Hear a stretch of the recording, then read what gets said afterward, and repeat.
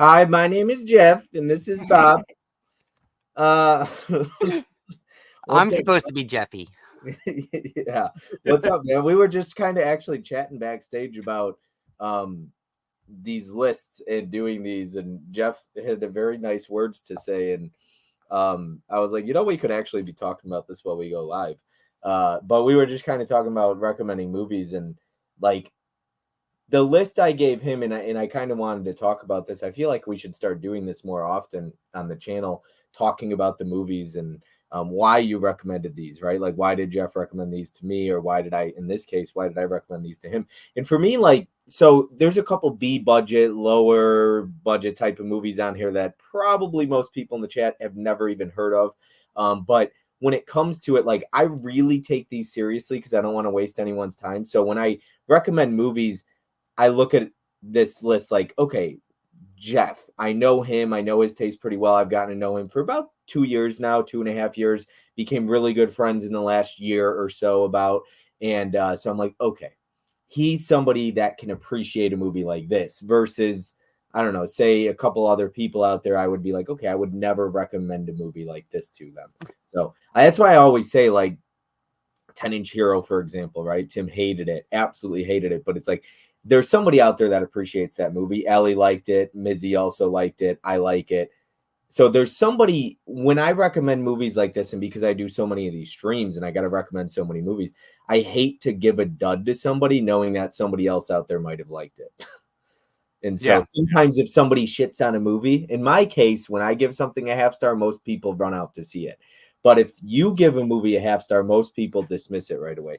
I don't know I why. mean, I mean, I'm like, for the most part, I'm pretty extra nice. Like you said that I think last week, where Mhm. like me and Corey are kind of on the more generous side for our ranking. Uh, but like I said, I don't think you gave me a bad movie tonight. I had a list of like 10 movies that pretty much by the time I was done watching each of them, I wondered why I hadn't seen it before.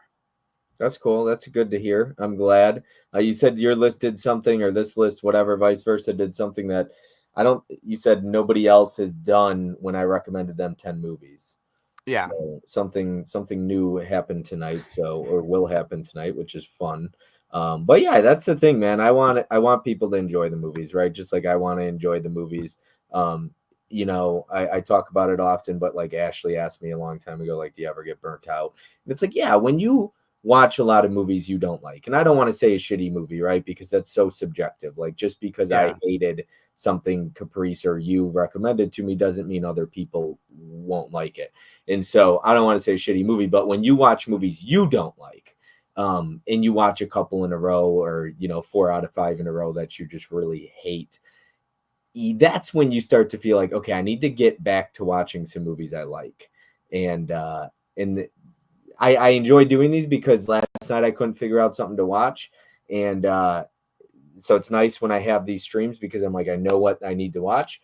But then sometimes I'm just like, you know what? I need a break and I need to watch some stuff I really want to watch. So I'm so booked up with these streams pretty much through almost December. And I think after that, I'm going to try and like maybe slow it down a little bit where I could actually like do maybe 2 or 3 a month versus 4 a month. So I can breathe a little and watch some stuff I want to watch, or Right. Right. not rush through them as much, maybe like make sure I'm not rushing it where I'm like, oh, I got to get this in, I got to watch 2 a night or something like that. And I think sometimes that could play a factor because you're rushing it versus being like, okay, I'm going to watch this when I want to. Which I mean, you kind of seen, because I didn't not share any of these in my letterbox. They were all in my letterbox. I just didn't rate them because I didn't want you to know, my rating. But I put them on there because if I don't log it, I'll forget. Mm-hmm. Even if I write down on a piece of paper, if I write down on a piece of paper, that's the one piece of paper I'll lose. So it goes into my letterbox when I watch it. I just won't rate it. So I mean, that might give off kind of the list tonight, but like you've seen how far back I kind of started. I started the list about a month ago because I wanted to give myself time to take a break if I felt like I got too much watching that I didn't like. The problem is the first one that I watched, I liked it so much that I was just like super gung ho to watch the list, and I would have watched it all a month ago and forgot it all by now. So I Oh, had to like pump the brakes and wait until about a week and a half ago to start the list up again. I don't actually remember what the first one you watched was, so That's that's exciting. good. That's good. Yeah. I feel like with you, you don't always rate anything anyways, right? Like sometimes you, even before this list, you don't always rate something, do you? Yeah, I pretty much put a rating on everything. I Okay. just don't review a lot of stuff anymore. I started reviewing like when I very first started because I'm like, oh, this is what you're supposed to do on Letterboxd. Write a review, da da da da da. And then I got to the point where I was like, well, nobody really cares about what my thought is, and like I'm just wasting all this time when I could just watch another movie. So I would just rate and go on to the next. And a lot of times for my rating, I kind of just compare it to maybe other movies in the franchise or other movies that are similar to it. And I don't really rate too many movies real low. Like you can go on there and see I might have like 20 that are one star and maybe like 15 that are 2 stars. And the rest are like 3, 4, and 5. I Okay. don't really rate too low, but I actually try my best to stay away from what I think are movies I won't like. I think I have 59 half stars on my letterbox, something like that. Now I've been logging since, so basically January 1st, 2020, which is what you asked me to, because you said, hey, if you don't have it rated, like, yeah, there's a small chance I haven't seen it, but for the most part, if you're trying to recommend movies to me on Letterbox, there's a good chance I've at least clicked it as watched. I might not have it rated because I might have watched it 10 years ago and I just don't know what I would rate it if I rewatched it. So I usually click everything as watched. But if it's been a movie from January 1st or newer, I 100% logged it if I've seen it, because I've been logging every single movie I watched since January 1st of 2020. I'm super nerdy about Letterboxd like that. So, yeah. You want to catch up with the chat? Sure, sure. It Yeah. looks like we got it popping off. Yep, you got your mom in here. Nikki is here Hey, saying Mom. hello, Bob and Jeff. Been looking forward to this for weeks. I am too as well, and I know you're gonna have a list for me backstage afterwards. And we've that I don't know what we have in store for tonight as far as the chat and trolls and whatever, but there's some heavier topics tonight that we're gonna discuss, very heavy topics. Some about alcohol and drugs and addiction and a lot of other stuff. And I always like to be honest. It's unfortunate when I feel like people like to use that against you or something like that when it comes to just immature people online. But I'm always going to be honest and upfront about my past and stuff like that. It just sucks that you have people like that out there. But I'm going to get deep probably about some stuff tonight. So you just might see that. Just be warned that there might be some tough, difficult conversations if you're in the chat. Which is usually the case on these. Hey Man says, hey there, Bob and Jeff. Is everyone ready for a good time tonight? So why not go ahead and hit that like button? What's up, Guy? How are you doing, What's up, buddy? Guy? We've got Holland Oates in the chat. Johnny. Howdy. Holland, if you're going to use howdy, you got to give the emoji as well with the cowboy hat. Johnny says, what's up, cool kids? Nikki, just a lot of highs back and forth. What's up, Guy? Jeff was in the chat earlier. Let's see what else we got here. I'm so guilty of putting my fingers like on my face, and sometimes I cover my mouth, and I'm trying to get better about that, but I don't know where to put my other offhand. Sydney says, what's up, everybody? Holland Oates says, hey, Sydney. We got Caprice in the chat saying, hey, hello, everybody. Hey, Bob, and hey, Jeff. We got, hey, Johnny saying, hey, Sydney. Hey there, Bobby Blue and Jeff. We got Tony in the chat saying good evening. I talked to Tony today, had a nice little conversation about physical media with him. And I've been telling him I've been working my way through still, like I've been doing it for the last couple months, but I keep going on my Google Sheets and finding more titles to take off. I've gotten so far out of that collector's or completist mentality. Now, don't get me wrong. There's still a lot of numbered spines I'm still trying to be complete on. But like I used to try and be complete on every 4K from Kino. And it's gotten to a point where they're putting out so much stuff. I just can't. It's gotten to where that mentality can hurt you at this point. Exactly. Because I mean, I start thinking about it and I'm like, okay, if I'm going to keep doing that, what about in 3 years from now? Like 4K might be the norm to put out, and then all of a sudden everything Kino's putting out is 4K. I can't keep up with that. So I'm trying to get away from that mentality. And it's been a lot more fun collecting, because now when I go to buy a movie, I look at my list and I'm like, is this something that's on my list that I want to buy? Versus like, oh, it's RLJE, I got to collect it because I collect all their stuff, and then I'm never going to watch it. And it's ridiculous when you look at some of your collections like in mine, and I'm just like, wow, there's so much stuff I'll never watch. Huck's Pop Cultures in the chat saying, howdy, good fellas. What's up, Eli? We got Eli in the chat. If I skipped anybody before Eli, I do apologize. Nikki, just a lot of highs back and forth, Huck. And let's see here. Just Huck and a lot of Hucky, Comrade Gizmo. We got Gizmo in the chat. Did I? Hey, Gizmo. There we go. Jeff and Bobby. Okay, sorry, Gizmo. Sometimes I skip people. Sometimes I even put it up and then I get talking and then I skip it. Like, what's up, Mike? Magic Hands is in the chat. Nikki, Johnny, my fellow peasant soldier. We just got Eli. Lots of highs back and forth as always. Eli, Holland, Huck, Tony. Just saying hi back and forth, Gizmo. We got Doodoo Loves Movies in the chat saying, what's up, everybody? Don't forget to roundhouse kick that like button. So what's up, Cody? We got Prince in the chat saying, surprise me, you too. Bobby Blue, good morning. Juggy Juggalo, what's up, buddy? We have got Prince, and I'm sure a lot of people watching that aren't commenting, so I appreciate it. We've got Mark in the chat saying, what's up, Doe? Still working. I'll have to rewatch later. Hey, Mark. Now, that's one of your buddies from out by where you live, right? Yeah. He's like one of my best friends. Gotcha. Super cool. I've seen him a couple times in the chat for sure. Adrian James says, hey there, Nikki Caprice. Good, ma'am. Just a lot of highs. Hi, Mark. We've got Mrs. Caveman, always to be followed, right next to Guy.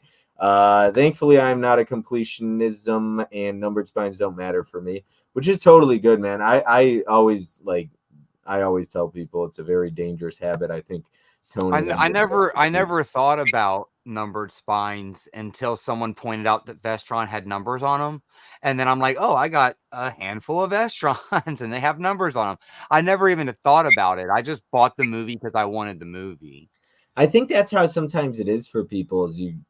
If you see, let's say you start from number one, sometimes people see that and they're like, well, now I just might as well get them all, and then they start putting out some stuff you're not interested in, and you go, well, I kind of just need it because I have the rest. And that's how they get you, I think. And then, like in your case, some people look back and they're like, I have 15 out of the 20 Vestron. And then they start seeking out the other ones because they're like, well, now I might as well just put them on the shelf in numbered spine order. At least Vestron puts out good movie. They do for the most part. And they're, $12.99. And the thing with companies like Vestron, MVD Rewind Collection, those numbered spines company, they're putting out 3, 4, 5, 6 a year, if that. Like MVD Rewind Collection has probably put out maybe 5 or 6 this year. And Vestron, maybe one title this year. And a lot of Vestrons are collections where they have multiple movies in them too. I started noticing that. Yeah, Blue Steel was their last title, and that was, I think, last year, I believe. So they haven't put out one. So I really like a missing 4 Vestron titles. Let me know which ones, Eli. I don't have the movies, but I have some extra slips. So I might have. I got some naked ones. Basic Blue, yeah. There you go. I might have, because I think I have a few Vestron ones with just extra slip covers. Basic Instinct, yes, I'm a 90s thriller connoisseur. Yeah, I watched Basic Instinct for the first time last night. Yeah? Yeah. Pretty good. It's I'll talk about it more in the future.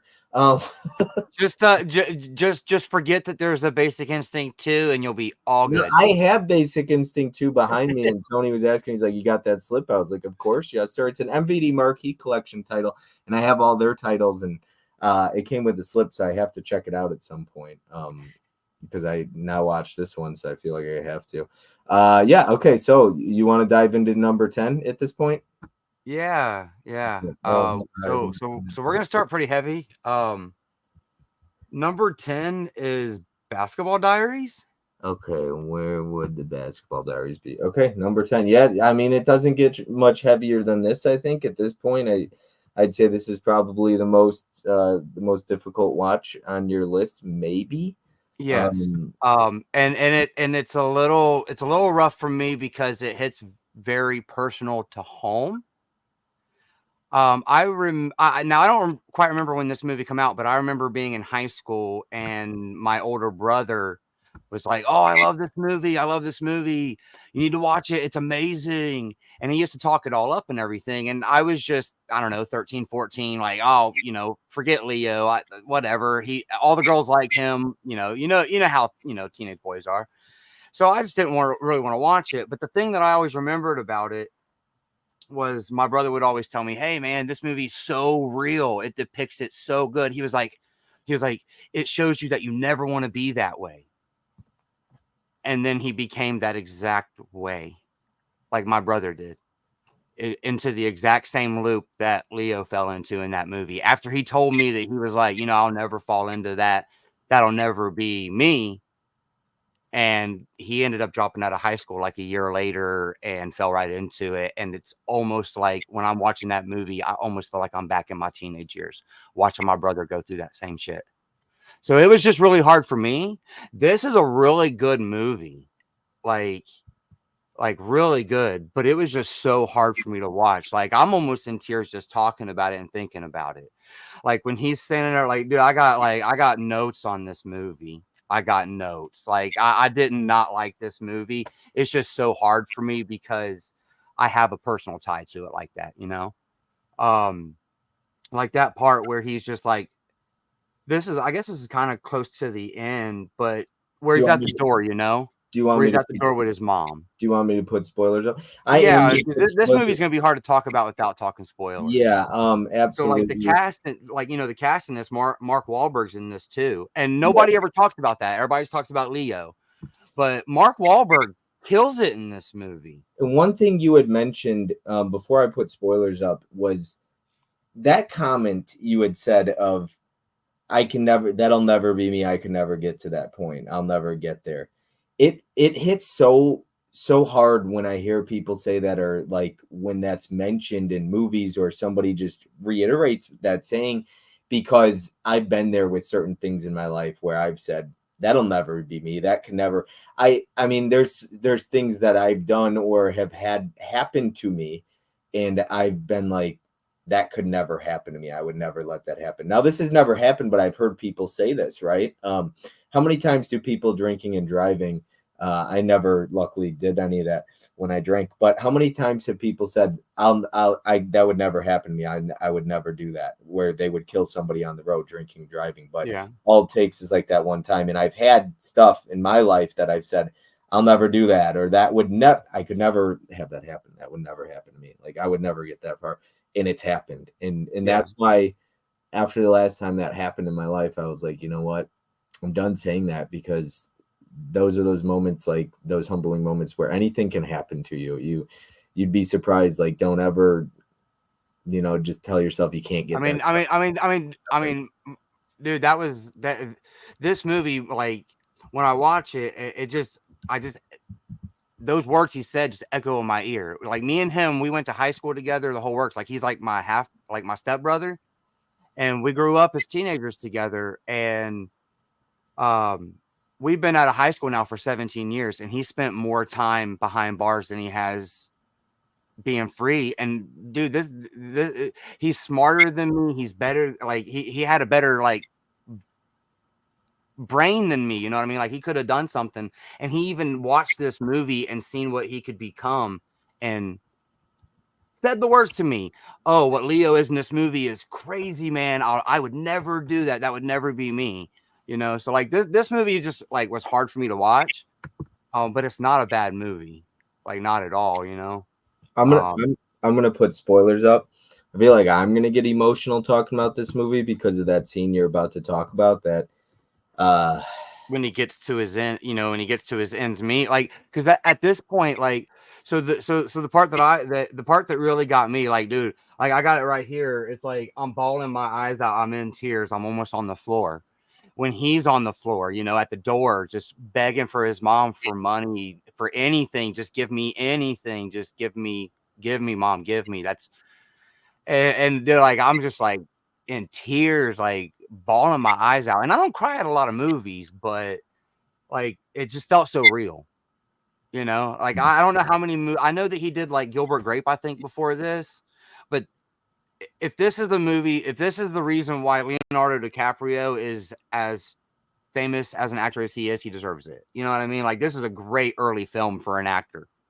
Because he had to be what, like I think I wrote somewhere on here. Oh yeah, Leo was only 19 in this movie, and then I did like a whoa, like I was like mind blown by that, because at like 35, I can't think about getting that emotional fake, like faking that kind of emotion and being able to act like that. And he was pulling that off at 19, like he was living it. Um, and he has a lot of stuff with that with his buddies. How was their names? The guy that Mark Wahlberg played, Bobby, was that his name? I didn't get to rewatch this one. This one's last time I watched it, so I wouldn't be able to know the characters' names. But it was I'm so bad with character names, but like him, you got him, and you got the I guess his other friend was like Hispanic descent, and the reason why I say that is because they were able to like later on in the movie, like they like pin some stuff on him and them two get away, and it was easy to pin because of like racial happenings in the 90s. Like it was easy for them to pin, what was that, the robbery of the diner or whatever, is that was the part that they pinned on that guy. yeah, he got And arrested at that scene, right? I believe so. Yeah, And they just didn't even think about looking for anybody else because they were like, well, we got the they we got got the away. Yeah. minority. But he was really bad at that point too, wasn't he? He Yeah, was he like was in way that off scene, because like he couldn't like even move. I think in that scene, he was so yeah. drugged I up. mean, and these guys had been like kind of messing around with it for a while at this point already, or at least a few months. Like they don't really give you much of a idea as to how much time it takes, except for the fact that it looks like it doesn't take much time at all. You know what I mean? Like they're playing basketball in high school, and then like near the end of the movie, their fourth friend, because it was like a group of four friends, and the three of them went off and got bad, and the one kid like stayed on the basketball team and was like, nah, I'm not taking uppers and downers and stuff.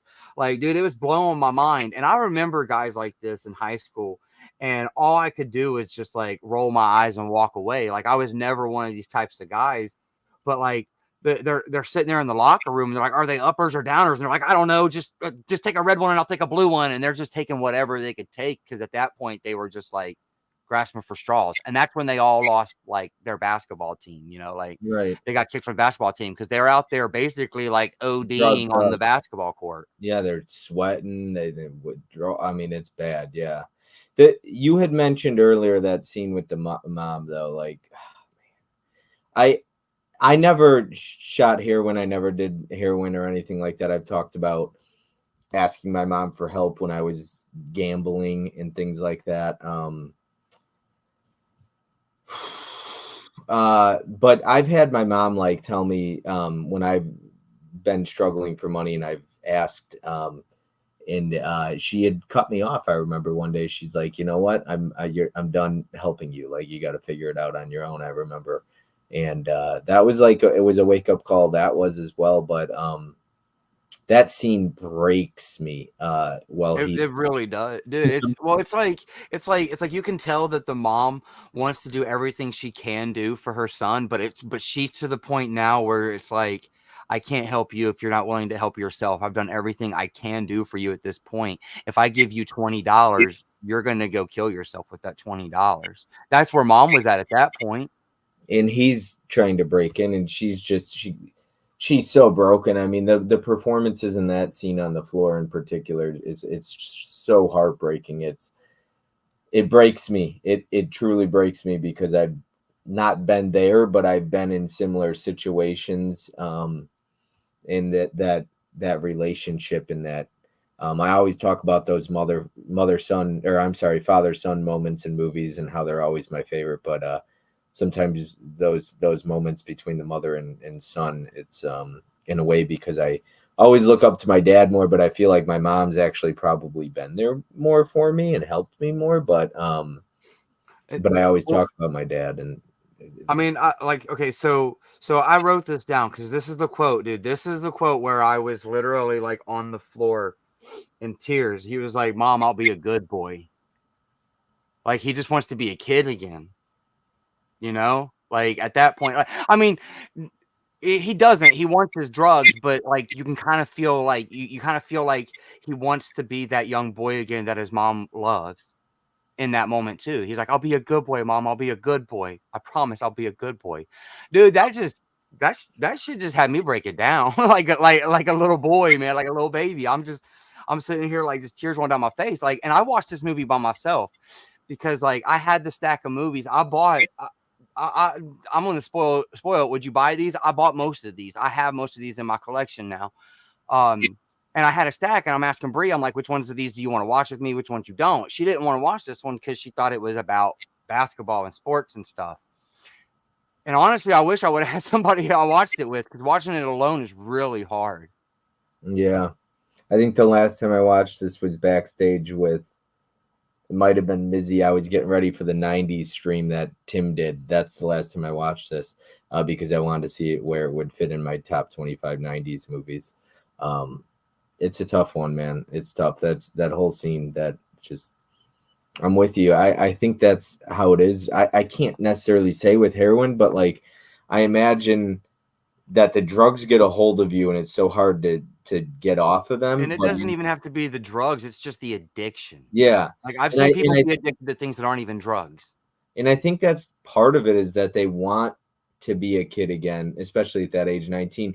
You probably want to go back to being playing basketball in your Well, and mom. he wasn't even 19 in the movie. Like, just Leo was 19. He was playing a character that was supposed to be like 15, 16. Like, they're still in Catholic school getting paddled. Like, that's Yeah. at the beginning of the movie. He's on all fours. That's how the movie starts off. He's on all fours getting paddled in Catholic school. So, I Hmm. mean, they're like 15, 16-year-old boys. They're not even driving yet when it first starts. Yeah, I think that's how You I get know? that scene, because you just want to go back. I mean, yeah, the drugs have a hold of you, that addiction, but you obviously, you probably miss basketball. You miss the simplicity of just being a kid again. That a normal kid, 16, 15 years old, is supposed to be, versus what he's going through at 15, 16 years old. I mean, Yeah. addicted to heroin and doing everything he can to get drugs. I mean, and he does some things that are some seriously questionable, ripping people off and so on and so forth to get his fix. Yeah. Well, yeah. I mean, he does all kinds of stuff. Like I said, they're sitting in the locker room, and my thing was, like, my first thought was, they're sitting here, they're about to eat anything just to get their high on. Like they're willing to eat anything to, and that's just crazy. Let's see. Okay, and then it says 30 minutes in, I'm under the impression that these four guys have been a clique for a long time. So within the first 30 minutes, you kind of realize that these four guys have been like, they've grown up probably since they were, preschool, kindergarten, they went through grade school together. So, it is kind of cool though that the one kid, I can't remember his name, but the one kid stayed clean and was able, like, it shows that at least one person was able to make the good life for themselves. So it wasn't necessarily the whole environment. It was just that group and it got all of them except for the one guy. And it sucks because they were all talented basketball players. Like, their team was like undefeated that season. They were all up for scholarships and all kinds of stuff. Yeah, they were really good. Let's see. I mean, I don't know that. I was writing the synopsis of the movie down a little bit just so I wouldn't remember, like, so I wouldn't forget it. I did a lot of that, just writing myself notes and stuff. Okay. Oh, and then of course the fucking sorry for the language. The coach, a nasty guy. Mm. Because he was all like, "Oh, you want that? You can go ahead and get down on your knees." And he starts trying to unbuckle his belt, and I'm like, Yeah. "So the high school coach is one of them types of guys." Yep. Like, I so remember. that that is kind of what changed my score of the movie a little bit, was just them throwing that in. I don't really like that in movies. I know that it happens in the real world and it needs to be there, but we had enough. I feel like we had enough emotion mixed in with the drugs and the alcohol and the robberies and the accidental deaths and stuff that we didn't really need pedophilia as well. What was your score of this one, rating? My rating on this is actually a 4.5 out of 5. Oh wow. Oh, oh wow. Okay. So it's not number 10 because I don't like it and I rate it low. It's number 10 because out of everything on this list, I'd be least likely to go back and watch this one again out of these 10. Makes That's sense. how I rated my list, Okay, because so it's not they're all so good. it's not all going to be like you might have a 5, but it might not be number 1 necessarily or something. Well, this is kind of the only one that does that. Okay. Just because, like I put this as number 10 because out of all these Difficult. other ones, I'll watch the other 9 way more often. Like put them all in front of me. This one's getting picked last, just Difficult. because of the way it makes me feel in the pit of my stomach. Yeah, this is a tough watch for sure.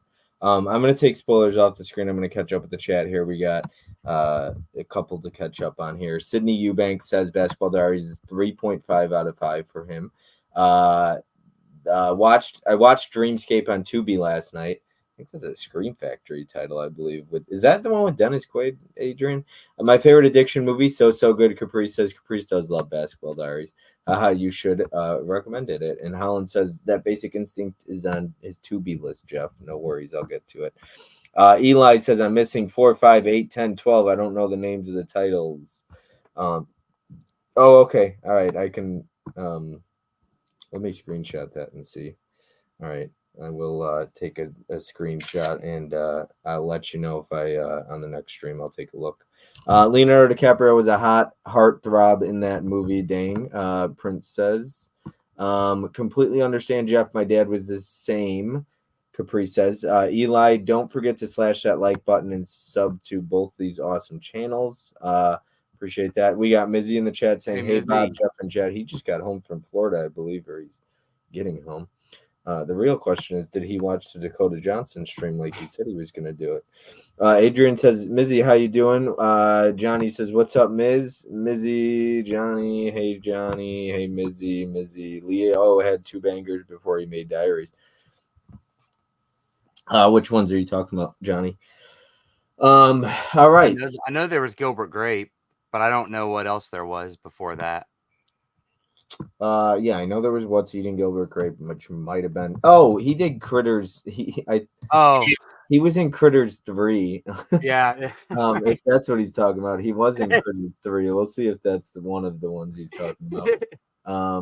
He said This Boy's Life. This Boy's Life. Okay. Yeah. Okay. What about Critters 3, Johnny?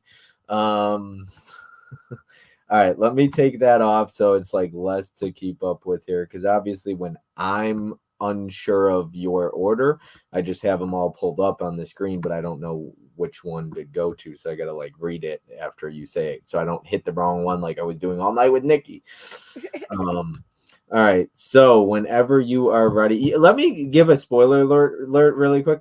I was so tempted to, and I've been very tempted to start a couple of the movies on Nikki's list. I probably haven't been, I don't know why I'm talking about this now, shameless plug to Nikki's list, but I haven't been as excited as I am for Nikki's list, probably for any list I've received yet. She just seems like she knew what she was doing with her next list for me.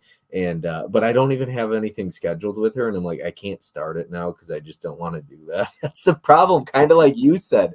I mean, that happens. You're going to have to start doing these twice a week. I want to, yeah, I know. I want to get to like 2 of the movies on her list so badly, but I'm like, I don't want to start them now because I don't know when I'm going to do it. So Nikki, give me a date, a Tuesday in December. It could be December 3rd for all I care, but give me a date if you can and we'll do it.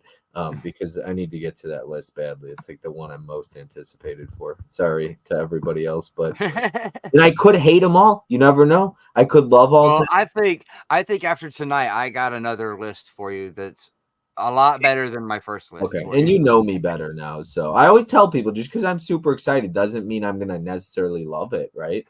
Like it doesn't always work that way. So I wasn't even excited for Corey's list that much. None of the movies on his list I was like, oh, and now it's probably one of my favorite lists I've ever received. So it happens. You just never know. That's why you gotta watch the movies. All right, number 9. What do we got? Number 9, and I had fun with this one as well. Splinter. All right, where are we here? Right here, Splinter. This is one that probably not a lot of people know about. This is one of those low-budget B movies. I'm 99% sure Magnet Releasing put this out. I'm 100% sure of it, actually. It's like a Parasite type of movie. Yeah, an infection, and then it spread kind of, and I won't give away too much more outside of that, but yeah, fuck Critters 3 and the people who made it. Do you want to fuck Christine Peterson, Johnny? She must be 70. Boo, Corey. Hey, Adrian, it's okay, Jeff. No one's list was as bad as mine, so anything is a win. Caprice is poor Caprice. I know you were in the chat that night watching that too. Uh, okay. So number 9, Splinter. All right, what did we think of this one? Okay, so I had a good time with this. I like fun, goofy, B-rated type of horror movies. This reminded me. Now, this is from like 2008, and my one thing is how did I miss this? Because this is a movie that I would have picked up off the shelf at the rental store. I would have rented this. This would have been right up my alley to check out. And it's got one of the guys in it is from Animorphs, the Animorphs show. His name is Polio Castanezio or something. What's his name? Who does he play in that? I gotta look him up because I was happy that he was there, but now I can't put a face to it. This Is was he the one with the girlfriend? Like he's dating the girl, or is he? Yes, Okay, yeah, yes, that yes. guy.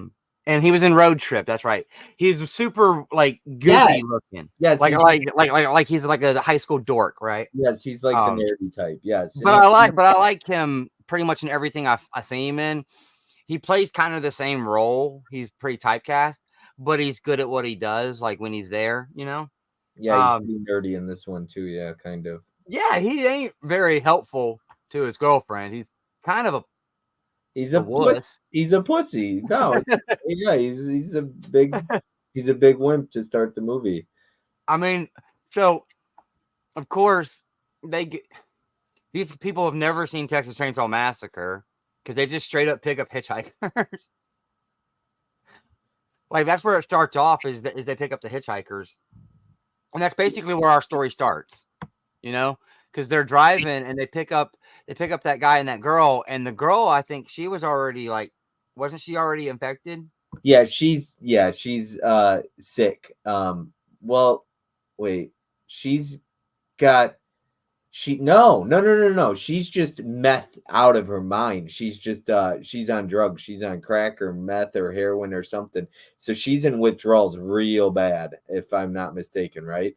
Or she's in withdrawals from something. And I thought when they picked him up, I thought they kind of had did they pick him up or did they want to did they kind of hijack their ride? I feel like they picked him up because I said here never pick up hitchhikers. Okay, so I feel like they must have picked him up. This is one I didn't watch since 2022 Halloween. And so I watched my first one, and that was about 6 weeks ago, and then I paused on the list for almost a month, and then this is how I started the list back up. Like this is my first one. This is the first one in my notebook. Okay, so this was the first one. So this was like the first. This was kind of the first one that I watched, besides the very first one that I watched twice. So, now I did like one of the quotes in it. It made me chuckle a bit. He's like, "You suffering from CDS?" The hitchhiker dude, because he's kind of like he reminds me of like a biker that can like work on his cars.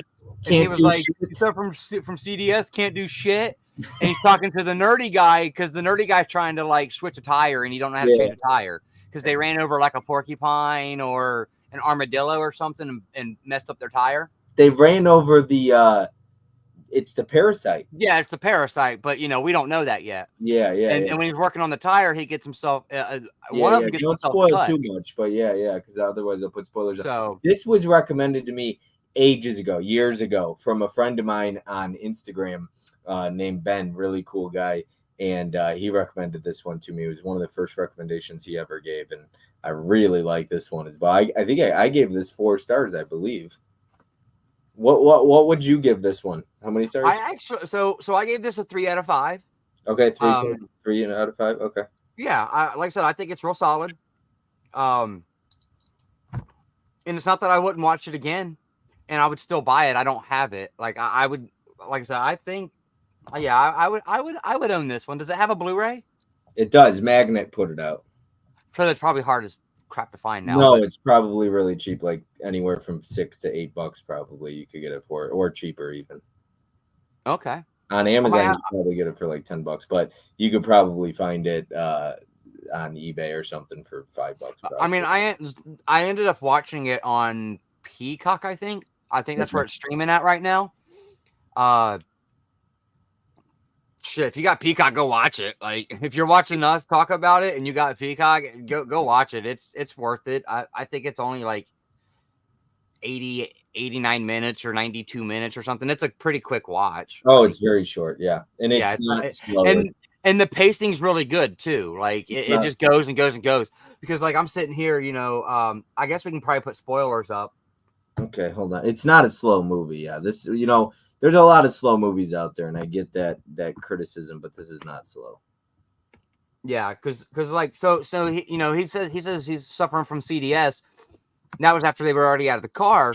But man, well, the note that I have before they're out switching that car tire is the car is getting super intense quickly. Yeah, I don't remember exactly what was happening, but I know there was guns swinging around, and there was like the meth head girl like freaking out in the back seat, and like everything was just like super tense, super quick. yeah, Which I like for a horror movie, anyways. Yeah, she's a junkie from what I remember correctly, and she kind of freaks out. Yeah, it doesn't sound like a lot of people have seen this one, which is not surprising. I didn't expect a ton of people to see this one. And Dennis, which I think was the guy with the gun, I think he was the hitchhiker, the husband. Pretty sure, yeah. I believe that because he got stuck with a splinter is what I wrote there, and that's when they were changing the tire. Just on his finger. Yep. And now, for some reason, he lasts a really long time with the splinter in his hand.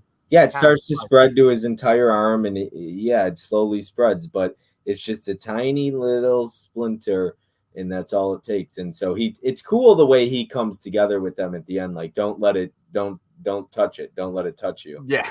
Don't let it prick you. Yeah. It's really cool. He ends up helping them. I love the way this movie comes together and kind of ends. I think it's got some pretty wild effects as well. Okay, yeah, because one of the kills I said there was a man with spikes in the bathroom looked awesome. Like there was like the it like spread in this bathroom, and it had this guy like stuck from the floor up.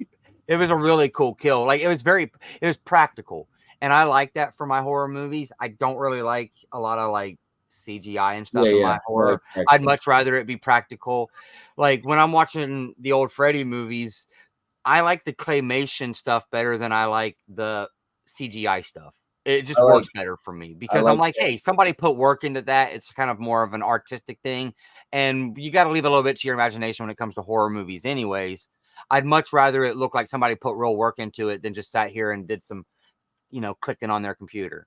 You know what I mean? Practical a lot as well. And there's a lot of practical in this. Yeah, and I like that he finally gets out of his CDC, can't do shit, and he ends up helping out. This is the movie that made me actually understand exactly what our body temperatures run at and what we're not supposed to have our body temperatures run at, which is super funny. Because he had to keep himself cold to get from the gas station back out to the car at some point. It's crazy how like cold he is. He's about to freeze to death, and it's so hot out. But he's in the freezer. And there was so I said like Seth is definitely a wuss. I don't know exactly where that came in, but I mean that was pretty much the whole damn movie, Yeah. He never really did buck up. His wife's pretty cool. His wife was the one that he would have died without his wife. No, she's awesome. She was awesome. Like she was in there like kicking ass, and he was just like, "Oh, I can get cold, I guess." Like that's about the only thing he brought to the party, Now there was a cop that was ripped in half, and I said that was a very cool kill. And I think that was when the cop showed up, and it went in through the cop car and like ripped the cop in half. Yeah, as he was stepping out of the car. Like there were some really cool kills in this. That was probably my favorite thing about the movie. Nikki likes supportive wives. Well, the wife in this is a badass, so Nikki might appreciate her. She's more than supportive. She's like the whole damn rock. Yeah. I'm gonna take spoilers off the screen if that's cool with you. Yeah. There's not much more we can spoil on that. It's just a good time. It's just a good B-rated cheesy horror movie. Yeah, it's exactly that. Johnny, I'm surprised that autocorrect allowed you to use the letter F because every time I try to type ducking and it always changes the F to a D. Worse yet, anyone knows how to duck someone. Splinter fucking autocorrect. I don't know. I don't have any words blocked on my channel or anything like that. So I let whatever you want to type in. Movie Warehouse is in the chat. What's up, Nicholas? I've never heard of Splinter. How you doing, Nicholas? Good to see you in the chat. Mizzy's Ed's out of there somewhere being Ed. Mizzy EDs? I don't know. Sounds about right. LOL. Gotta explain that. I'm not understanding that right there. We got Grant in the chat. What's up, Grant? Movie buff Grant. Good old Grant. All right, number 8. Let me get eight. Let me here. Let me delete that. Get back over here to the list because, of course, I made the list last after I kind of watched everything and pondered it. I actually put a lot of thought into this because, to be honest, I've never really rated movies or put movies into a list and tried to like rank them in an order. So I put a lot of thought into this in terms of like how I thought I should order them.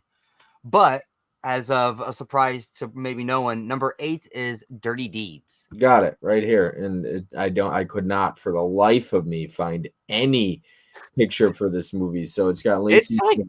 It's like the most elusive movie out there. It's easy to like when you search for it, it's easy to find because you type in dirty and D, 2 things come up: Dirty Dancing and Dirty Deeds. Those are the only 2 things that pop up when you search dirty and D. Like you go into like IMDb or Letterboxd and start typing in the movie. Those are the only 2 things that pop up. So it's easy to find, but then I couldn't find it to watch it anywhere. You couldn't find it to buy it anywhere. Like that was I'm assuming it only has a DVD. In my story, that was the piece of bread I used. If you know, you know. Only maybe Mizzy knows because he might be the only one who's seen this outside of you and I. At least you got out of these 2 out of the way. I would say for the most part, 6 out of the 7 remaining movies, most people, if not everyone in the chat, has seen. So yeah. You know, just hang with us about one more here while we talk about this movie. There's just a couple of elusive ones in here. That's all. I'd say once we're past this one, for the most part, outside of maybe one from the 80s, I would say everybody has seen and can chime in the chat. So, okay, so the Dirty Deeds. It took me a minute to kind of like get what the whole like premise of it was at first because I'm like, why? And then I had to put myself back in like 2008. You know, like right around the time I was kind of in high school and getting out of high school. And I had to put myself back in that mindset and remember that they used to make like teen comedies on the regular. And that's all this is. It's just a teen comedy. Like, I'm like, why do they have a list of dirty deeds that these high school kids got to do? Well, because it's the mid 2000s and that's just what we made movies about.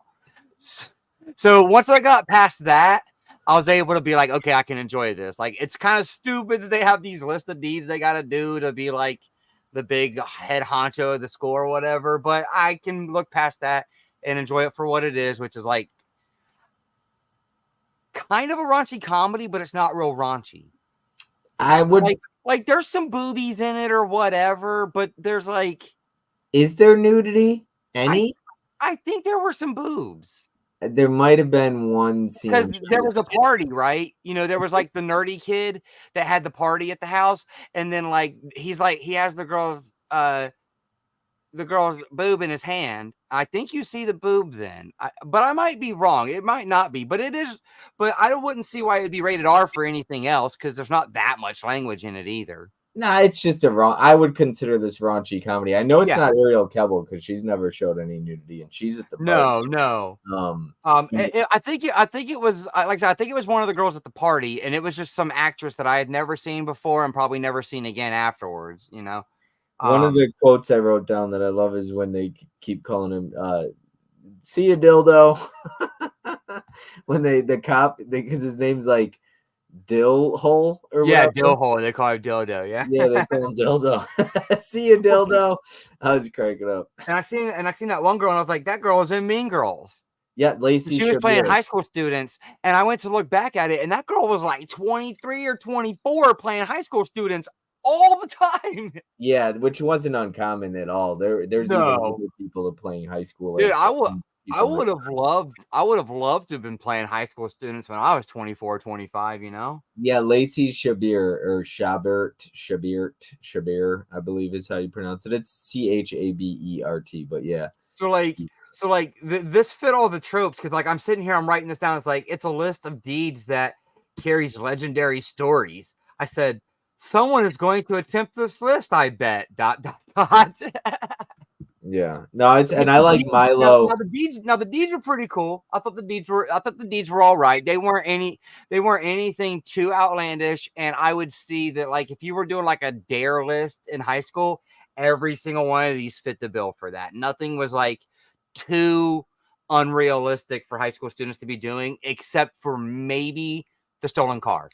I like Milo. Yeah, I thought Milo was pretty cool. Milo, actually, so I did not know that Milo was in movies. I knew him from Heroes and Rocky 6. Oh, okay. That's Yeah. where I know Milo from. I didn't know he did other movies. I like him in this, and I like him in general. Think about that for my next list, because I don't, like I said, I haven't seen him in much stuff. I thought he was just like a TV show actor, and he played Sylvester Stallone's son. I thought that's pretty much all the dude had ever done. So if there's more stuff and you like him and you know more things, think about that, because I wouldn't mind seeing him in more stuff. Oh, he's got some really good stuff. I'm writing one down right now. So he's Now I really like. this had an acronym in it as well. The last one had that acronym, can't do shit. This one was IAB. I don't It's remember. all bullshit. And he tells Oh, the cop that at the end of the movie, because that was part of their tag in their graffiti, was IAB. That was their graffiti tag, and it stood for "It's all bullshit." okay. So I was like, wait, now I didn't know if you had maybe thought about that. Now I watched these movies basically back to back, and I'm like, that's 2 movies with acronyms in it. How many of these movies Have you seen are going to have acronyms? I didn't catch any more, but I I just thought that wouldn't was kind of neat, because I watched those basically back to back. I don't know if I would recommend this one to you, but he's also in his character. You have you seen That's My Boy with Adam Sandler? I have. He's in that? He's in that. He plays the brother that's having sex with his sister. Oh, oh, yes, dude. I totally forgot about that. I need to watch that again. I've recently just like acquired it and put it in the collection, but I've loved that movie for a long, long time. Like, I went and seen that in the theater. It's got my boy Vanilla Ice in it. I gotta watch it. Yes, I feel like I probably should watch what I say because that is a major spoiler for another movie, and I hate spoiling movies. Dirty Deeds, yes, Johnny says. Hey, Johnny and Holland, Paramount, DreamWorks, Marvel, Lucasfilm, and Aardman Forever in My House franchise. They're too long, but Zoe Saldana is in it too. Nice, she sure Oh is. yeah, she is. Yeah, she gives him the bra. Movie Warehouse says he was good as the frat guy in Grown Ups 2 with Taylor Lautner. Oh God, yes, he was the best part, and That's My Boy. He's pretty funny. He's ridiculous. He's the army guy. He's over the top, but he's funny. Um, yeah, I wrote one of the things I wrote down was I love how it's not even Robert's house at the end. Then you hear the father say, "I'm calling his mother." I love how they keep telling him it's his house and it's not. That was funny. Now, I know I'll give like what I thought you scored it, at the end.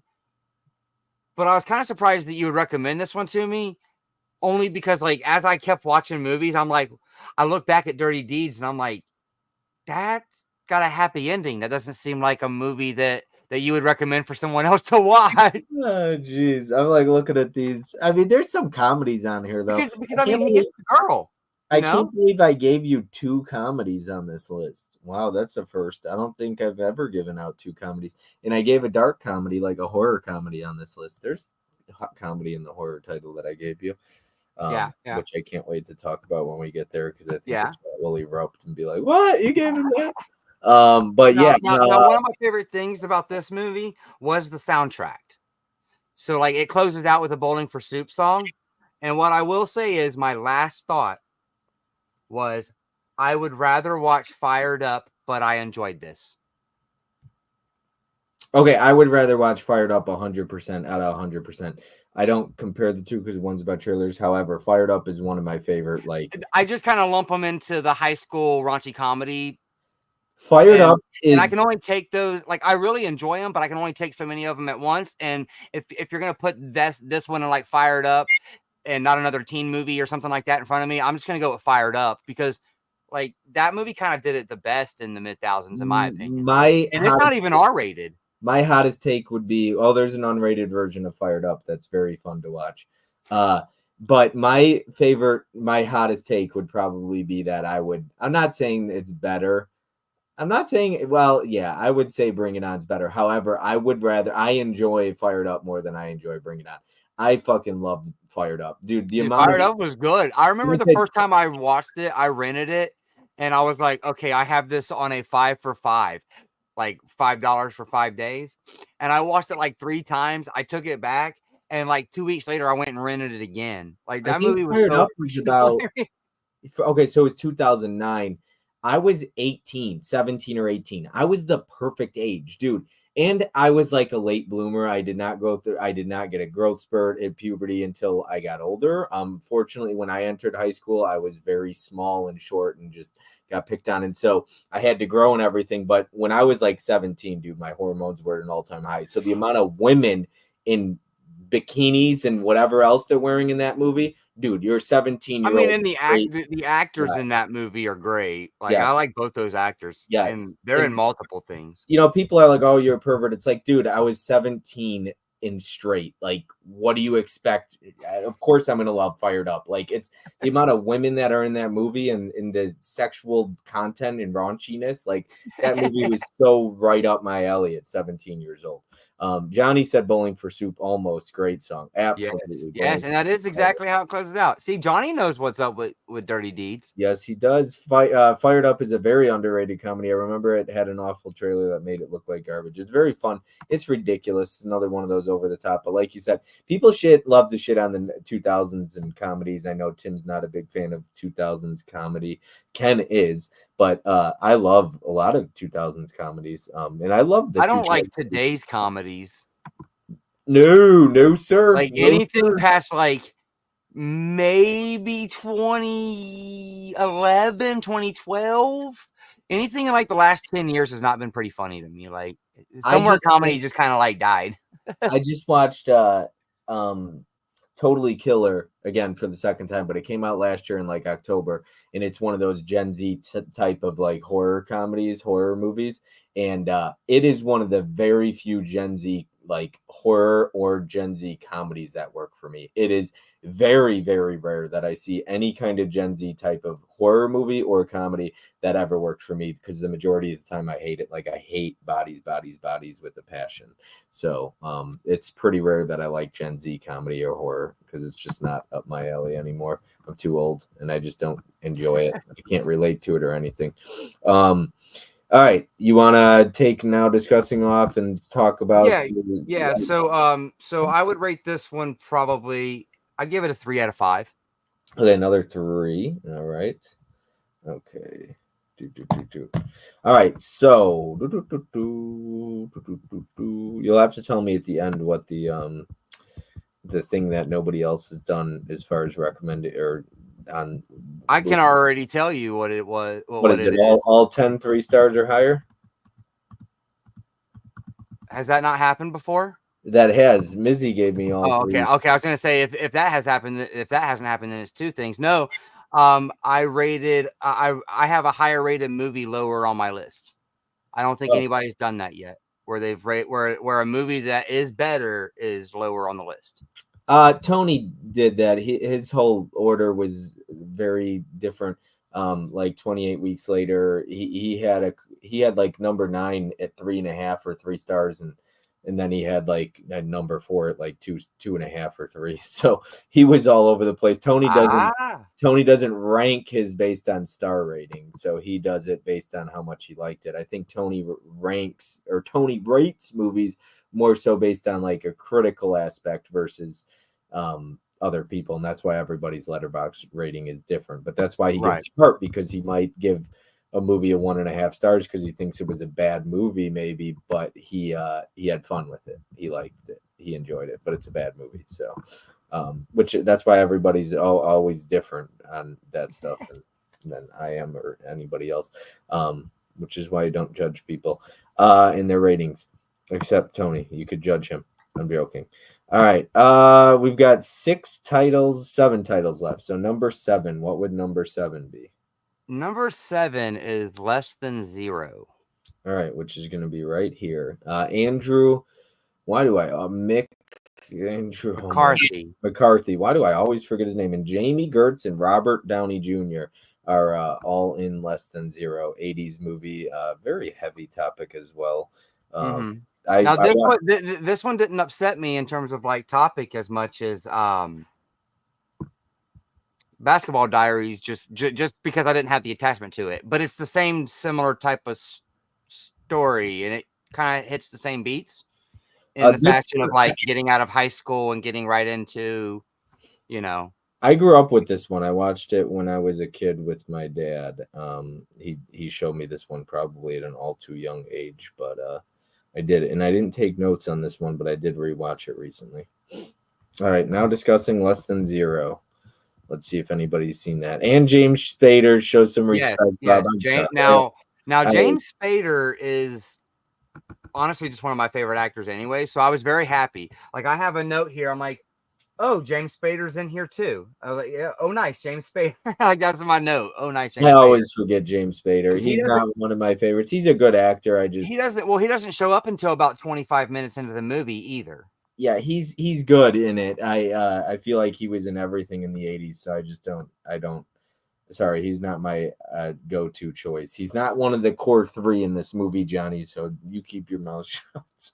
I just picked up Kansas with Andrew McCarthy that someone put on one of your live streams before. Nice. I don't even know what that is. I gotta check that out.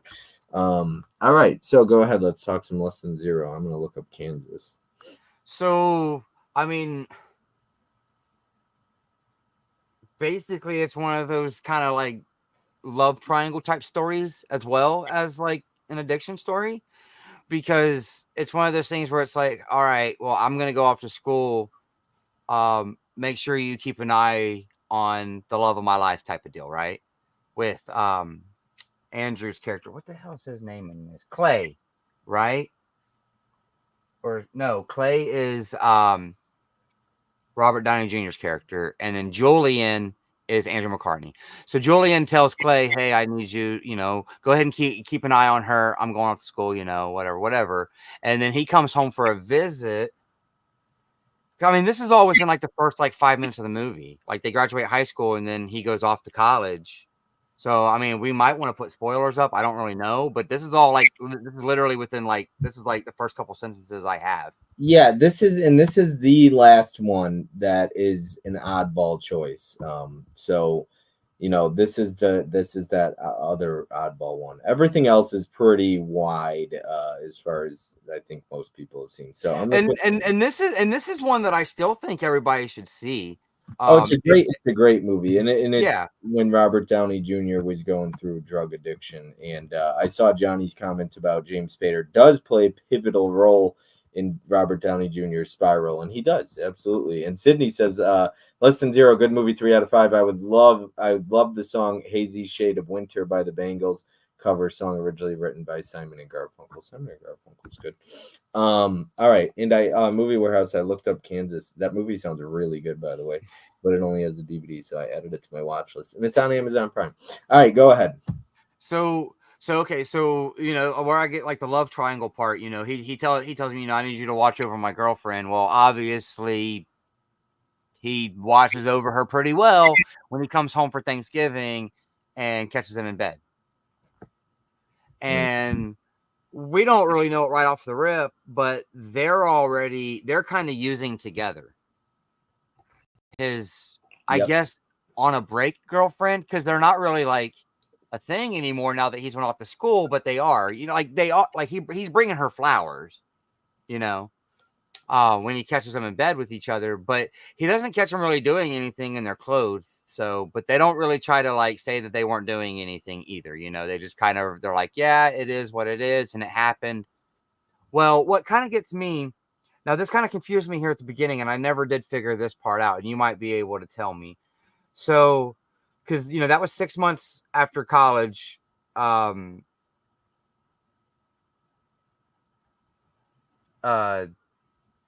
all that happened, right?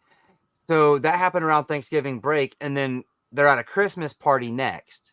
There's like a time jump, but I I thought it can't was tell. six months after high school, I think. Well, it's 6 months after high school when she tells him, "I'm not going off to college either," and that's when Right, he catches right. them, and it's on Thanksgiving break. as far as I could tell, because the next time they're meeting up is Christmas break.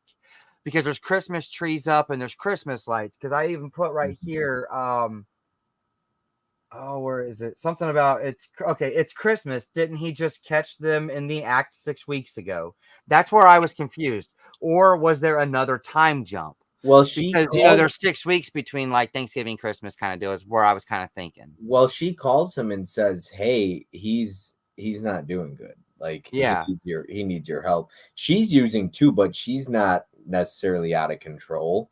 Right. Or If she doesn't think she is, but yeah, and but he's spiraling. He owes a lot of people money. He's doing a lot of things to get money and to pay off his debts and bills, and it's bad. Now it could be they don't specify, but I don't know.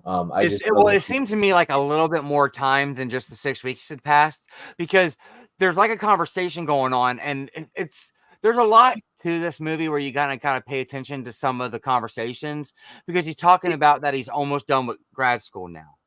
I So I think think that I we think had like a whole I think it's a year later because at yeah, I least think we had like a year jump. a year later because he's going through the flashbacks of it and he's talking about how school's going and how it's blah blah blah and Now that part like I said, that was a little hard for me to follow. That's not necessarily a problem with the film. That's more a problem of how I was interpreting it and trying to keep up with it. I But really not a lot like of the films do flashbacks. that. I Like, really like the flashbacks because then we I just mean, got I to do like the with it. flashbacks. I was just a little confused for a bit where I'm like, well, how much time has jumped? And then after a little while, I just kind of assumed that it had been enough time for him to have went off the deep end, and it was more than the 6 weeks. That because I wrote that little note, Right. and then about 20 minutes later, I'm like, well, he wouldn't be this bad off after 6 weeks. It had to have been like a year or so, like we've skipped a Christmas before we're at this next Christmas party type of deal. Because remember, they're at the Christmas party, and uh Clay, right? Who Robert Downey Jr.'s character. Clay. He's already like partying and going off on a bender at this party in front of everybody. Like for somebody that hasn't been around for a while, he can see that there's something off with his friend right off the rip once he gets to that party after that phone call. You know what I mean? But we don't really they don't say He what kind of was time jump Julian. there I is. thought he was Julian. Robert Downey Jr. was Julian because I remember they Julian, kept okay. calling him And then Julian. Clay was Andrew. That's Andrew McCarthy because Jamie Gertz keeps calling him Julian. Yeah. So that kind of confused me there, but it didn't take away from like what they were trying to get across. They got across what they needed to get across, which was he's been on a bender for longer than he can probably handle being on a bender. What I thought was kind of crazy, because nobody else sees it except for us as the audience, he was being enabled by pretty much everyone around him. He worked for his uncle at the car dealership, who was like, hey, do you want to go to the office and take a bump? Mm-hmm. Like he was being enabled by everyone around him like it was no big deal. So then when he spiraled out of control, everybody's kind of like, well, we didn't see it coming. Well, yeah, because you were feeding it to him to begin with. And it's kind of crazy because I did a little bit, I read a little bit about the movie, and it's crazy just knowing like what Robert Downey Jr. went through in real life, basically around the same time as he's filming this movie. It's almost like he was method acting in a way. Like he needed to go and experience this to be able to get into this mindset. I don't know if that's exactly what happened, but it almost feels like it. He was going through it at this time. He got sober I'm pretty sure years after this movie, but he was going through drug addiction during this movie, which sounds, I mean, Ben Affleck during The Way Back, he was sober and then he actually relapsed on this during the set during the movie. So it's happened a lot of times where actors sometimes either get sober because of a role or they're doing drugs beforehand or they did. And I mean, it's crazy how like, how that can happen for actors and things like that. Now, what did you think? I want to talk about the ending. I mean, obviously he does. There's a scene in this movie though, and I want your opinion on that scene breaks me with his father. It is so when his dad is like, "Can you Yeah, stay clean for a week? Can you yeah. stay clean for just 1 week?" And then he goes and fucking he's just going to try and tell him that's it, I'm done. And then he gets him back into it. And it's like, man, it breaks my heart because it's like, hey, I'm done, I'm done, I'm done. And he's trying to do the right thing, but he goes there and you can't. And he does, and that's it. What did you think of the ending, the very end, in that whole scene Um, with the father and just that kind of last 20 minutes and stuff? like I don't know, like I felt like the way that it ended was the only way it deserved to end. Like he had took himself so far over the edge, there really wasn't any coming back from that by that point, you It know? it was the damage was done. It was too late. I mean, you can Because like always I come mean, back. well, we can go back to even a little bit earlier in the movie. I have this thing here that I have this thing. So it says Julian loves the party, right? And it's like Julian loves the party, and then he's like, they're driving there, and he's like, well, who drove? And he's like, you did. Like Julian's asking who drove, and Julian's the one that drove. Like, and he was like super high, and this was like still kind of in the middle of the movie before he ever even went like what we would consider to be over the edge. He was always at that, like just about over the edge, pretty much from like it seemed like from the time he figured out he enjoyed the addiction, he was always getting right to that edge every time. I mean, they're like 20 years old, and he doesn't know who drove. He didn't know he drove himself to the party. I think you said, it's tough to once you get to that point. I think you can always come back. It's just sometimes the damage is done. Unfortunately, in Yeah, this one, he gets to a point where there is no coming back for him because we see what happens. And it's really unfortunate because he is trying to finally get clean. And I yeah, feel like because like their last conversation, he's like, "How long have we been friends? Please, just let me quit." I think he was ready to get clean. I think he was going to get clean, and that's what's so heartbreaking about this movie. And like I said, I was really young when I saw this one. I do love it, and I love the ending and the way it ends because it's not always. This is one of those movies I always point back to where we don't always get a hunky dory, happy go lucky ending. No, we get the ending that the character deserved, and it was not a it was a shitty ending, but it was the one that he deserved, honestly. Like, because it's like he's What do you like, mean deserve? That's harsh, Jeff. well, not no, well, no. I mean, I'm not saying like he got what he deserved, but I'm saying like by the time you had seen everything he had went through, you Uh-huh. really wasn't expecting him to come out of that. Yeah, it's And tough. in the real harsh reality of the world, he It's a wasn't going to come realist. back from that by that point. It's a Like they realistic. gave it the only ending that really seemed fit for It was realistic. the character. So maybe I said that wrong. He didn't deserve it, but it was the only fit. It was the only ending that fit It that was character. realistic. Yeah, I Because agree. it's like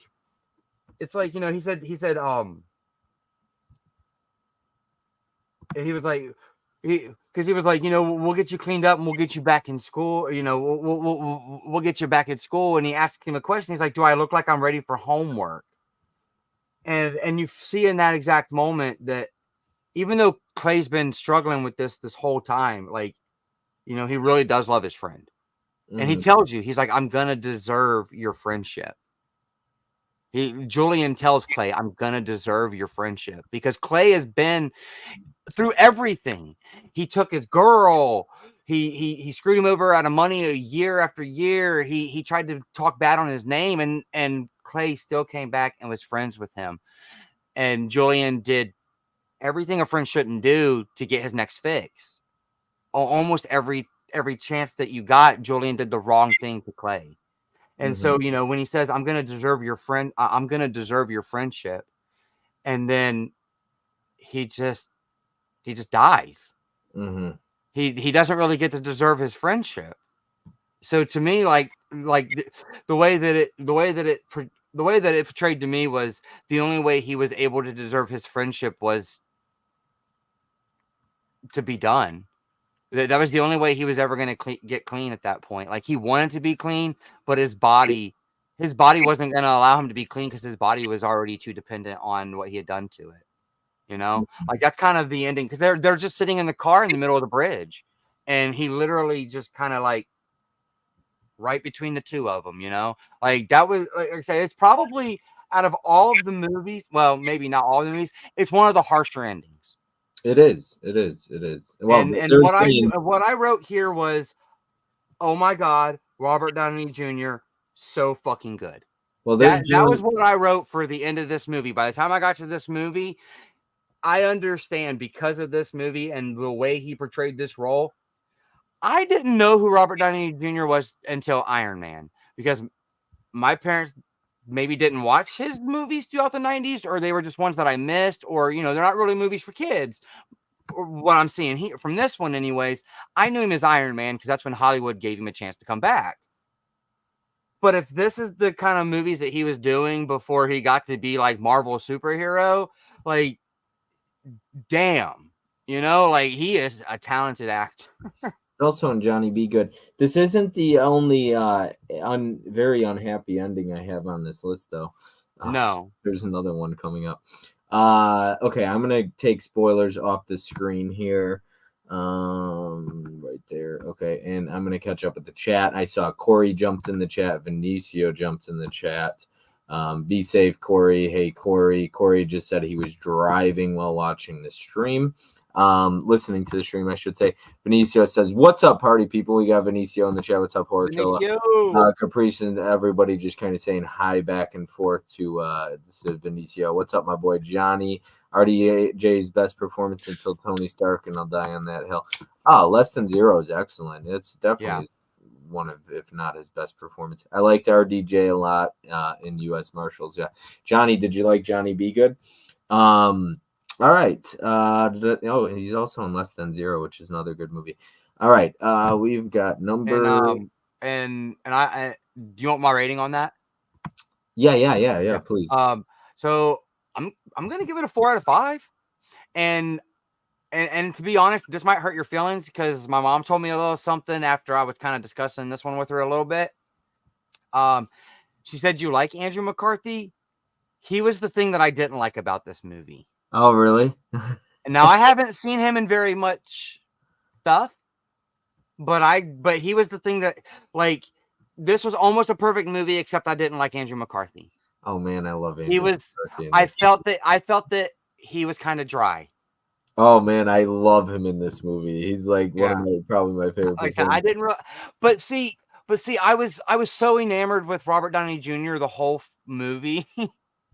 Yeah, Laren's in the chat. Bob and JD, what's up? And I said Less Than Zero. Tough Turf, he's also in Tough Turf.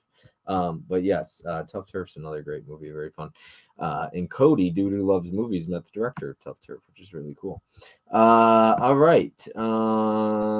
What about Mannequin, Jeff? Never seen it. Okay. We got somebody. Johnny Be Good was decent. Yeah, it was all right. Not great. Decent. I agree. All right. Johnny and I are gonna watch Johnny Be Good one day. All right. So we have got diving into number six left to six remaining. And I would say the majority, most people have seen. Okay, so number 6 worrying about muting us is actually one that I already had, so I was happy that you recommended it for me, and that's going to be Uncut Gems. Uncut Gems. Okay, I almost said the other one. All right, Adam Sandler's Uncut Gems, which I just watched, and oh my god, this movie's so fucking stressful. Dude, like, I can't tell you how much I'm sitting on the edge of my seat, like, dude, what the fuck are you doing? Like, I literally said that, like, several times. Like, he just keeps borrowing from Peter to pay Paul, and it's just like, dude, you've done that the whole time.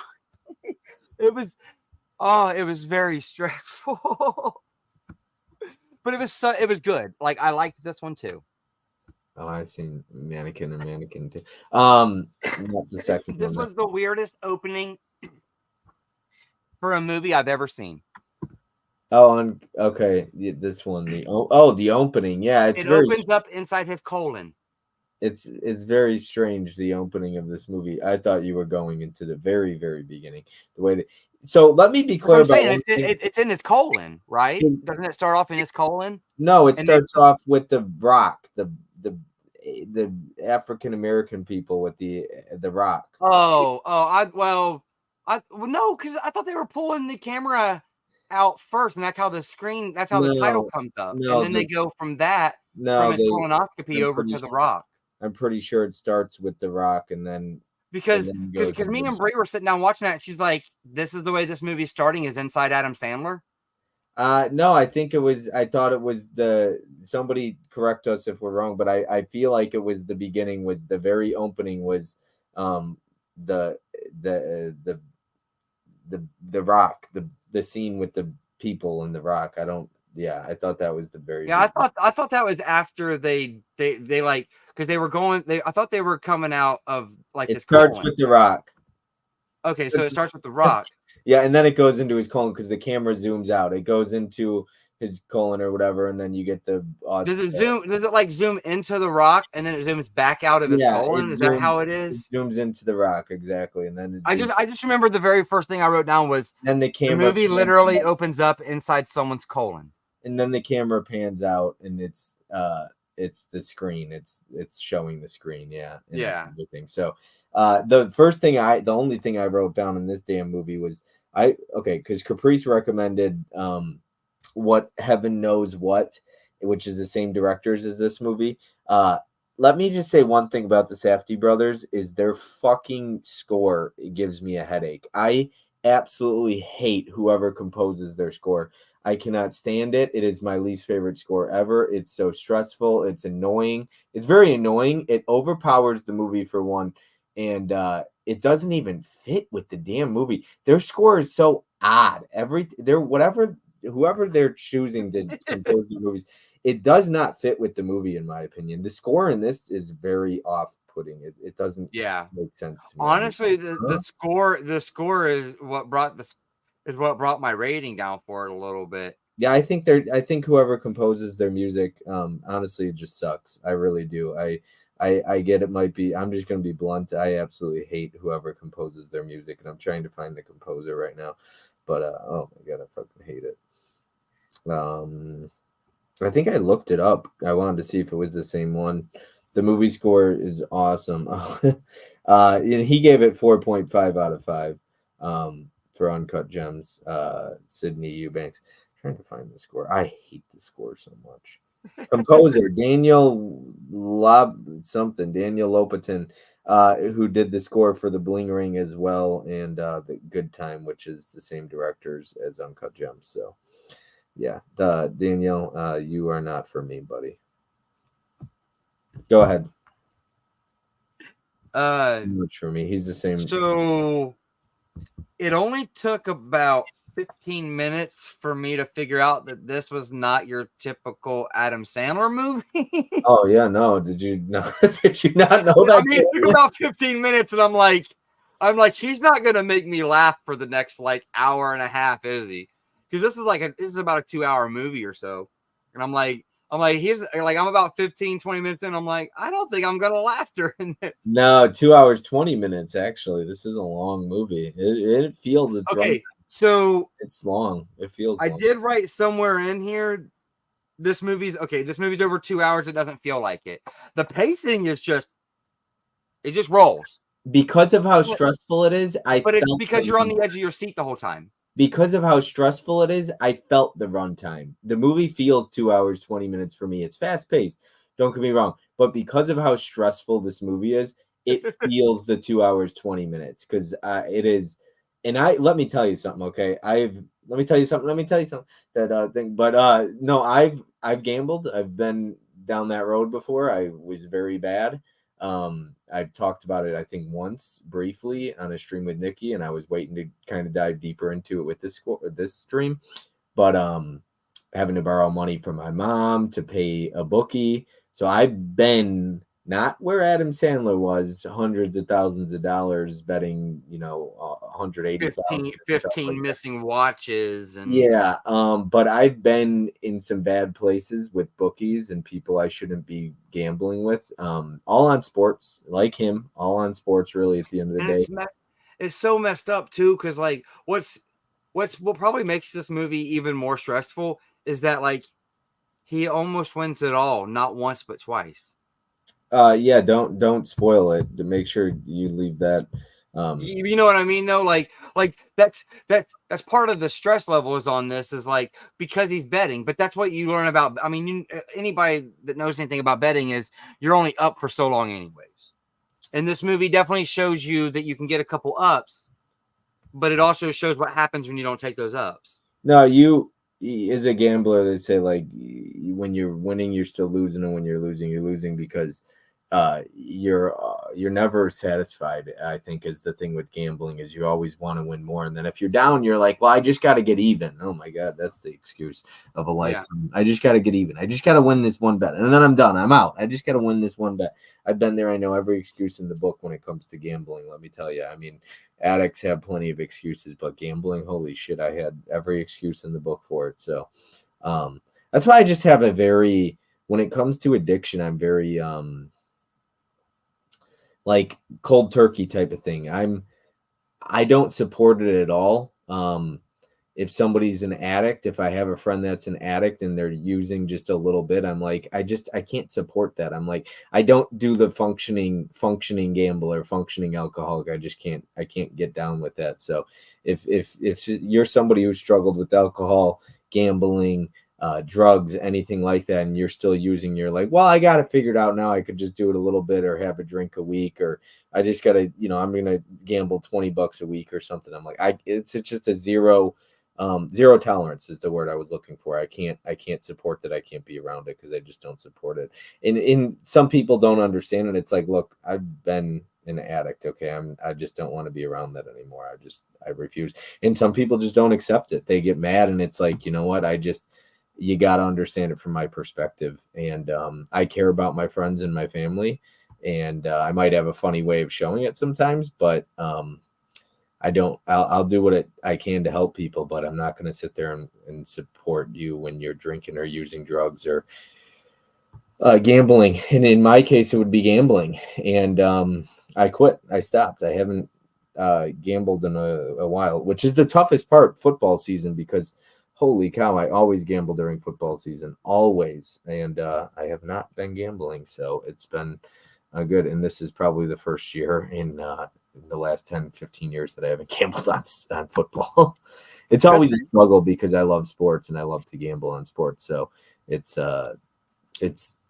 yeah, I'm just kind of like a cold turkey kind of guy though. I don't believe in I could just do it $20 a month. Like I don't believe in that shit. I don't believe in that. The only thing that ever worked for me was quitting cold turkey.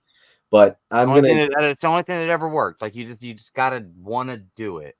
The funny thing is, and this is gonna sound crazy, but when you're identifying triggers, gambling's the biggest thing for me. That is talking about it as a trigger, which is crazy. Because I talk about alcohol and everything like that, but for some reason, gambling and talking about sports and money, oh man, it's a trigger. I don't know why it just triggers. So I don't even do it. I don't even talk about it anymore. That's why I think sometimes when you go to a AA meeting, like this isn't a problem for me. I could talk about alcohol, but like I could see how just discussing things and sharing memories can be a trigger for people. Like, Right.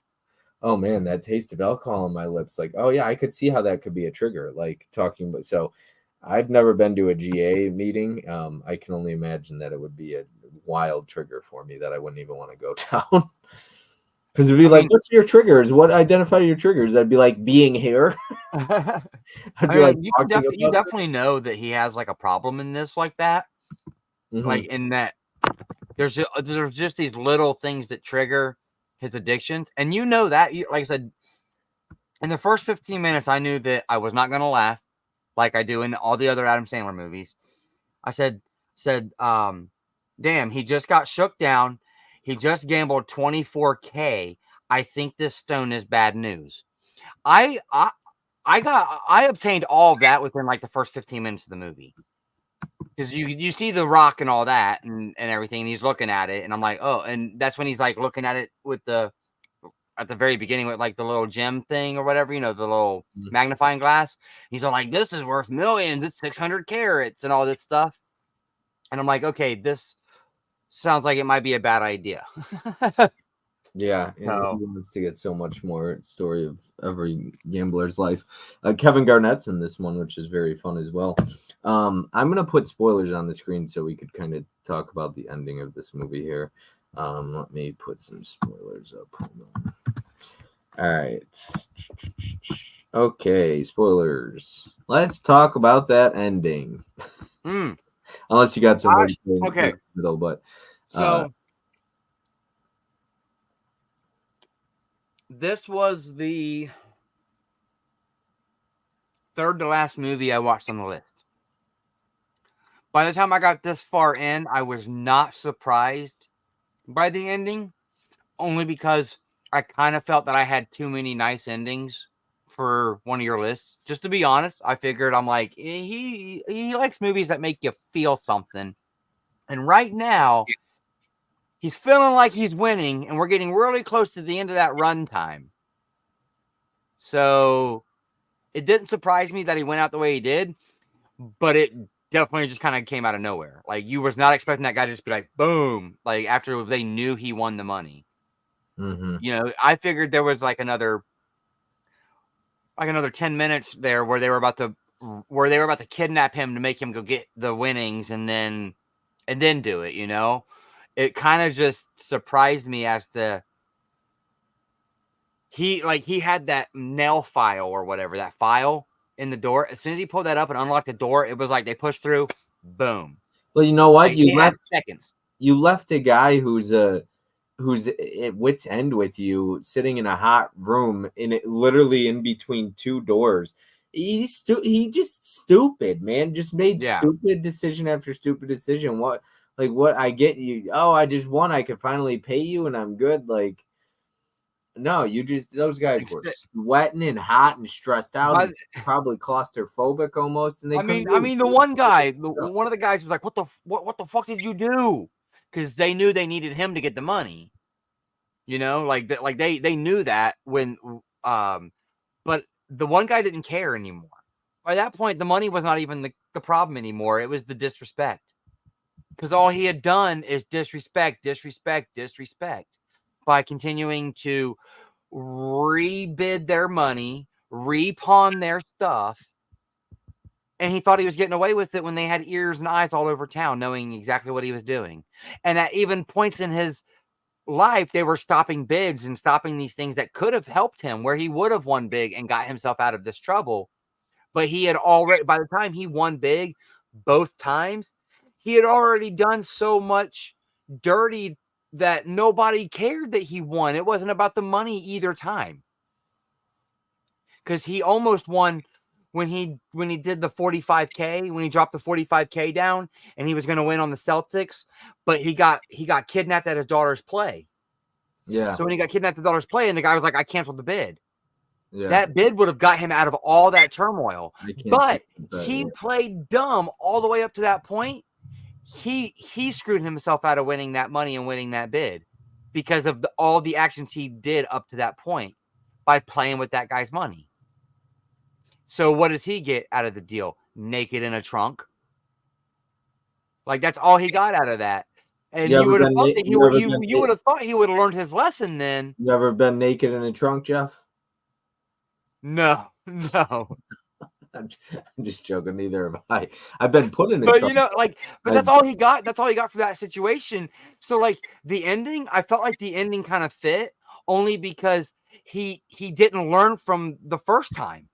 He basically did the same thing. He was like, look, I won. It's like, they don't care about that shit, dude. You already burned all your matches. Johnny says Howard Ratner knew the way out, but he kept chasing that high. And then he said the film loses its overall impact if it was anything different. We still got spoilers on the screen, but exactly. Yeah, if it was different, exactly. Like, I saw Huck gave it a 3 stars when he watched this on Letterboxd. I don't know when he watched it, but he gave it 3 stars, and he said the ending will either really bother you and you'll love it, or you'll love it, or it'll really ruin the movie for you, because I agree. Some people don't like, they want happy endings. So, but as somebody who gambled and been in trouble with it a while back, I know the impact of gambling and getting in trouble with bookies. And Well, I I mean, dude, I I didn't kept, I even kept have. writing down numbers here. I kept writing numbers down here, and I think at one point he was into the mob for like he was in debt between like money he owed people that he was borrowing from this person to pay this person. He was easily like $250,000 in debt, easily, if not more, because when that gym sold for 190K, he was only breaking even with one person he owed money to. Mhm. Yeah. You know what I mean?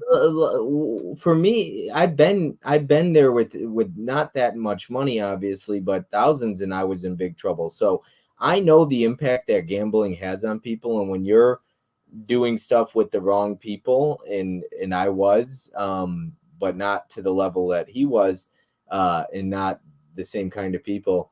You get yourself in trouble like that, it's very realistic to have an ending like that. It's most things don't. Most times, involving $250,000 owing different people is not going to end happy for you. Yeah, and that's what I'm saying. He was at least that much in debt because, like I said, he auctioned off the stone, and it was to his friend that he was basically buying the stone a second time.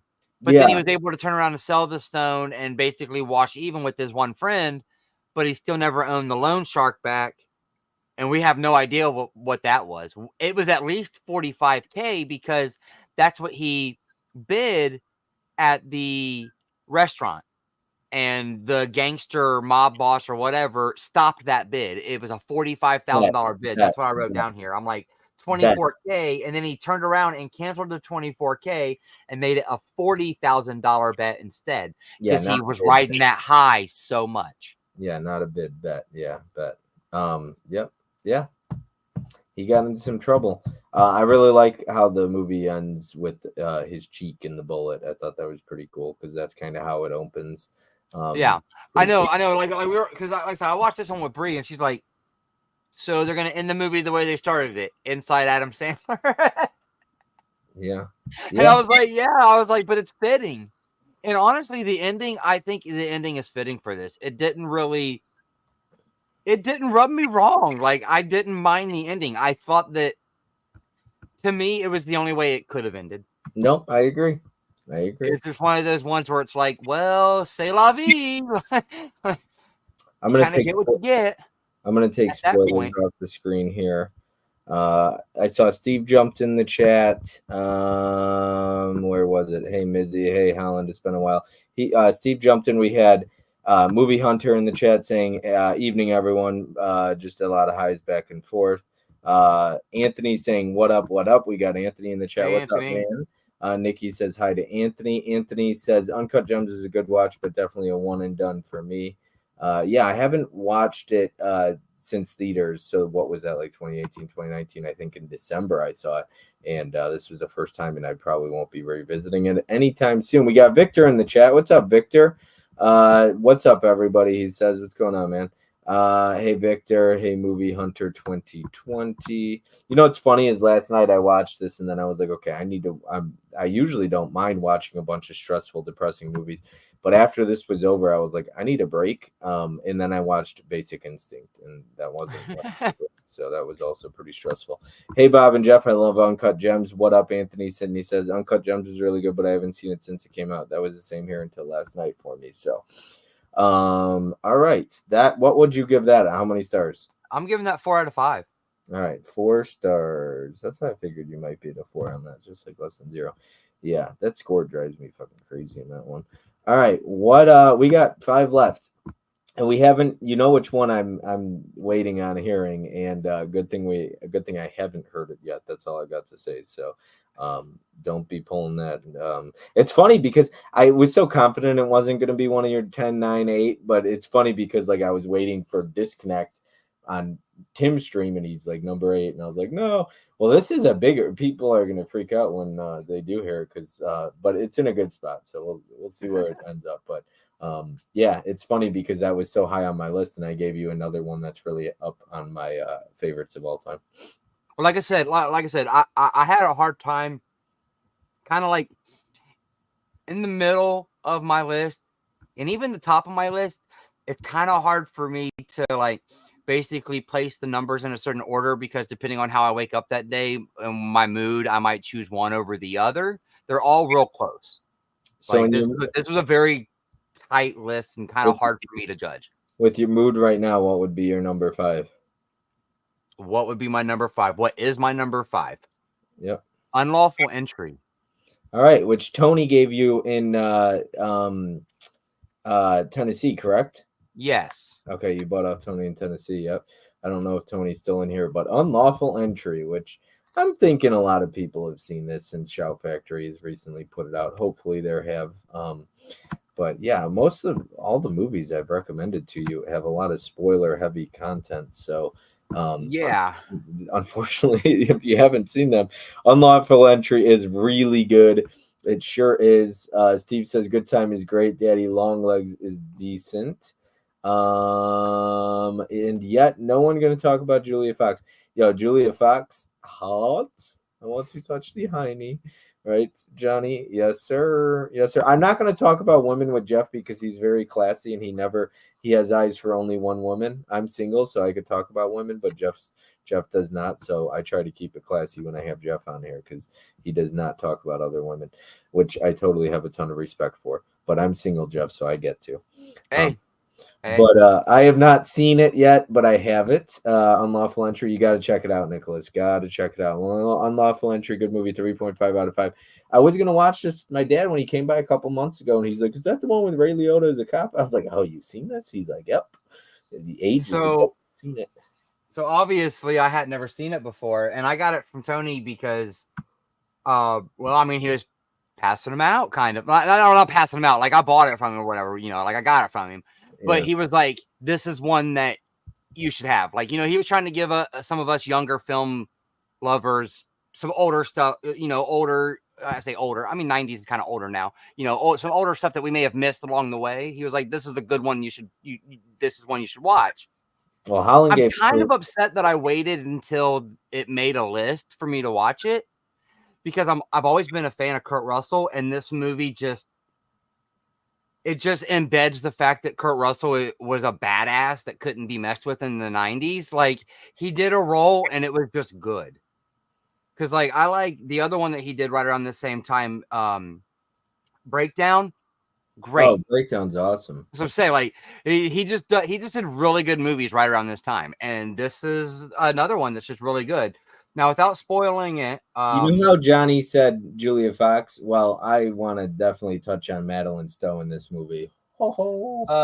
So yeah, Madeline. I Oh, didn't know who she was until this movie. yeah, there's another Madeline Stowe movie that'll come up in the future streams, because I've been recommending a lot of Madeline Stowe movies. If you don't know who Madeline Stowe is and you're attracted to brunettes, she's top notch. I was gonna say, so I'm watching this and I'm like, this is let's see. I put it on here somewhere. I swear I did. She is Bob's type of girl. Oh, she is ever. Is she? The actress. I was like, this actress is like right up there with like probably Marissa Tomei. I would imagine you probably like her too, right? Marissa Tomei is very attractive, especially in the 90s. I'm a sucker for blondes. I like blondes. However, I also like brunettes. I don't discriminate on colored hair. I'm attracted to attractive women, so it is what it is. Has one of the best kitties in any movie. The cat in that movie. Oh, we got Holland saying, "Ho ho, Madeline Stowe," to quote Sandler in Uncut Gems. Holy shit, I'm gonna. Madeline Stowe is excellent, and she's also beautiful, Nikki. Yes, but Kurt Russell is very good in this as well, and so and Ray Liotta. I mean, Ray Liotta is great. Dude, he can play a creep.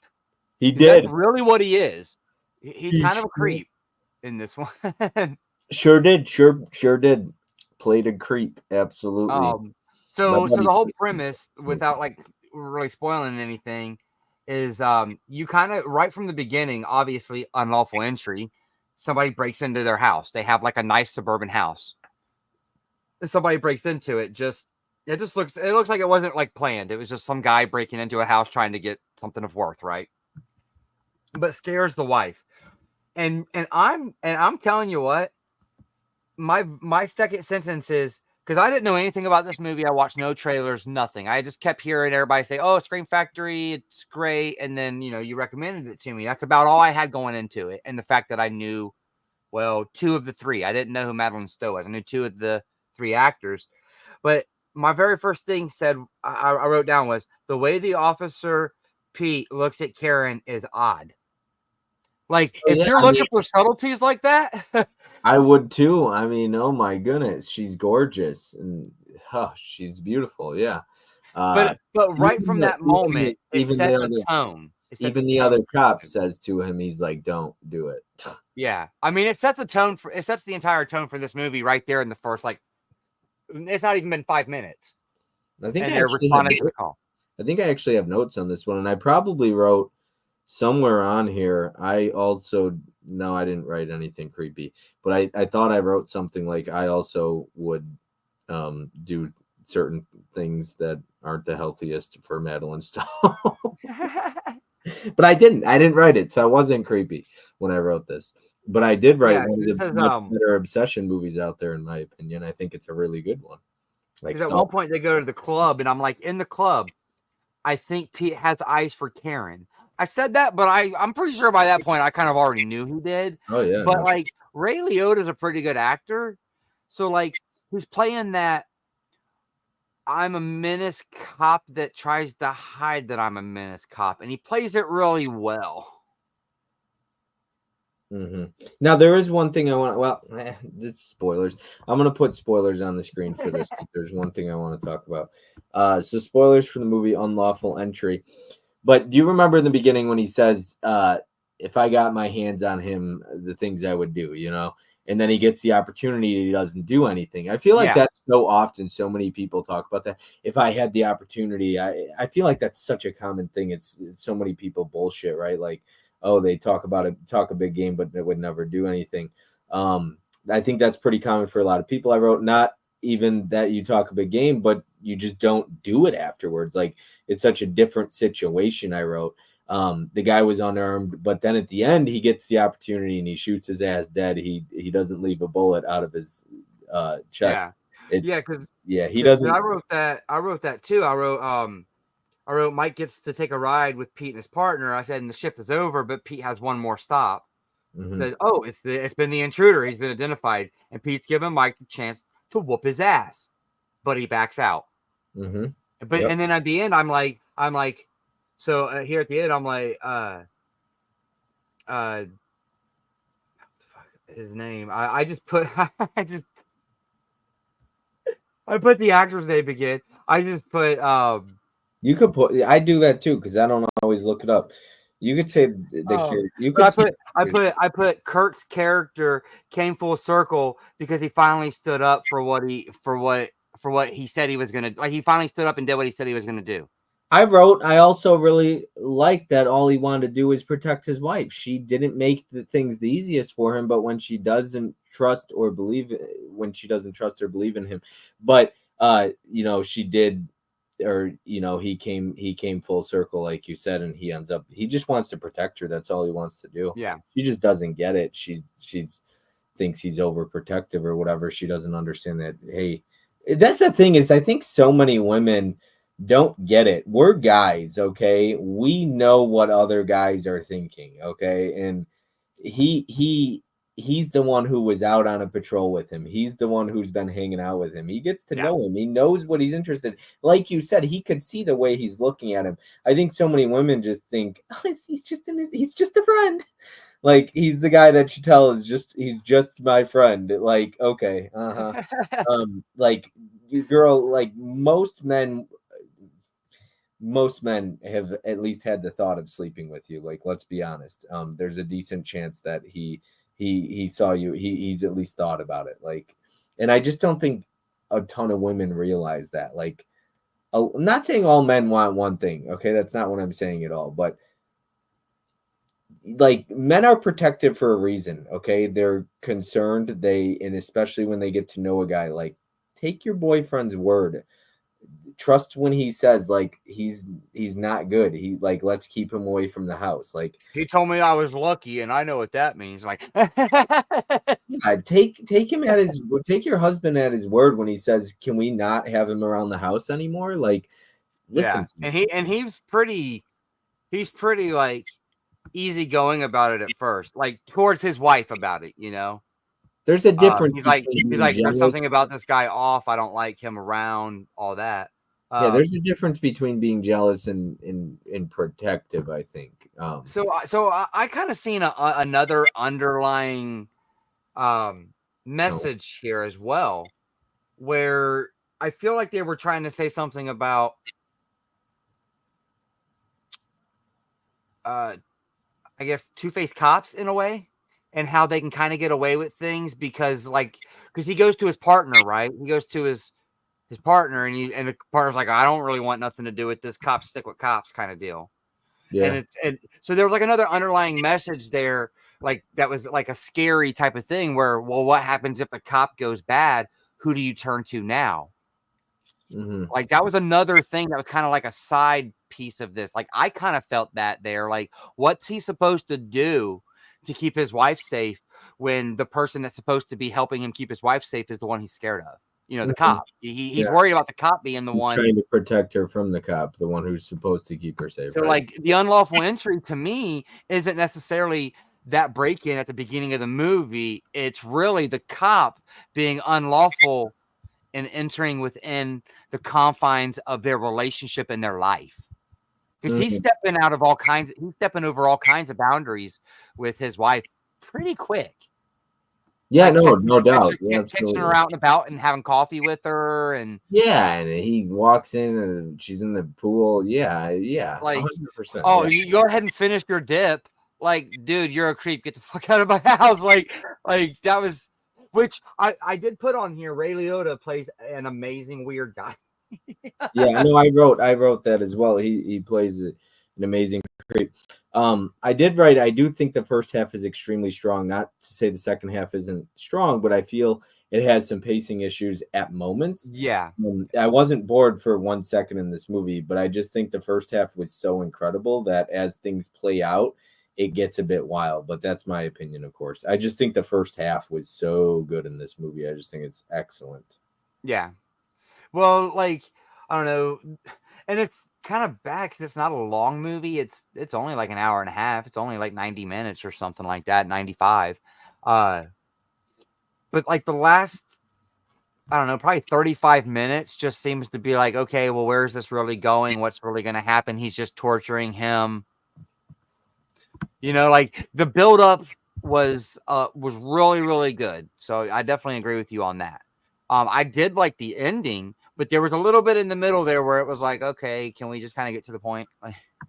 Yeah, yeah, yeah. Like once he went to the cop and tried to get help from the cop, and then all of a sudden the cop comes up dead, but they're not questioning that, and his partner, and they're not questioning that. And I'm like, okay, well, can we just get to the point where he's gonna either exact his revenge, or this is gonna be like a bad ending where Ray Liotta's character wins? Because I wasn't sure which way it was gonna go. It could have been one of those things like Arlington Road where, you know, it's a little bit twisted there. I wasn't sure which way we were going to go. It was all around that same time, so I wasn't sure which way we were going with that one. Man, And I that liked the way that it fucking went. I liked it. I ending, liked that Kurt Russell's character finally came what I would consider to be full circle. that ending in fucking Arlington Road. Holy shit. It'll blow your mind. No. Hmm.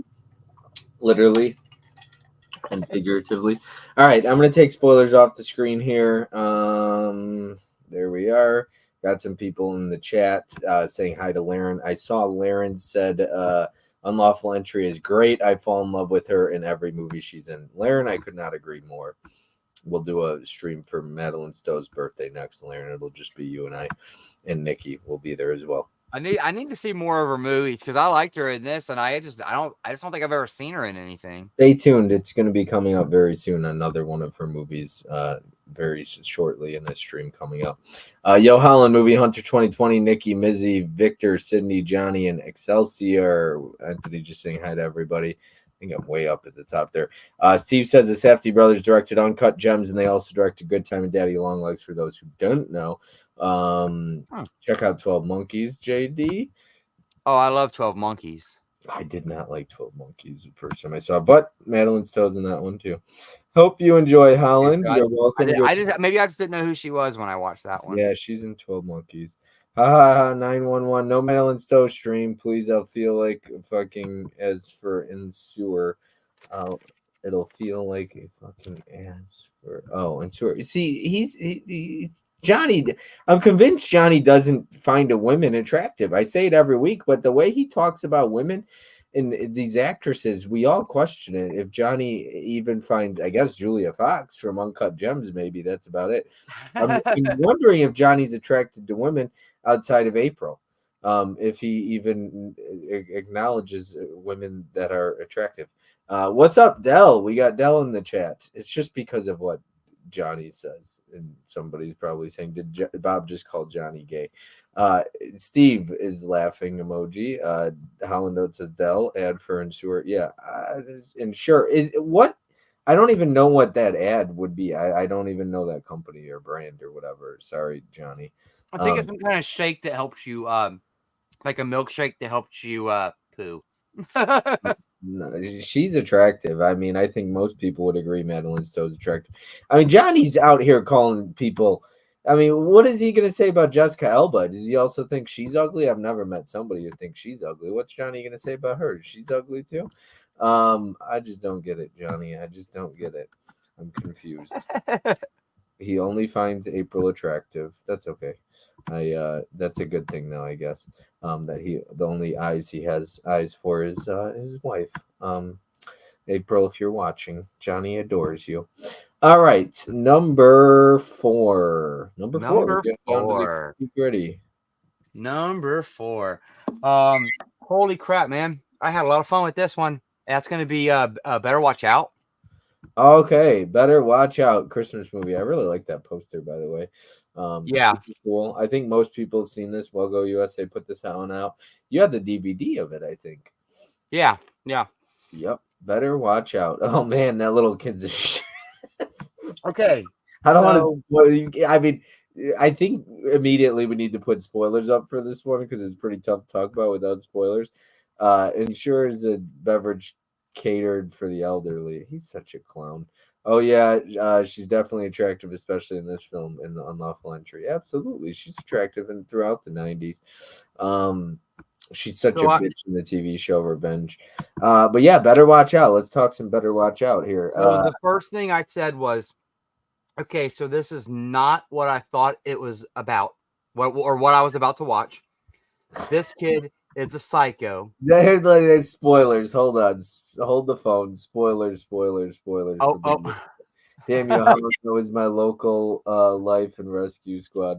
Yeah, because this one, you can't. You kind of just have to go right off the rip because it's only like the story just basically progresses at like 4 minutes in. Yeah. I love Patrick. Hold on. I didn't get spoilers up yet. Hold on. Well, this is the actor Patrick Wahlberg, I think, or Wahlberg, I think is his name. The guy that voices on Family Guy, and he's done all kinds of stuff. I think he's Patrick Star as well. No, different guy. Who is he? Well, he plays Joe in Family Guy. He does the voice for Joe, and he played the Tick. But he's the kid's dad. I can't believe nobody. Oh yes, I know who you're talking about. I can't believe nobody in the chat is talking about Better Watch Out right now. Patrick Warburton. Yeah, Warburton. You guys that all dude's freaking hilarious. What if nobody in the chat has seen this movie? You guys are a buzzkill tonight. Wake up! You guys had to have seen Better Watch Out. I was excited to have a good conversation about this one, and the whole chat is all quiet. Nobody's seen this one, I guess. And I have a bunch of people on my letterbox that have seen this, so the chat better wake up and talk about Better Watch Out because this one's fun. Dude, this was a fun time. Like, so another one, only because I know I've said this before. I was wondering how I missed this. Like, I had no idea how I missed it. Like, I like horror movies and B-rated horror movies. Maybe it was the company that brought it out. Well, go USA. So maybe that's it. I don't know. Like, I didn't even know I had a Blu-ray. I just happened to find the DVD, and then I did find out there is a Blu-ray. So, Did yours come with the postcard in the inside of it? I don't know. I didn't open it. Oh, okay.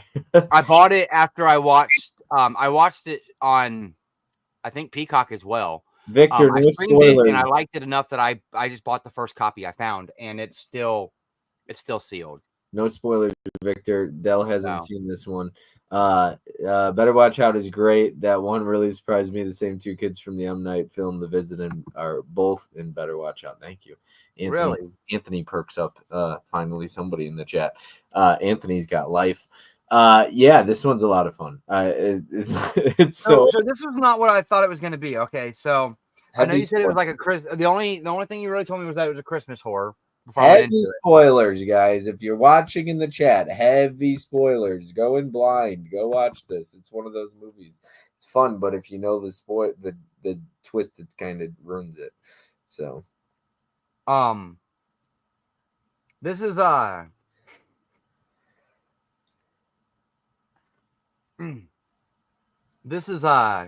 of like Home Alone in a way. Like, there's all these like traps around the house and stuff that he sets up, almost like a Home Alone style. So there was like this dialogue. I was gonna watch this with my kid, but like the very beginning, there was like this dialogue, and I'm like, nah. I paused it, and I'm like, you need to go ahead and get up. Like, my daughter's 10. I'll watch scary movies with her. She likes. We're gonna watch Chucky and all that stuff. She's seen most of the 10-year-old. Okay, but it starts off with the mom was like, have you do you suck men's because he says something about, oh, well, it's okay, I'm allowed to be metrosexual, and she's like, what are you doing, just blowing on, and I'm just like, pause, you can go ahead and go now, because there might be worse if this is the first like sentence within like the first like 2 minutes of the movie. Anthony says it's a Christmas film for the whole family. No. You might want to be a little careful. I mean, if you want to watch movies with your kid and they're talking about like blowjobs within like the first 3 minutes, sure. But I was immediately uncomfortable and was like, nah, you got to go. Well, it is rated R. Now, you would watch this with your older son, right? Tristan? Yeah, I'd watch it with him. Tristan. But I mean, like I said, I was watching horror movies like Texas Chainsaw and Freddy and all them when I was like 5, 6, 7 years old. Like, so like we just kind of grow up in horror. There's not a whole lot of sexual innuendos in those ones. Well, there is, but like you don't really notice them, and they don't come straight out and say things like they do in this one. They're just straight up blunt about it, Yeah. It's different. Chucky has plenty of sexual innuendos. Yeah, but I feel like Texas Chainsaw Massacre, especially the original and the remake as well, I don't feel like there's a ton of sexual innuendos outside. But I mean, like I watched a lot of Halloween growing up young, and there's actual, there's sex that happens in that movie, and it's par for the course, obviously. It sounds but like that mom just popped right out. That mom just popped right off with that comment, and she's like, "What are you doing?" Just over, like, I don't know what it was. It was something like, "Are you at the Gap sucking?" You know what I mean? It's like. I didn't realize. Like, okay, that I didn't like the terminology she used there, so I went ahead and sent her on her way. Once I got the kids out of here, because they were both, the 10-year-old and the 5-year-old were in here trying to hang out and watch scary movies with me. And once I got them out of here, I'm like, okay, cool. Now we can watch this. I didn't rewatch this one because it's a Christmas movie for me, so I didn't rewatch this. The kills are awesome, and so this kid is a psychopath. And when he ties up the boyfriend in the chair, and he's like, I seen this show on Home Alone, and he goes to try to throw the paint can over, and he misses. So then he throws another one, and then it smacks the head so much that it just like explodes. Like, it just, the kills in the, like I said, like, I'm not really sure why He's like, he's trying to hold Nobody else on I me. know that loves horror movies never told me about this one. Because, like, if you like horror movies, you should be watching this one. I mean, this kid's fucking nuts in this, and he's just in love with his babysitter. That's He's really like, all it is. He's obsessed with his babysitter, and when it doesn't work out, he's just like, well, I'm going to kill you and him too. he's trying to Home Alone me. Yeah. And then he straight up Home Alone him. Yeah, those were some pervious killer kids in that. It's a fun one, and I love though that he gets that middle finger at the end of this movie is fucking so fitting, so fitting. He's like, "Oh, can we go visit her in the hospital?" It's so funny. I mean, yeah, he strangles her boyfriend. He's a way, bro. The way he shoots the kid though, and he's like, "I want my mommy," before he fucking. My gosh, bro. I was like, I felt bad because I went from like laughing to hearing him say, I want my mommy. I was like, oh shit, this is like fucked up. And he just blows him away. I was like, holy shit. He's fucking ruthless. Yeah, he didn't care. Like we have our Michaels and we have our Jasons and we have our Freddys and but we don't have no teenage kid that wants to get some with a gun. And that's what this was. Like this kid was just like obsessed with his babysitter and was like not able to get his rocks off. That's really what it ended up being.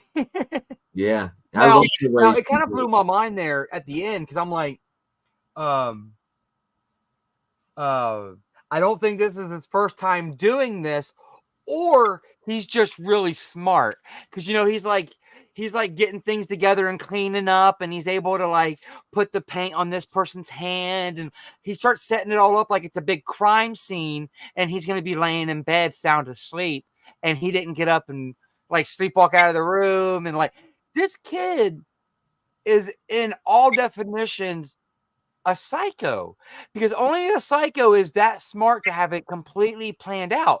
The only thing he didn't plan out was that he didn't strangle the bitch enough to kill and actually kill her. You know what I mean? That's the only thing he didn't work out right was he didn't actually kill her. If she was dead, he would have got away with it, I think. Yeah, but we don't really know. She put the you know whole what I mean? whatever. Yeah, no, I hope that kid would get totally fucked by the end. I mean, it is his word against her still, but yeah. But like he was so meticulous about cleaning that up. I'm like, oh man, he's gonna get like I'm sitting here, I'm like, is he gonna get away with this? Like, I think he's gonna get away with it. And then all of a sudden she just goes, and he's like, and I'm like, oh my god. And then it goes to credits, and I'm like, is there a sequel? Does he get caught? It's pretty open-ended, but I don't mind that. Like I think it fits really well for this type of movie. There's no sequel. But I think that I like to think that kid would get so fucked at the end. I hope so. This man, he's a little shit. Oh yeah, I like to think he gets caught at the end. That's my opinion of it. I had a fun time with this. Like, I kind of want to purge this DVD and get the Blu-ray of it. We got Smirk saying, "Hey, what's up, movie people?" Yeah, the Blu-ray comes with this slipcover as well. I'm gonna take spoilers off the screen now. Yep, Smirk's in the chat. Tiana saying, "Just a kid that won." Yeah. That's what it felt like. You just walking around with like hormones raging to the top. Because even his friend was like, "Dude, this is crazy. You're getting too out of hand with this." That was the only time that anything felt kind of like grounded. Yeah, because the first time I watched this, I went in blind too, so I didn't know. But yeah, this is so original, so unique, so well done and well made too. And the Christmas aesthetics of it are great as well. But yeah, it's good stuff. All right, let's see here. Nikki's just saying hi to Smirk as well. Okay, so we got 3 left, and I'm glad the one still hasn't came up yet. So I'm giving this one a 4.5. Okay, so better watch out 4.5. I think I gave it a 4.5 as well. I know that seems pretty high, but this movie's just fucking fun. It's just fun. It's just so fun. So good. It's not slow. It's really interesting. All the characters, even as outlandish as some of them are, in this movie and in this situation, they're all believable for what they're doing. You know what I mean? Like they're all like nothing seems too over characteristic. Like it's not like there's laser guns or any spiritual enemies or anything like that. It's just a kid going crazy with a gun and like some knives and some other like weapons and stuff like that. It's all realistic things that kind of could happen. And he gets him tied up, and he gets the best of him. Let's see here. Just hides back and forth here. Okay, so what would be number 3? So number 3, I do not have, but I really want to buy it now. Number 3 is Ex Machina. Okay, Ex Machina. When you said you don't own it, I was thinking. My list for you was, I predicted where you were gonna fall. These were gonna fall pretty well. I think better than I've ever done before, personally. So I was pretty close on here. All right, Ex Machina, which is borderline for a lot of people would consider this one a masterpiece. Which if you go on Letterboxd, you'll see that. Other great killer kid films: The Good Son, Orphan, Bloody Birthday, and The Prodigy. Seen all of them, and I don't disagree with any of those. Bloody Birthday's fun. Oh, those fucking kids are the worst, Anthony. Oh my god, the kids in Bloody Birthday are the worst. I've only ever seen The Good Son. That's what Macaulay Culkin and Elijah Wood, right? The Good Son, yes. That's the only one of those 4 I've seen. Orphan's really good, and Prodigy has a wild ending that you won't see coming. Anthony says, "What's up, Smirk?" Dell says Ex Machina is awesome. Ex Machina is definitely a cool movie, Smirk says. It's so I don't think I wrote it down last night, but no, I didn't. The only thing I was thinking though is this movie's slow. Very slow. Okay, so it's slow, but I like it for this movie. For me, the slowness really builds the tension up. And what's more scary about... Okay, so first off, this was the first film I watched on the list. Oh, okay.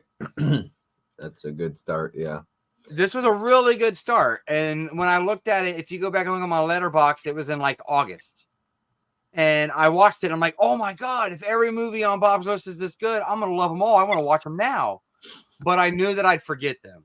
And I'd have a harder time than I already am talking about them being, 5 and 6 weeks out. So I pumped the brakes after this one because I liked this one quite a bit. I'm gonna watch it again and come back with more notes, which I did. I watched it again. 4 out of 5 for Sydney. This was the only one on the list that I watched twice. And it's mainly because I wanted to kind of catch things that I didn't catch before, because I felt like there were subtleties throughout the movie, and there's different stories being told. I've heard one person actually said the first time you watch it, you'll watch it for the one character, and then the second time you'll watch it for him. So that's interesting you say that. I saw that. Well, that's not exactly how I watched it. Like the first time I watched it, I'm kind of siding with the worker, but as like the I guess the worker, the employee, because we got the employee and the boss, basically. And I'm siding with the employee the first time I'm watching it for about the first half of the movie. And then I'm starting to see something where I'm like, maybe there's something a little more going on here. And so I'm trying to see it from the employer's side, right? Now, when I watch it the second time, I'm looking for all the subtleties of Ava. That's how I watched it the second time. I wanted to see all the subtleties of Ava. Did she lie to them to manipulate them and get the things that she wanted? Was she that smart as an AI? That's what I looked for the second time I watched it. I didn't give two shits about the actual human characters the second time I watched it. I cared more about what the subtleties of that AI were. Because once I got to the end of the movie the first time, I cared more about what the grand scope of like what they were trying to say about AI. Because this movie was what, 2017, 2018, right around then? We were just talking about AI. Every single cell phone that came out new on the market this year has AI built into it. The new Galaxies, the new iPhones. There's a new PlayStation coming out this year that has AI built into it. So AI is more prevalent now than when that film was made. And I think it makes that film more scarier now than it was 7 years ago when it come out. Rewatching it, I agree. This was a way better AI movie. This is how you do AI as opposed to like Afraid and all those movies that have come out recently. Um, I completely agree. As of rewatching it last night, my biggest thing was I was thinking the same thing. Was she manipulating them the entire? We got to put spoilers up for this. So if you haven't seen this, I'm going to put some spoilers up on the screen here. Yo, Uh, Adam, hey, what's up, dude? but yeah, Adam's in the chat. You said. Yeah, he just popped in. Adam, you're late. Fired. I'm just joking. Anyways, love you, Adam. Glad you're here. I still got to read your text messages. I swear I wait like 6 days to respond to Adam. Anyways, so let's see here. So Ex Machina, the ending, I was like, did she was she pitting them against each other? Did she know what she was doing the entire time, or did it just work out this way, or did she really, was she that smart? It sure did seem like she, I don't know, she might have been that smart. And it is crazy to think she ends up in the real world with them. And that's what blows my mind is you got an AI living out in the real world and you would have no idea. And let me be clear, it's a very attractive AI because played by Alicia Vikander, I believe is her name. Which most guys believe she's attractive, unless you're Johnny, who probably thinks she looks like the Crypt Keeper. But Alicia Vikander is very attractive, and it's wild to Well, I think. mean, they wouldn't have been able to be honest. I'm just gonna be honest. I don't talk about like women's looks and all that or anything. There was a reason why they got a woman that looked the way that she did to be in that role because of the way that they were going to use her as a character anyways. It wouldn't have done the same thing if she wasn't attractive to that guy and Right, 95% of all guys in general. You know what I right. mean? Like her job, I feel like after watching this movie 2 times, I feel like her job as the AI was actually to learn how to get her way. And he says it like, did you look up my porn history to Exactly. find out my type, like what my type of woman is? And he's like, And that's how she pulled like, that's how she pulled her and then her he says like, her certain wig out and her right. certain extras because she had all these things she could just kind of put on to make herself look a little bit different. And he's like, if you were into black chicks, he says, and then obviously he had a black girl earlier in the movie. You see later on that he And you see that Ava could have even turned herself black because she's just peeling her skin off because yes, she's he's these things that putting just kind of stick to her mechanic body, her he her puts skin her on at the end. And exoskeleton. hearing him say you can, yeah, I think he uses the word fuck it. He says you can fuck. Don't, let's be clear. And you see him having sex with the one later on in the movie. And so you if that's true and a guy would have, I don't know what's underneath the skirt, so to speak. But imagine in the real world and you're going to have sex with that girl. You don't like it's skin. It is skin. I don't I don't know. I don't And know. see, and it's messed up too because when he says that to him, he's like, you can sleep with it, and it's like you don't really know if he's fucking with him He's not. because He's because clearly because like the look he has on his face when he says it is so deadpan that he's either super serious and he's just being completely honest with you, or he's just really pulling your string and he wants to see if you're going to try it. Well, it doesn't take much longer, and we find out that he does it himself. So he wasn't not. lying, but yeah, like in that moment, you don't really know if he's pulling dude's chain or not. I think there's a lot of guys.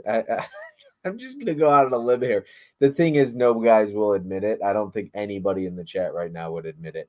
But if you took your favorite actress, like for me, it would be Alicia Cuthbert in The Girl Next Door, and you made her AI.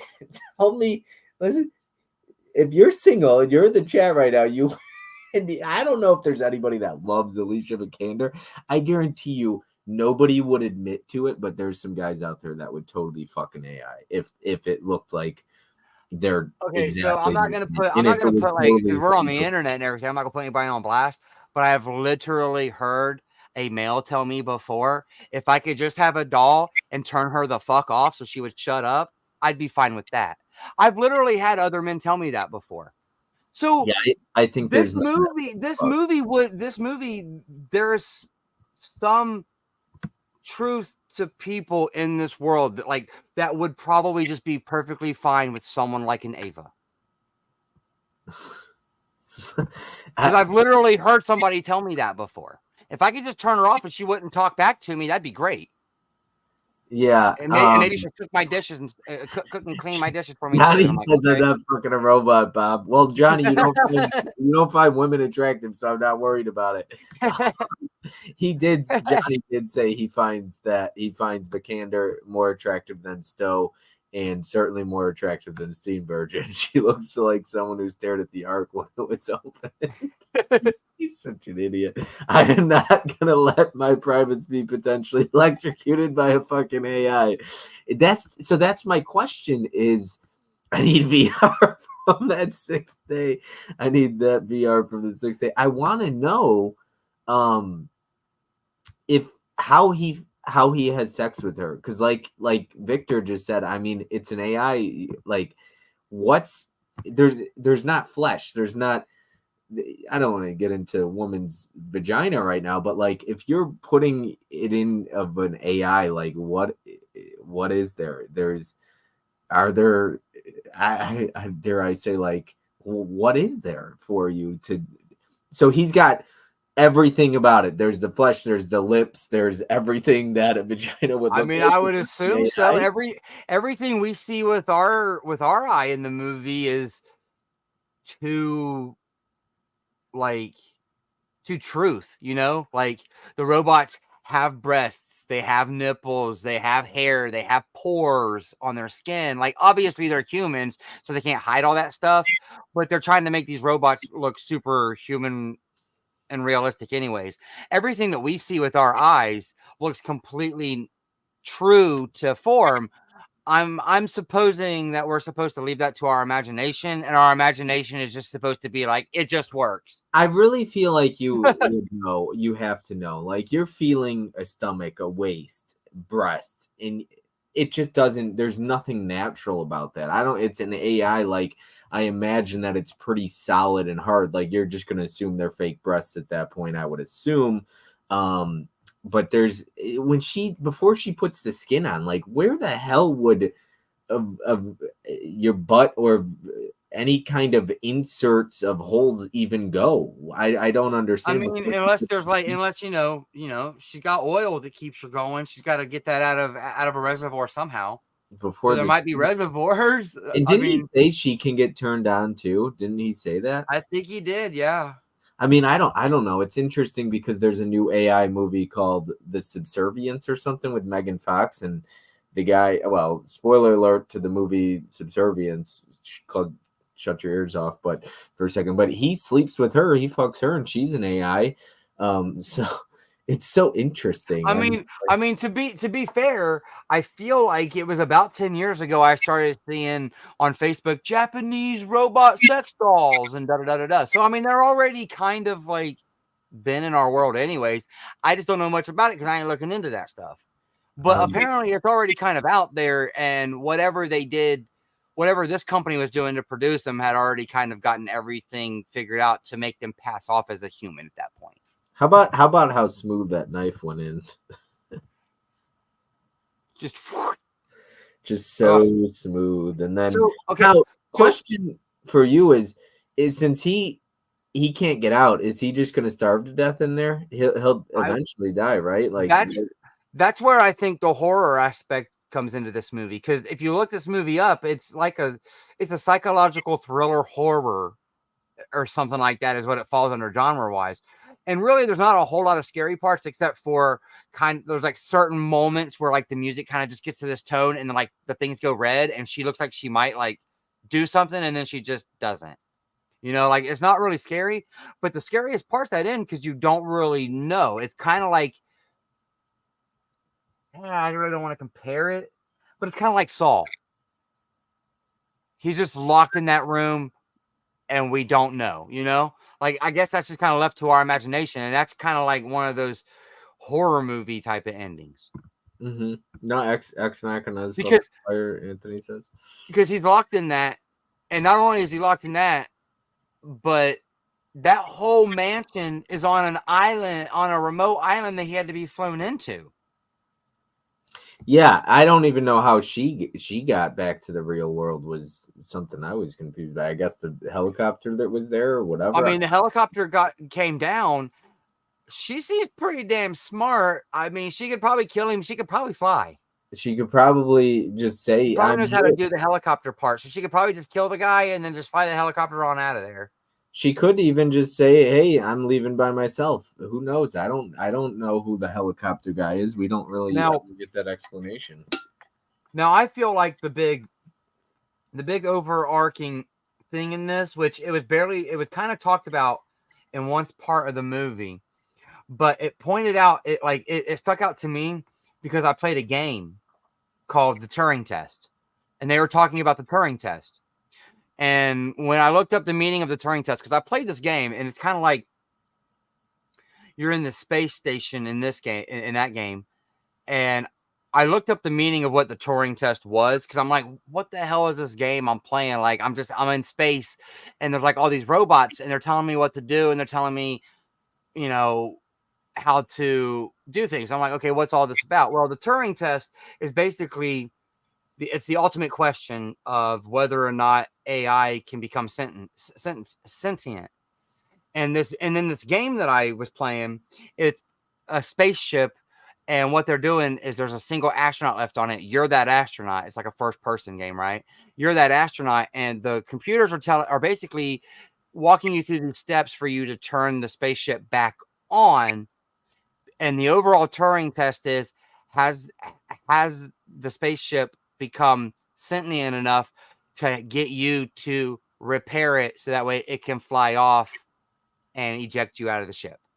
So like because I was like, well, what's all this mean? But that's really all it is. Like, I think this whole movie is basically just the Turing test, because you can look it up, and it's a test that they did in like the 60s with computers and stuff, where they were trying to figure out if like computers could become sentient, and then that idea is actually what spawned like the Terminator, like ideas from the Terminator and stuff like that. That's kind of where all of our AI stuff kind of come from, is this Turing test.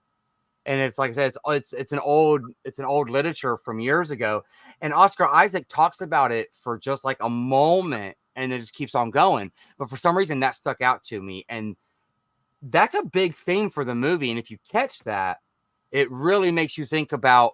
That's why, like, I caught that the first time. That's why the second time I watched it from Ava's perspective. I didn't care at all about the two humans, because it's about whether when he mentions the Turing test, that to me that means the movie's actually about, which I caught it the first time, but I didn't think about it, and then like when we get to the end, I'm like, wait, she was smart enough to outsmart these guys and get gone, like, and she outsmarted just two scientists.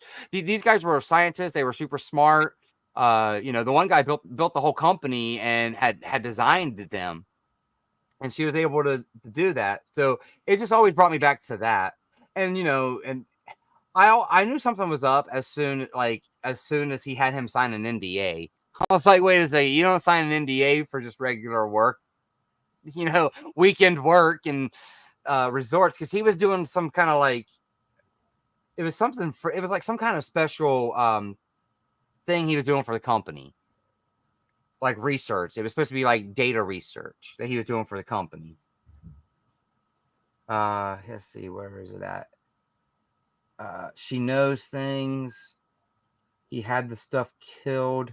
Is that a joke? I don't know. I don't remember what that is.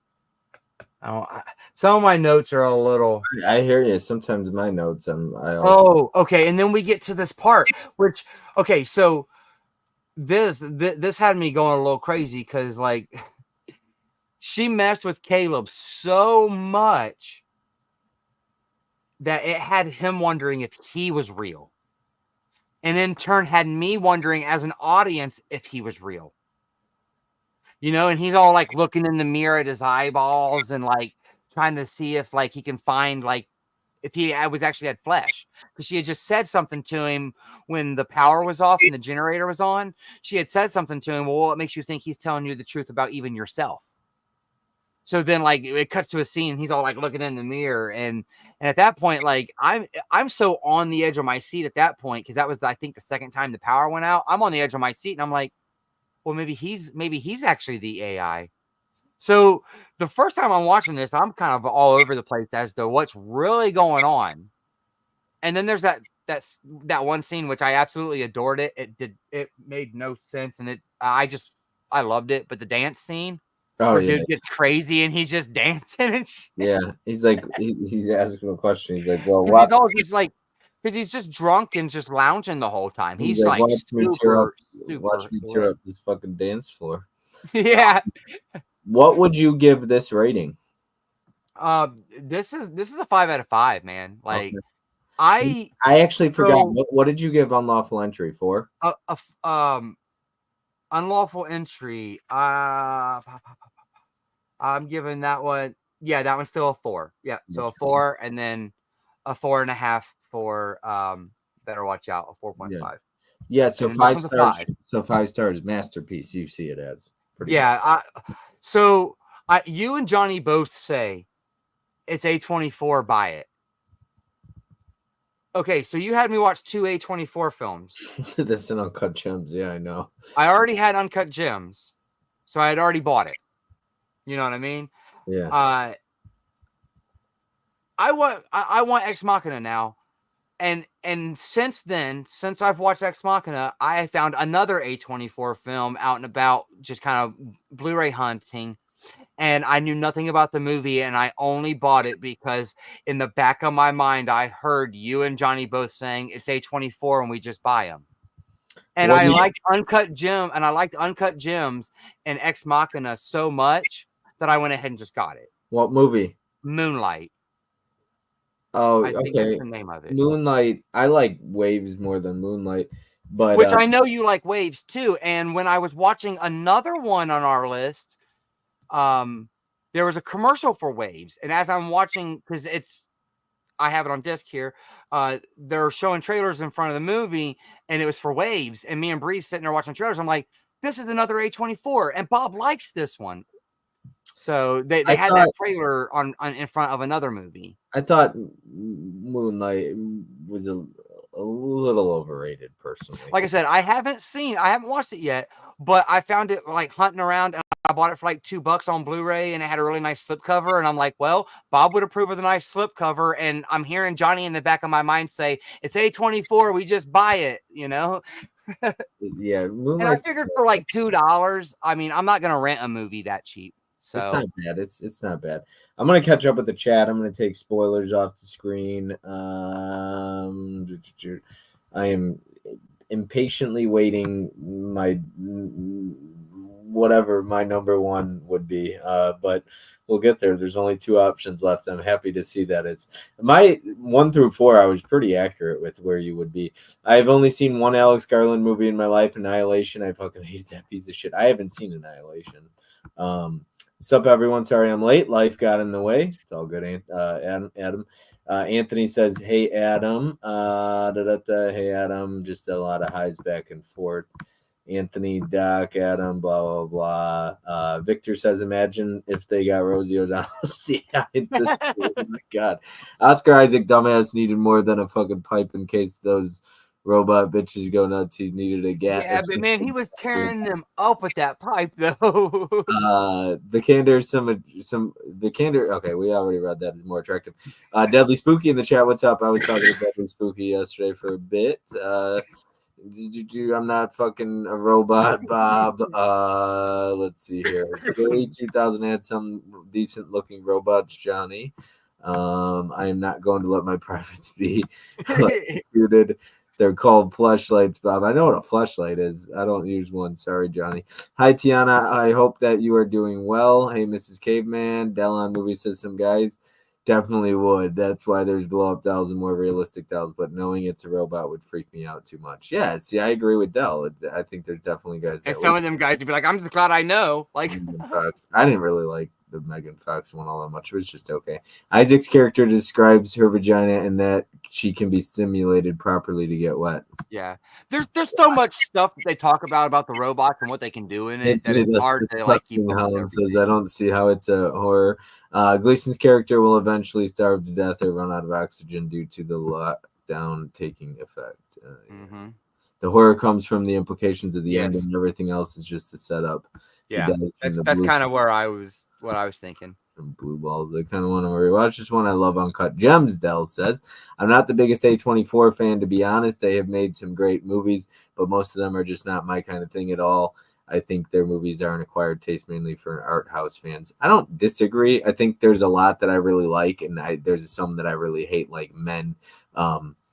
But if I look, like, I love the Green Room with Anton Yelchin. Like, I think that movie's a damn near masterpiece. So Bob especially loves Men. Oh yeah, exactly. We got LA Jewel in the chat. What's up, LA Jewel? How you doing?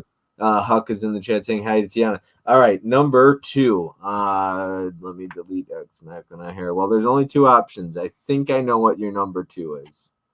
My number 2 is Crazy Stupid Love. Let's go. I know number 1. Let's Okay, go. so I don't want to hop off of this one too quick to get to number 1 because I definitely want to talk about number 1. Oh, I love this movie. But okay, so love. I'm crazy in love. I put on here at the end of this. I put this is a Jeff movie. I know I don't talk about rom-coms and stuff like that a lot. Like just in general, when we talk movies, I talk like horror movies and Disney movies and shit like that. I love this movie, man. Like I'm a big fan of Steve Carell. Steve Carell, anyways. I do love this movie. I gotta say one thing before we get going. This is the movie that made me stop using straws. Okay, so I know a lot of people love using straws when they go out to eat and they don't drink from they people don't like to put their lips on glass because however they clean it. After Ryan Gosling's character's like it looks like you're sucking on a Schwann.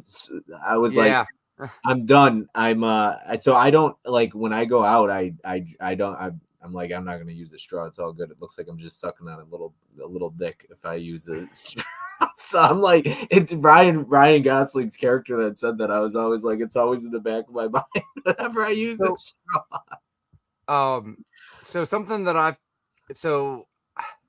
pretty much come up with, because I'm pretty much off the top of my head, I can think of like 5 movies. Basically, I'm a big fan of Ryan Gosling. Like, I'm pretty much liking him in any role I see him in. I don't actively go look for movies that has Ryan Gosling in them, but he kills it in this movie. I mean, this has got a stacked cast. I'm not even the biggest fan of Julianne Moore in general, but I like her in this.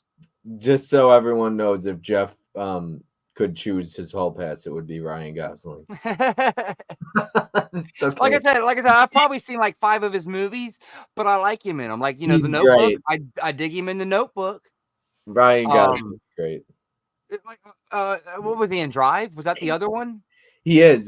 Dell says my brother's never seen this movie, but won't use a straw for precisely that reason. Dude, it does. I see so many people, and it just looks like they're deep throating on a cock when they use straws. And I'm just like, nope, not me. I stopped using straws. So Dell's brother and I, we two great minds. I make straws look cool. So Dell, your brother and I, we think alike. And I didn't even know Dell had a brother. That's cool. But yeah, no, it's funny because when he says that, he's like, "Can you please take that straw out of your mouth? It looks like you're sucking on a Schwanz." I was like, yes.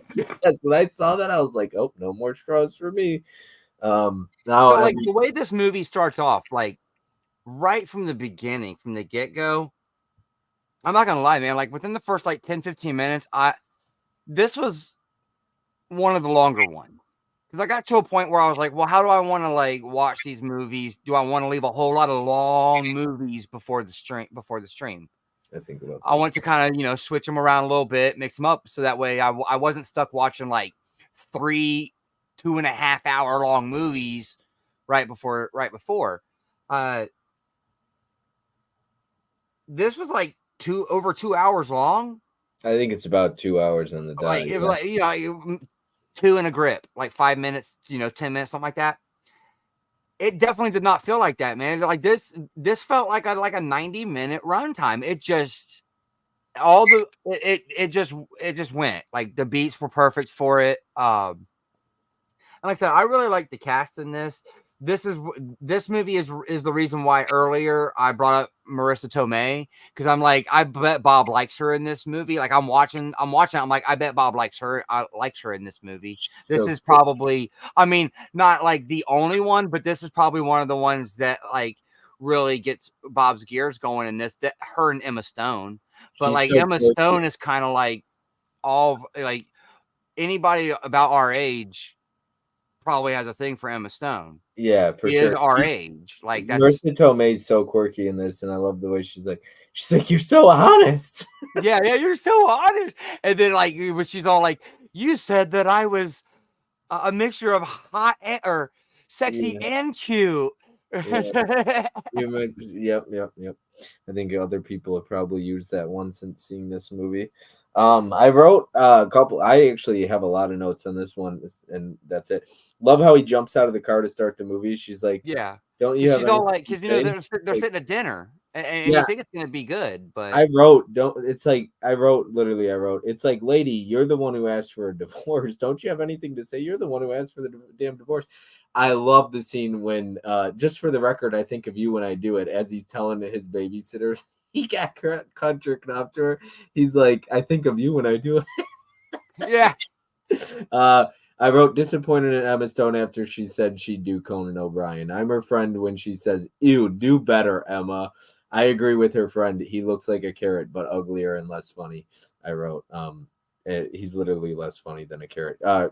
Conan O'Brien is like the least funny person I've ever seen. Like him and Jim Carrey just not funny to me. But yeah, I love when her friend says, "You do better." Um, yeah. Well, see, it got me messed up though, because like, okay, so um, like all that happens, and he goes to work like the next day, and he's all like down and out and everything, right? And they heard him crying in the bathroom. So the dude comes over and he's like, "Oh, are you okay? Are you okay?" He's like, "Yeah, my wife's leaving me." His wife's just leaving him, everyone. It's not cancer. He's not dying of cancer. It's just his wife leaving him. And then he has to walk all down the office, and they're all just clapping that it's a divorce. And I'm like, I what? thought it was At, cancer. at Yeah. what office would this be okay? Like, fuck you guys. Like they were just, Um, you know what I mean? Like that no, had me laughing. Like I thought that was kind of funny, for but sure, yeah. Now, speaking of like, because how much this movie makes you laugh, I wrote it's kind of funny when but then he gets in the car and it's driving the babysitter home, and you can actually see how broken and shook up he is after being told by his wife she wants a divorce.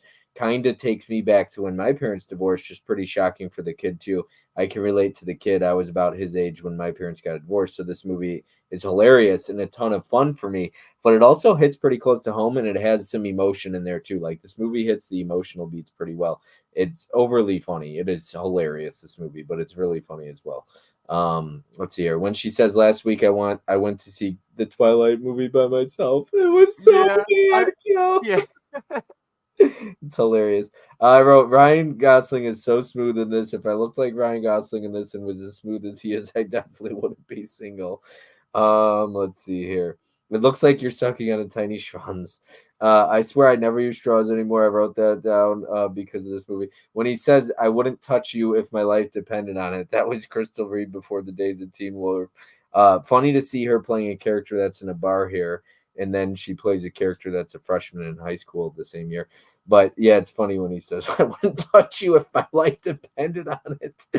When he face plants on his dick, you hear the smack too. And then the last thing I wrote down is shouldn't be apologizing to her when she cheated. Yeah, maybe you got boring, but doesn't give her the right to cheat. How yeah. she's like, you got boring. I was so bored with you. And he's like, I'm sorry. It's like, don't be the one to apologize because you got boring. Yeah, you might have gotten boring, but like that's not an excuse to cheat. Yeah, I mean, so there was one earlier we were talking about love triangle. I don't remember which one that one was, but there was one in this too, kind of between the dad, the babysitter, and the son. It was but like nobody knew anything about it. It was all like underlying problems the son had with the dad, and he didn't even know it. Because like the dad didn't know that the son was in love with the babysitter, or that the babysitter was in love with him either. Yeah, for sure, absolutely. Um, hmm. There was a really nice twist in this that I It's very really fun. liked. The twist is hilarious at the end when they're all four sitting down and stuff like that. It's very funny. Very funny stuff. Let me see here. I think that's all my notes. What else you got for this one? Anything else? I'm dying to get to number one.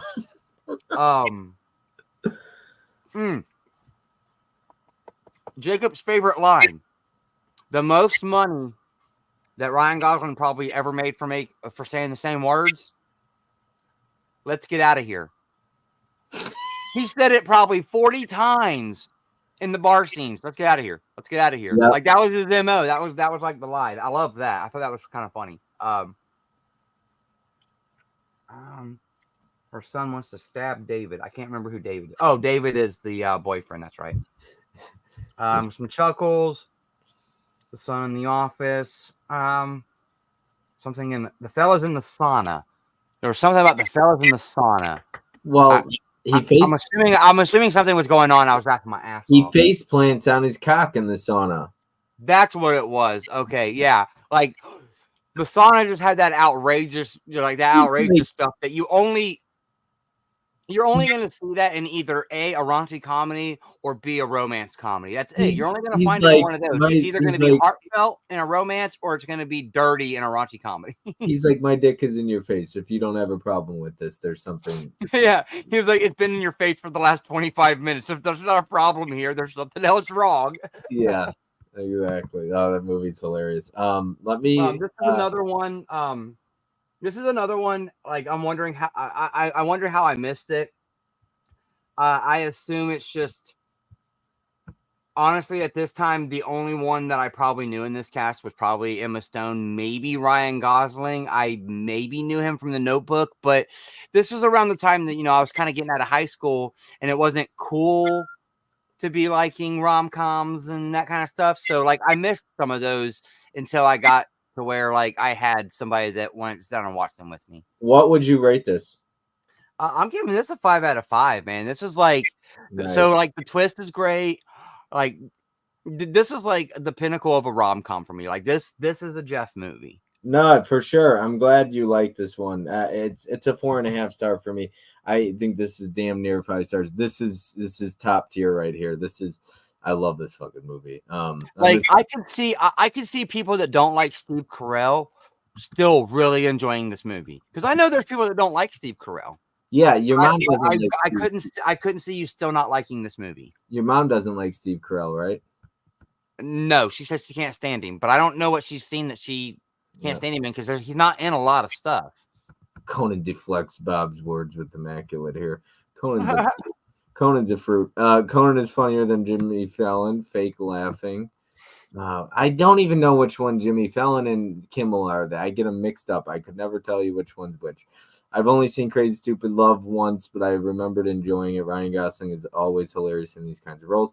Yep. All right. Caught up with the chat. All right. Number one. Oh, Tiana's got one. Yeah. I'm not saying in school, but like in high school, when you're like a single guy, no, you get your friends. It's not cool to watch rom-coms and stuff like that, and love story movies. Like when you're trying to be one of the guys, you use those for your date night movies.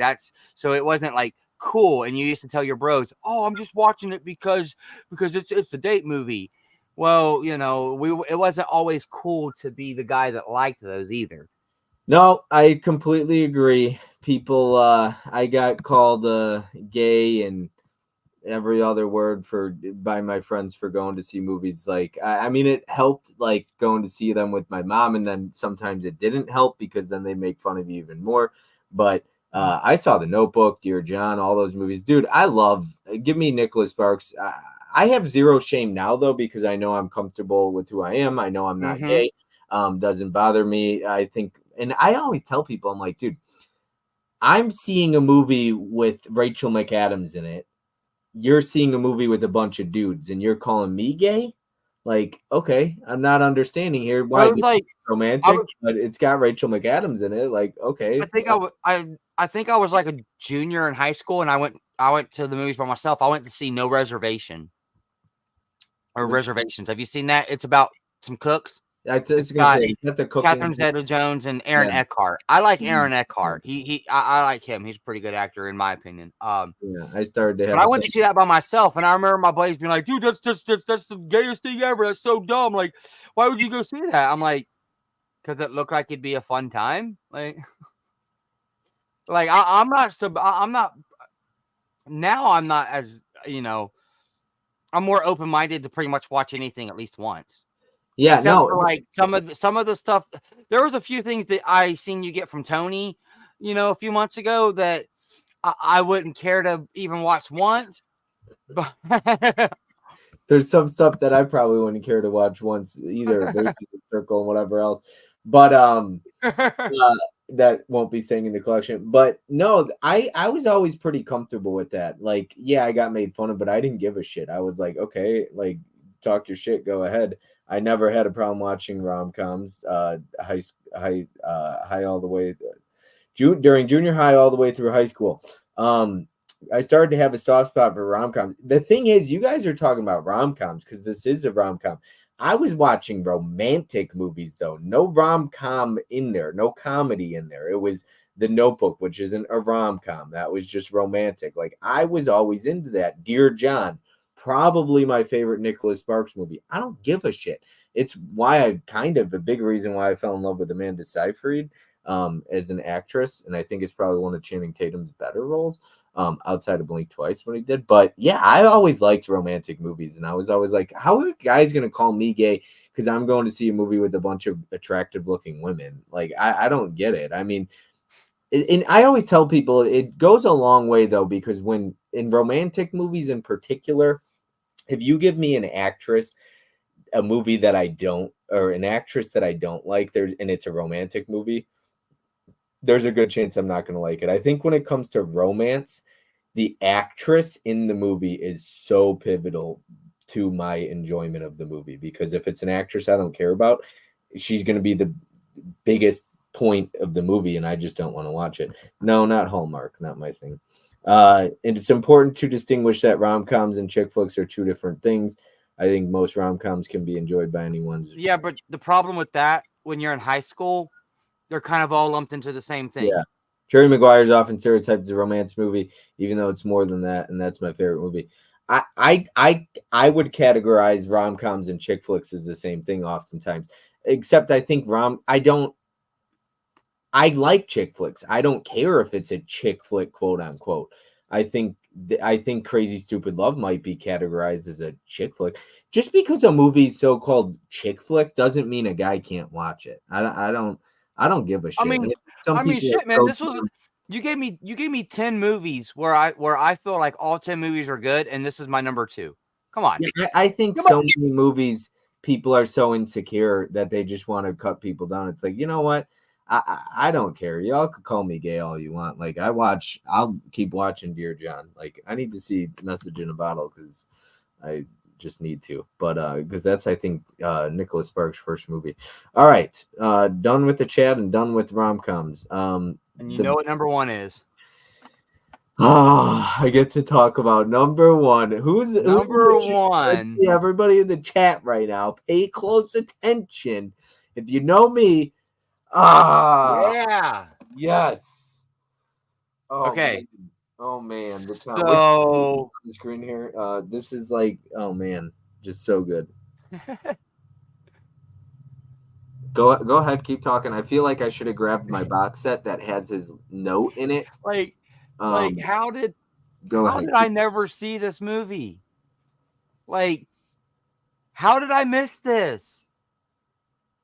Ben Affleck. I mean, okay, so I'm actually a fan of Ben Affleck. There's not really been a movie I've seen that I don't like Ben Affleck's part in. I'm actually a fan of, like I said, I'm a fan of Ben Affleck. In general, how I missed this movie, and not only does he star in it, he directs it too, and I'm sure he had some writing credits in it as well. He was a co-writer. Dude, this movie is so good. Now, I will tell you, this is like your favorite movie. I kind of knew that going in just because I've heard it amongst other chats and stuff like that. Yep. But Favorite there's a movie of all reason. There's a reason why it is. favorite movie of all time, number one. Dude, there's a reason why that like it's that good. Like No, to that Anthony. part, like and my mom shared it with me, and I didn't really get it, but I love it even more now that like Hold the phone, Anthony. now that I've seen the movie when he comes in, he's like, "Hey, I need you to come like do this with me," and he was like, "And you can't ask any questions." And he's like, "Well, whose car are we taking?" And that Yeah, was the only question he asked. He was like, "But I'm down, like I'm down to ride," and I'm like, we need friends like that. Anthony says he prefers the theatrical cut. I will only watch the director's cut because it is that much more detailed. It's about 25 minutes longer, but it's so pivotal. And I'm going to read what he said about it because I'm trying to find the letter that he wrote for the director's cut and how it's closer to the. "Well, so there was something on this now. Obviously, Bob knows. I didn't have this. This was one that you sent to me because I was going to watch a DVD, and you said, "Hell to the no." Watch the extended cut. Like, don't bother yourself with that theater cut. It ain't worth it. No, I mean, if you're gonna watch it, just watch it all. Like, you when wanted I me to walked get out of the all the meat and theater, potatoes. this has been my favorite movie of all time since I walked out of the theater. But the director's cut is just okay. I'm gonna read So, it. Personal message from Ben Affleck. You got to let me read this really quick. This version of the town is closest to my heart. In the course of editing the movie for the theatrical release, I made some hard choices. Ultimately, I chose to release the version I thought would work for the widest range of audiences. I never would have been able to do so if it weren't for the knowledge that I could include everything I loved about the movie in the DVD format sometime down the road. The knowledge that people would ultimately have a chance to see these elements from the movie that I tore out in agony is what made those choices possible. This is not a version where we put everything that didn't work. Trust me when I say there is plenty of material that didn't work still safely on the cutting room floor. This is the version in which I allowed myself to time to play out more nuances, to see sides of characters and places I always wanted to explore in depth, and to end the movie the way perhaps it was always wanted to. I always wanted to end it. Yes, this movie is longer, but I truly believe that if a longer cut works, it often feels shorter. If you didn't like the original version, this won't make you like it anymore. If you did, however, I think this will deeply enhance your experience and your understanding of the themes I care about most deeply. That's from Ben Affleck. And little how the hints. hell did he just wait? How did he just say the perfect words in that statement? And the funny thing is, if you do some research, the original cut of this movie was 4 hours long when he handed it into the producers, and Yeah, they well, loved. somebody just said in the chat that there's 3 different cuts of this film. Well, there's no 4 hour cut, but originally he had a 4 hour cut of the movie, and he didn't get to that was the producers just said no, it's too long. They really liked it, so then they got it down to like 3 hours long or something, and they had to keep cutting it. I guess the studio came back and said they wanted it to be 2 hours long, and that's why the theatrical cut is 2 hours long. The town of poor man's heat. Shit, Bob's gonna put me in timeout now. Johnny, Oh, your ass like kicked. I might put you in timeout now. You better you're gonna get your ass kicked. Ben Affleck, the director, versus Ben Affleck, the actor. I think he's a great director. You know, when people talk about movies, and I talk about this oftentimes, how much you can see passion through a camera lens, like you do with The Substance in theaters right now, and a lot of other movies. Okay, you can see how much Ben Affleck cares about this movie, and reading that Oh, statement, like it's so so his passion is and behind it. and and you can like whether I heard that statement or whether I didn't hear that statement, I every single word of that statement that you just read, it all echoes like all those words echo true when I'm watching this. Now, see what was cool about this was it has the extended cut, right? Now, when you go in to watch the movie, they let you choose the theater cut or the extended cut on Blu-ray, and it lets you choose when you watch the extended cut. It'll give you a little flag over in the left corner, not on the screen, like it's on the screen, but it's in the widescreen bar, right? but it lets you know when you're watching an extended cut. There are literally things in this extended cut that I'm like, why was that cut? Like, So there's important stuff going on in this. And so that's why when Ben Affleck's talking in that statement about there's nothing in the extended cut that I felt didn't need to be there, I had to cut it for the wider audience. it was And I totally feel that because every extended cut, like there's literally more of the FBI, like there's conversations that the FBI is having with all four of the guys at one point when they bring in all four of the guys at, like near the beginning, kind of, and they're kind of questioning all four of them, right? Not near the beginning, but after the big heist, right? well, the They're bringing them studio all wants in. it down to 2 hours. Yeah, That's but the extended cut actually has so when I was watching it, they interview that they harass all four of the fellas, right? In the extended cut, you only see them harass the two that aren't Ben Affleck and Jeremy Renner. Like you see you see them get their harassment as well in the extended cut. I see that little flag pop up and I'm like, wait, so if I would have watched this in the theater, these two guys didn't get grilled, but they should have been grilled too, because as I'm watching it later, you find out they're all grilled. And now it's just nice to kind of have that. there's this scene too in the train station when he does smokes crystal meth, and he talked about because I went back and I watched the audio commentary, and he says he had to cut that scene uh, for the theatrical cut. However, that it didn't test well, I guess, because people didn't feel like it needed to be in there that he relapsed, and he said he really wanted to show him relapse, and that it was more of just a relapse, not a hiccup, not quite a relapse, because he didn't spiral. He goes and he obviously like does other things. But this set is incredible. You get $15 at Walmart. It was. I mean, it comes with all this stuff. It's so cool. I got to put myself to show this off. Like you get. I mean, when this is why when people talk about physical media and they complain, I'm just like, you know how cool it is. How many times do you get to see attention to detail like this? Yeah. I mean, it's Like, and this is not a boutique either. Like, no, this it's is a a studio Walmart. did this. Walmart put this out. I mean, it is so cool. I mean, you get the personal message by him. You get this, which is like the FBI, everything here. I mean, it's got stuff written down for the Elbert McLaughlin, like I mean, Ben Affleck's always been a huge medium for physical media. Like he's always been a big backer of it. I'm glad that he was able to do that kind of love for this movie. I didn't know something like this existed, but I kind of want it now. Yeah, I mean, Like that's tight. oh, it's so Oh, cool. the tattoo. Yeah, the tattoos. I mean, it's just this movie it's so cool. It's so cool. And then here's the digibook.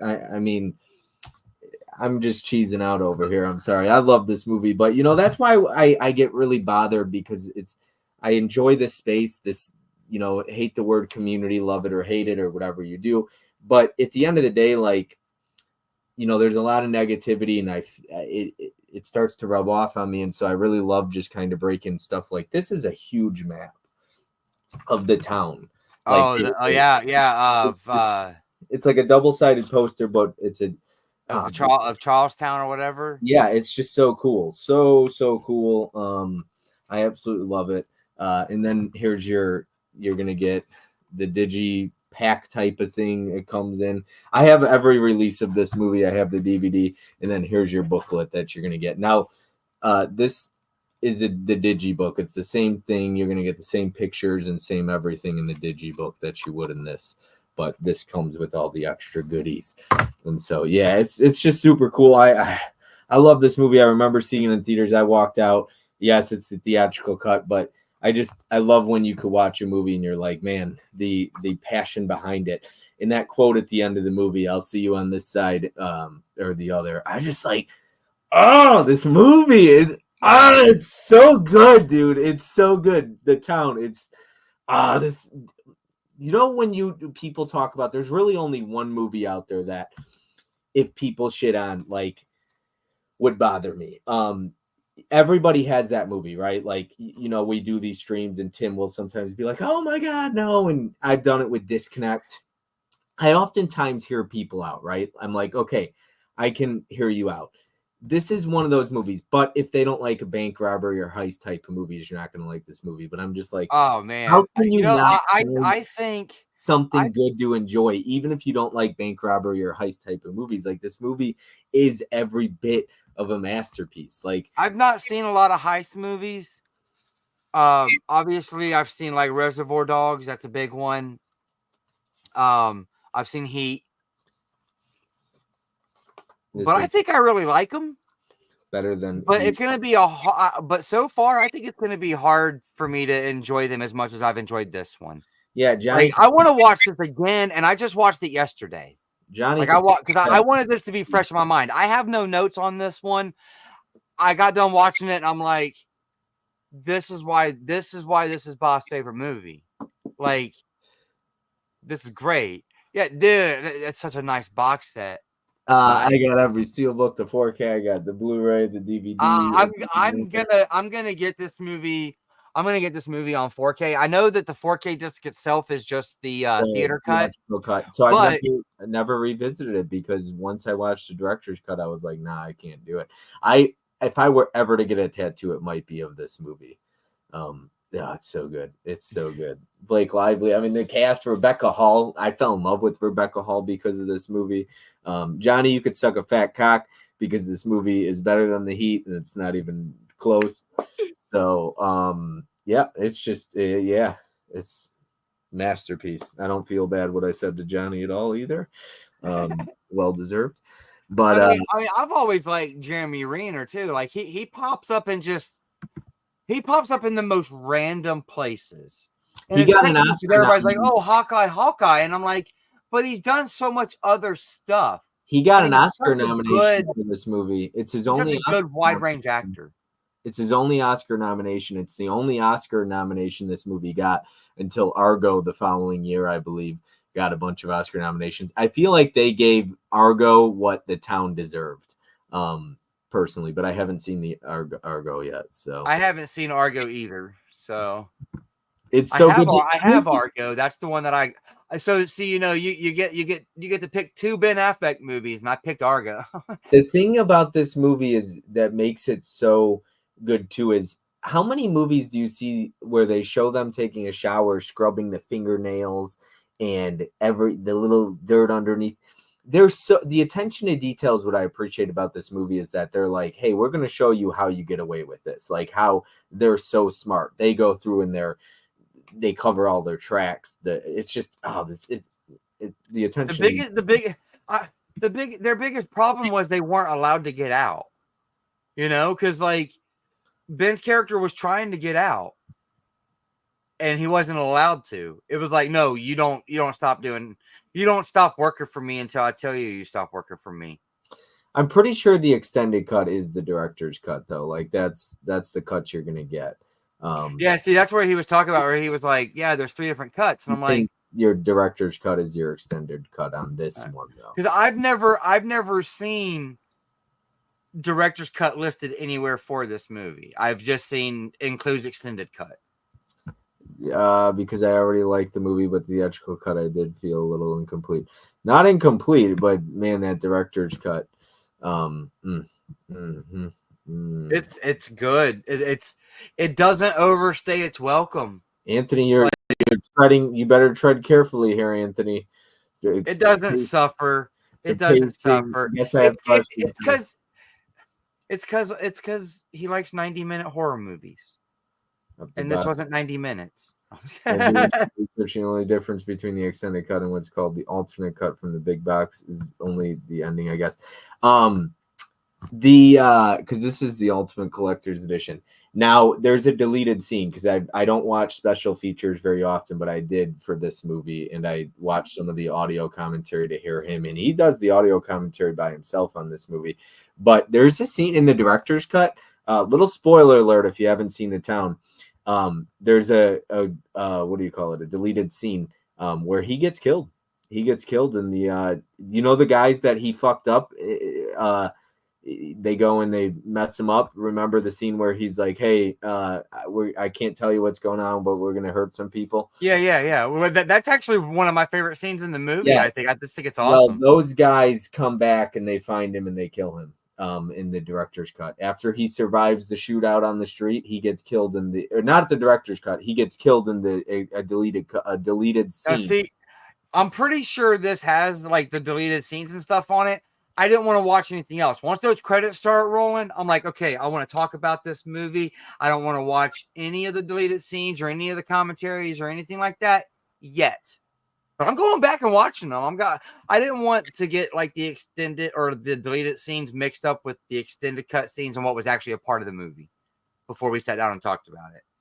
Because sometimes, like, there's some movies I've watched the deleted scenes of so many times that they feel like they're just parts of the movie and that they were always there. I thought Daredevil director's cut is awesome too. I actually like Daredevil with Ben Affleck. So Ben Affleck's been the culprit of a lot of director's cuts in his days, whether he directed or just starred in it. You got Daredevil, which is a very different director's cut. This one, and then also Reindeer Games has a lot of differences as well in the director's cut versus theatrical cut. I personally like when you get an unrated or extended cut or director's cut and it actually adds a lot to it versus just like, oh, we're gonna call this unrated. Here's 30 seconds of a little extra CGI blood. I'm like, stop it with that. Like, okay, That's getting a little annoying. It's like I look at the extended cut and it's like, okay, so it's an hour and 28 minutes instead of an hour and 27 minutes. Like, yeah. Can we what's the stop difference with in 1 the minute? Universal putting collector's edition on all their releases too? Like, there's nothing that makes it a collector's edition, but of course, just marketing. Victor, yes, the extended cut of Daredevil is vastly superior. I like it too. Anthony says all the heist sequences are so well executed. Rebecca Hall is criminally underrated. She's fucking incredible in every role I see her in. Rebecca Hall is great. Johnny says, hell yes. Dell, Argo is excellent. Dell says, got to call it a night. Great stream, guys. Good night, Dell. Thanks for being here, man. Thanks for hanging out with the town. Victor says, what's next? The director's cut of Phantoms. Laugh out loud for the record. I like that movie. I gotta rewatch it. I think I saw it as a kid. But yeah, this movie is like this isn't, I love the way this movie ends too, like, because he was never, when she says, there's a scene, and I think he talks about in the audio commentary, he ties it in, and he's like, I don't know how many people would catch it. When she talks about when she's got the FBI there, and she says, it'll be like one of my sunny days. You remember that scene at the end as the FBI's there? And she's like, well, earlier in the movie, she's talking about the sunny day, and her brother died on a sunny day like this. And I feel like, and I think Ben Affleck reiterated it in the audio commentary, that was her letting him know, like, hey, don't come here. Yeah. So when because like I sat down and watched this one with Bree as well. Hell yeah! We were How did Bree watching it. like it? Oh, dude, I think she'll be watching it with me again when I go to watch it. Like I'm pretty sure she dug it. Like I said, we had a good time with it. It was a good one. Good. Obviously. So, what did you think of that scene in the FBI? Because she's obviously looking out for him. When I think, yeah. Well, see, because she was like, well, what happens? I was like, I think she just tipped him off. She was like, yeah, I think you're right. She was like, because there was a conversation earlier. She was like, and when you see the look on her face, she was like, that's the same look that I would probably have on my face if it was a code word between me and you. She was like, that was the look of peace on her face that, that she just saved him from being mowed down. Basically, like she had this peace in her face where she's like, I think I might have just saved him. And because he's not a bad guy, and she knows this. When he says, like, he says it in the audio commentary, I'll see you on this side or the other. I love that scene and the way how it plays out, but he realizes, like, he's probably never going to see her again. Like, it's just not going to happen. And he can't live a happy life. He's probably going to get caught one day because it is the FBI worldwide. Well, and the FBI had told her at one point, which it was just subtle, but he said, remember, we're international. Right. Because he was like, shit, he's not coming here. He's not coming here. But remember, we're international. Yeah. So it still leaves it up to us as to, well, what happens to him? Well, they're international, so there's your answer. Maybe. You know what I mean? Like that's what I love about it because it's like, well, you kind of just you decide what happens to him in a way.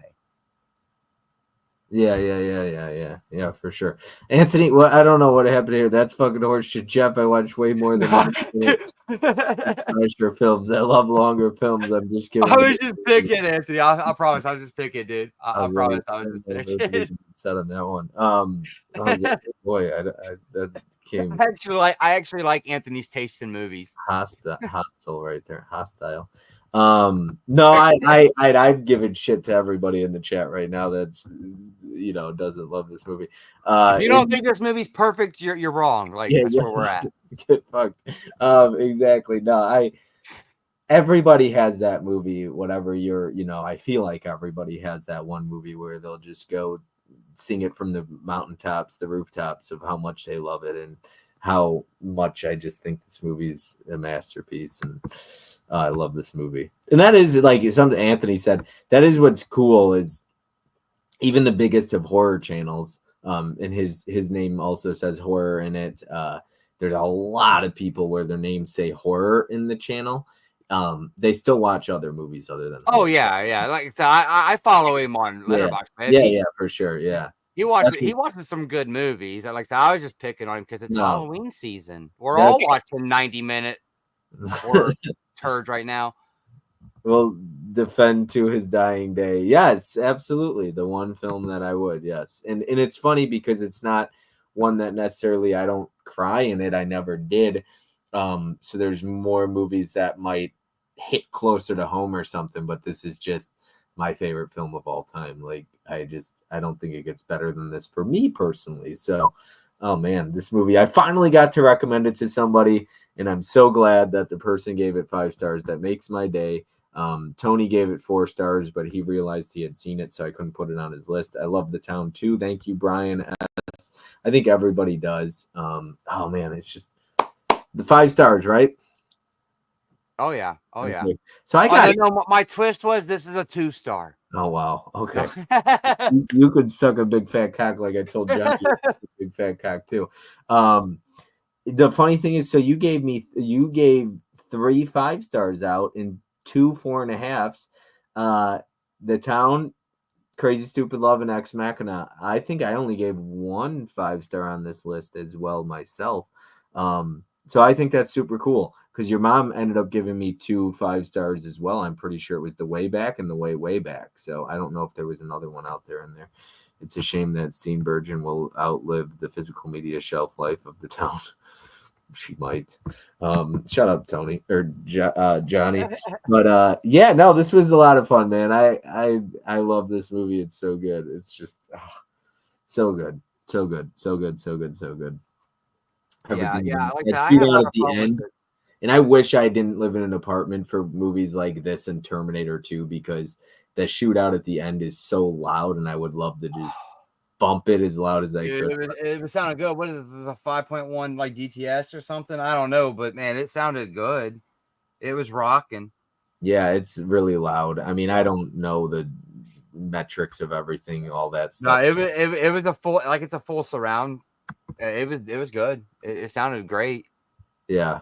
Yeah, no, it does. And Terminator 2 is another loud one. So this was fun. I'm glad you enjoyed my list. I'm curious. I'm gonna give you where I thought your rankings would lie. So I thought number 10 would be Splinter. It was close. Number 9, Less Than Zero. Number 8, Uncut Gems. I wasn't sure if that would work for you, this trust. Number 7, Dirty Deeds. 6, Unlawful Entry. 5, The Basketball Diaries. So it was lower on your list, but it was a 4.5. 4, Ex Machina.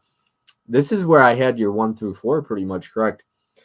Ex Machina 4, Crazy Stupid Love 3, Better Watch Out 2, and The Town 1. So I had 1 through 4, just to kind of swap a couple of them. Yeah. I believe it's DTA MA 5.1 track, at least on the Blu-ray. See DTS. Yeah, see, I don't know any of that stuff. I just watch it and I blast the soundbar. I don't talk about it because people get really upset when you review movies and you don't have the setup for it.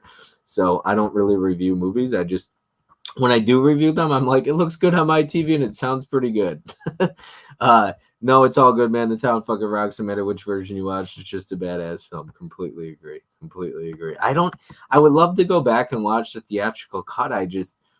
And maybe someday so I could see the 4K. It's so upsetting. I hate when companies and studios do that. You can't put, I don't know if it's a rights issue, but it feels lazy. It feels more of like a lazy thing to me that you can't do the director's cut on 4K. Doomsday, which is another movie with the director's cut, Scream Factory just put out, and a lot of people were really upset when they announced that, and they only put the director's cut on Blu-ray. They didn't put it on 4K. And I feel like it's probably a money and a laziness. Like It definitely has to be because like I can't okay, imagine it's a rights so issue. maybe Put it out on so 4K on the director's cut. well maybe they don't have the rights to like remaster the extended scenes into 4K. But how often did we see Blu-rays back in the day where the extended scenes were still DVD cuts just placed in there? They could just place the high definition. It'll look a little off, but high definition don't look that much different than 4K. They could just place the extended cuts in there still, so that way you still got the majority of the movie at least on a 4K disc in 4K, you know? Like, they Yeah. don't have to go through and remaster the extended cuts. I feel like it's kind of lazy because they have this thing now where they can put both versions on the disc, and the disc can basically have one file, and it can jump to certain parts of the disc. Ken said something about it in one of his videos, but it's some kind of new double layer for like technology for 4K where they could put two versions of the movie on there, and the disc knows, depending on which format you picked, where to jump that on the disc to add the scene in. But it's just one file rather than having two separate movie files on the disc. Johnny Something crazy like that. So they've made it easier, and they still don't do it for us. Johnny just gave me a semi-chub when he said maybe Arrow will get their hands on a director's cut on 4K. Ooh. Thanks, Johnny. You made my day. Oops. It's funny that Warner did that for the Town 4K, yet A Nightmare on Elm Street 4K has the theatrical and the unrated cut on the 4K disc. Okay. Yeah, which I think is what that was what Ken was talking about, where he said that both versions were on the same disc because of a new layer technology or something. I don't care that much about layer technologies and stuff, but when he said that, I'm like, wait, so how many movies could we have already had both cuts on that 4K disc and not had to finish it? Yeah, Dawn of the Dead. I don't care if it's finished in 2K. Dawn of the Dead 2004's 4K had both cuts of the disc, but the director's cut scenes were only the original 2K files, since that cut was only finished in 4K, but the rest of the movies are in 4K. That's what I'm saying. That's what they could do for us to give us the extended cut still on the 4K disc. Like, why not? But they'll release the far superior heat first with an atmosphere. Shut the fuck up, Johnny. All right. Moving on. Johnny's gonna go in timeout. Bye. Okay. All right. So let's see if you give me your predictions for what you thought my ranking would be. Oh, I gotta go through and rank. No, you didn't do that. I got numbers. I got numbers on them. Okay, so I thought that number 10 would have been Dirty Deeds. Okay. Number 9 would have been Splinter. Number 8 would have been Unlawful Entry. Number 7 would have been Better Watch Out.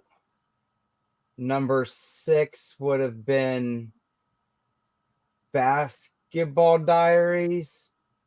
Number 5, I said I didn't really write those down. Number 5, Less Than Zero. Number 4, Ex Machina. Number 3, Crazy Stupid Love. Number 2, did I say Uncut Gems? There you go. That's number 2, Uncut Gems, and then number 1, The Town. I had 10 and 9. You were right. Dirty Deeds is 10, Splinters 9. And I gave Dirty Deeds and Dirty Deeds I gave 3.5 stars too. So it's not really a 3.5 star movie, but it's just so much fun and it's nostalgic to me. Splinter, number 9. Uncut Gems is a 4-star movie, but it's number 8 on this list. Basketball Diaries is number 7. Unlawful Entries number 6. Better Watch Out number 5. Ex Machina number 4. Crazy Stupid Love 3. Love that movie. Less Than Zero is number 2. adore that movie. And of course, number one is The Town. So, yes. And Anthony, to answer your question, this is Warner Brothers. Walmart is the one who put it out. Walmart did this. They did the Argo box set, and they did one for One Flew Over the Cuckoo's Nest. And the One Flew Over the Cuckoo's Nest one is even bigger than this Town one. It's massive. It's huge. It's like it's way bigger than an Arrow video set.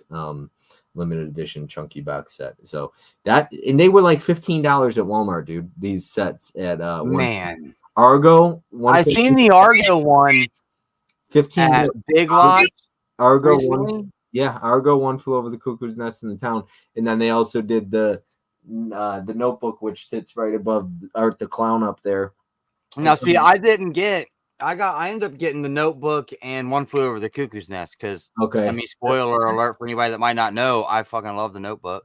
I do too, and I haven't seen that in ages. But the Notebook has a pendulum or whatever you call it, like a necklace.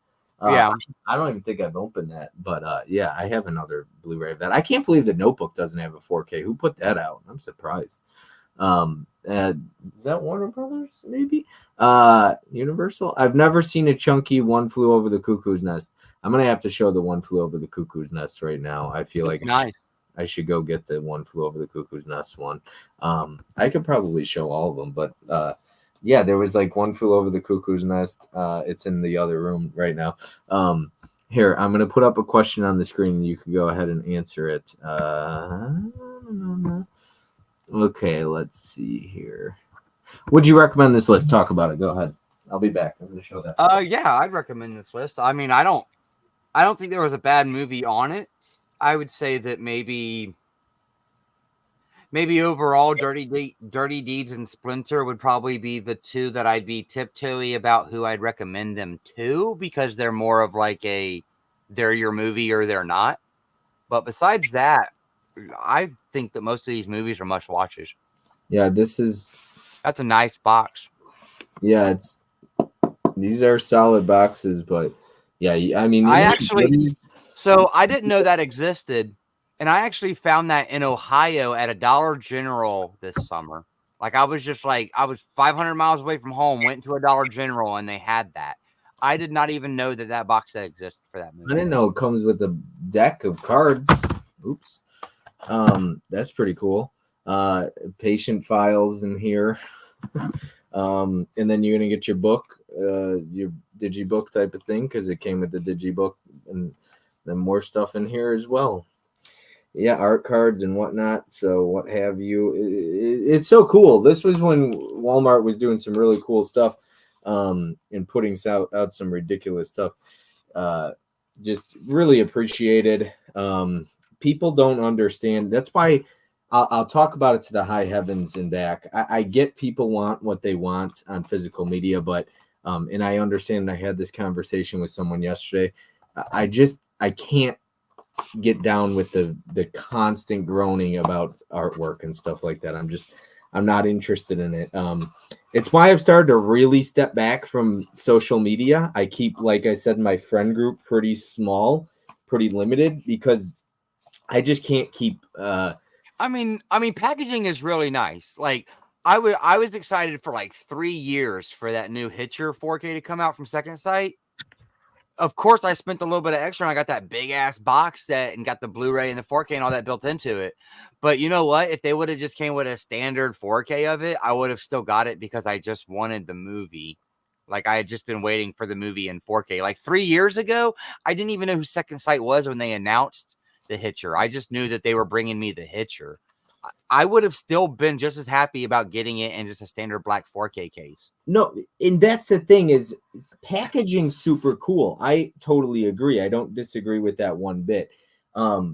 Where I'm getting fed up, though, is like artwork. I mean, I talked about this so much, Tim and I had talked about it, but like, when did we stop caring about the physical disc itself? Like, it's super cool to have cool artwork, but like, it's not going to be the deal breaker of why I don't buy something. The fact that people make, and to each his own. Look, I've talked about this already. Like, if you want to bitch about artwork and stuff on your channel, that's fine. But don't ask me to watch it anymore. I already watch very little YouTube. I'm just not going to watch it. And people could say, well, don't tell me what to do on my content. If I want to complain about artwork and complain about box sets, I will. Go ahead, but I'm not going to watch it. And I Yeah. just think it's clickbait, and I think it's personally it's just you're bitching, and I don't Well, want to like, follow you. I don't want to support you because I just don't I want remember to. when they showed off Nightmare on Elm Street, right? The Steelbook, and everybody was griping about it. And I'm thinking, okay, so I've been like really heavy into the community for about 2 years now, and the only thing I've heard come out of everybody's mouth about a want is Warner Brothers New Line, please give us Nightmare on Elm Street. And as soon as the Steelbook comes out, everybody's just griping about it. I'm like, yeah, but what happens? What happens if you get that disc?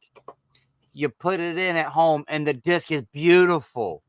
Like, there's nothing wrong with it. It's the best 4K transfer they could have done for the movie, and it sounds good, it looks good. So you're just gonna complain about the box that they put it in? I mean, they could have put it in a plastic sleeve. I mean, they used to give us cardboard DVD boxes, and that's what DVDs were gonna be, were snapper cases. I think that'll You be know, like, something that you're going to see next, though, is all the complaining about the transfer. I think that's what's going to come next, is bitching and whining about the transfer. And I know some people are getting really triggered by some of the words I say on here. I already can see it. But at the end of the day, like, watch who you want to watch. It's why I know some people, like, I had this conversation with somebody yesterday. They sent me a video. And they know who they are. They're in the chat right now. And I messaged them and I said, I'm not going to watch that video. And they were like, damn, Bob, like, sometimes a tiny white lie isn't so bad. Like, we're friends. Like, it kind of hurts if you say stuff like, hey, I'm not going to watch. And I was like, dude, I've always been that way. And I was like, honestly, most of my friends, like my close friends, know I'm just brutally honest and blunt. I would rather you be like, I'm not gonna watch that, rather than you say, yeah, I'll catch it, and then I don't know, a couple days later we start talking about something. I'm like, well, I talked about it, and you're like, and it was the video that you told me you were gonna watch. I'd rather you just be like, dude, I ain't gonna watch it. Was there a point in there that I should know about, so that way we could talk about that point? I'll tell people, like, I had somebody say, hey, do you watch my content? And I was like, nope, don't watch any of your videos. And person got hurt. And it's like, hey, would you rather me lie? I'm not going to do that. It's not who I am. And so for me, like, I just ask people to tell me the truth, and trust is, I think it's easy. I get where they're coming from. I do. I think it can be quite mean to just be straight up, like, to somebody's face, hey, I'm not going to watch your content, but it's how I am. And to be honest, I've gotten to a point, I don't need to name names, right? But I watch very little content now. And as soon as people start complaining and doing videos where they're just constantly whining about stuff, I'm not watching your content. I've gotten to a point where I started muting people so I don't see their post anymore, actually. And people talk about, I got to do what's best for me. Well, you know what? I got to do what's best for me. And it's to a point now where I'm muting people on my Instagram. Like, I didn't unfollow, but I just want to, mute your stories and mute so I don't see your post anymore, because I have zero interest in seeing it. That's what happened. Not you. You're not one of them, because you don't. I could get into it backstage with you if you'd like, but to each his own, and I could talk about this stuff more and more, but some people get really hurt by it, and the negativity eats at me, and it's. Hey, man, tonight there wasn't nothing negative. I mean, you gave me like no in these 10 badass movies to watch, and like that's what this should be about. Like, that's what all this stuff should be about. Like, even if I would have had a couple movies on here I didn't like, there would have been no reason for us to have a bad time with this conversation tonight. These streams, you can't. That's the way I see it, is you really can't be negative, and that's why I know people are like, you got to ignore trolls. It's like, well, listen, dude, when his troll comes in the chat and starts talking about your parents and telling you how you should act, and yelling about the fact that I've called Tony a mentor and I cuss on my channel. Listen, I am okay. I'm going to say something. I'm a Christian, okay, but I love David Goggins. People give him crap too because he cusses all the time. Do I go to church? No. Still no. Am I a great example of what a Christian should look like or act like? No. Okay. I get that. But you know what? Life's fucking hard. And so do I cuss? Yes, I do. I cuss quite a bit. Okay. Do I like to have fun and watch raunchy comedies as well? Yes, I do. It doesn't mean I'm not a Christian. Okay. Christians make mistakes. That doesn't make you a bad person. No, it's like, I still like to have fun and I cuss. Yes, because life's hard. Okay. They're just words. They're just words. So the way that I've always looked at it is, okay, I can be like, well, fuck, and I just said a word. But if I'm like, instead, okay, I could say something like that, or I could be like pickle. The way you say the word is the way it's derogatory. Like rather than calling somebody an asshat, I could, if I'm saying it derogatory, I can call you a pickle. And that could be derogatory. You don't really know.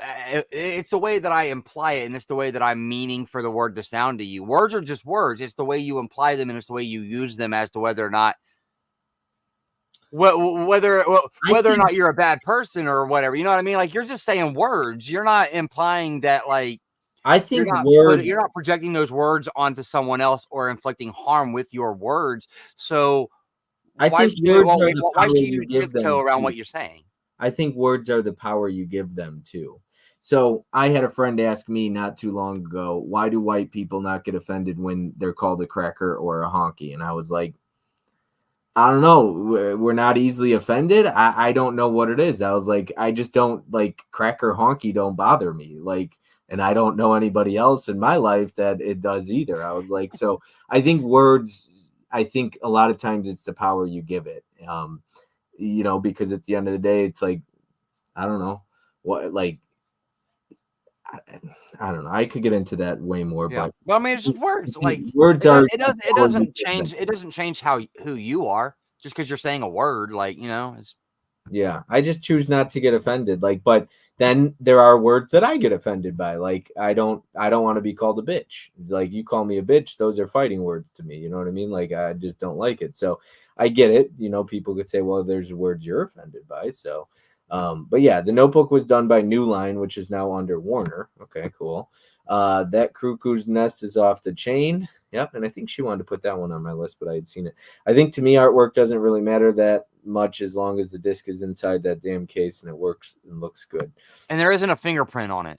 You got to admit that Joaquin Phoenix looks weird as hell on signs, but it won't stop me from getting it. But they could have done better. And I heard that. I heard that a lot, and I don't know. Yeah. And then I saw some people bitching about the Sixth Sense too, especially when it comes to big movies like that. But here's the thing, okay? I got something to say to that, Brian. You don't like Signs, right? Obviously, you're one of many who doesn't like it. But the person who made that artwork, what if they really obviously thought it's whoever Warner Brothers hired or whatever to do that, or whoever put out, because I think it was two different companies that put out that. One's Disney or something. But anyways, my point is, I don't know who they're hiring or if it's somebody in-house. I don't know the way it works when it comes to artwork. I know a lot of times Mexi Funk does a lot of artwork for like boutique labels, but he might look at that and Scream Factory might look at that and say, hey, this looks really good. And then somebody else like a Brian or somebody else might say, this looks like shit. And it comes down to like artwork is so subjective, right? Just like your 4K transfer is technically subjective. Some people actually like the Terminator 2 transfer. So in I think it was mentioned last week, was it Ashley? I think it was Ashley. I really like what she said when she said, who are you to say, like, it's like you coming into my house and telling me how I should be designing my movie, right? Like, because she was talking about James Cameron and how like everybody's bitching at him telling him how to do his transfers, but it's like, right. This is his design for it. You might not like it, but it is his design. Who are you to come in there and say, this looks like shit, you need to do this with it, this is too waxy, this should look like this? Who are you to say that? Well, see, the thing that gets me about it, it's his movie, it's his vision. I think he knows what he wants for it. You might not be happy about it, but well, and if you're not happy about it, guess what? There's a DVD we've had for 20 years. Or the Blu-ray, go watch that or whatever. I mean, like True Lies DVD only. But when it comes to the packaging, like, yeah, this is a cool case, like this is a cool cover, but it could have a fucking turd on it, and I wouldn't care because guess what? When I go to put it on my shelf, it's gonna be on the shelf like this. It sits on the. You don't see. Like honestly, the artwork for the spine matters more to me than anything because that's what I'm gonna see 99% of the time is the spine. Why do you think I hate spine slashes so much? Because that's what I see on the shelf. because that's what sits on my shelf. Honestly, I care more about spine slashes than I do dents. It's a little tiny spine slash. Why? Because that's how it sits on my shelf. I've said this That's what you're before on the seeing. live stream. I love the way Michelle, and I know Deadly Spooky's mentioned he watches a lot of Ken and Michelle as well. And I love when Michelle told Ken, like, you bought 18 copies of Friday the 13th. Why? And he's like, well, it's got a new quote on the back of the steel book. And it's like, it's going to sit on your shelf and you're never going to see it. It's so true. You people might not like to hear that, but like how many, I want to know how many people that just got that, I Nightmare on Elm Street set in, how many of you are going to have it displayed the way I have that stuff up there? Or is it going to be displayed the way these ones are with the spine showing? Or are you going to actually put it face front? Because to me, you spend so much time making videos and bitching about that, but then it sits on your shelf in a spine showing. Like I Yeah. don't. I mean, That's teach why his I never own. really worry about like what the cover art and stuff looks like. No, I'm not gonna say anything about anybody that gets excited about it, because I'll be the first one to be excited about my favorite movie getting a nice big thick box set. Like I'm so excited about Demolition Man, and so many other people are probably like, that movie don't need it, and that's fine. I'm not gonna really see it. I'm not gonna be pulling that big box out all the time, but I know it's there. And that's just a little extra because I like that movie. But guess what? If somebody's like, hey, I just want a standard one in a black 4K case and save myself half the money. Okay, well, you do you, boo-boo. Like, you're still getting the same movie I'm getting. Like, How many people that buy these sets too? I mean, look, like this, for example, this One Flew Over the Cuckoo's Nest. I mean, I just pulled it out, right? Otherwise, it sits on my shelf like this. It sits in my bedroom. It sits on like a shelf, just like this. I never actually, I don't even think I've once looked at the contents on the inside of this. So I think a lot of people, and I've heard a lot of people say, oh, I'd just buy it and I'd never even look at the art cards. Like I might look at them once a year. It's like, yeah, I don't get it. Teaches you go do what you got to do, but I'm just saying this. It's why I stopped watching as much YouTube. It's why I keep my friend group small now, because negativity is everywhere and I don't need more of it, and I just have had it with the and you like to keep the positive Nancy's in your friend group, not the I negative do. Nancy. I haven't. I mean, am I perfect? No, and there's a lot of people that aren't as well. I get it, but that's why I keep Tony in my life very close. Because why? Because Tony always keeps things positive. He doesn't judge you for what you say. Tony doesn't cuss. He doesn't like nudity in his movies. He doesn't talk about women. But you know what? He never sits there and tells us, "Hey, you're wrong. You're wrong for thinking this. This makes you a bad person. You know what? You're a bad example of what a Christian should look like." Or you're not a movie collector. He spends more money than anybody else, and you don't hear him whining or complaining about artwork. I've never once actually heard Tony complain about artwork, not for more than No, two. he's only complained about his artwork coming all crushed in the mail. Yeah, his That's slipcovers. all he's ever complained about.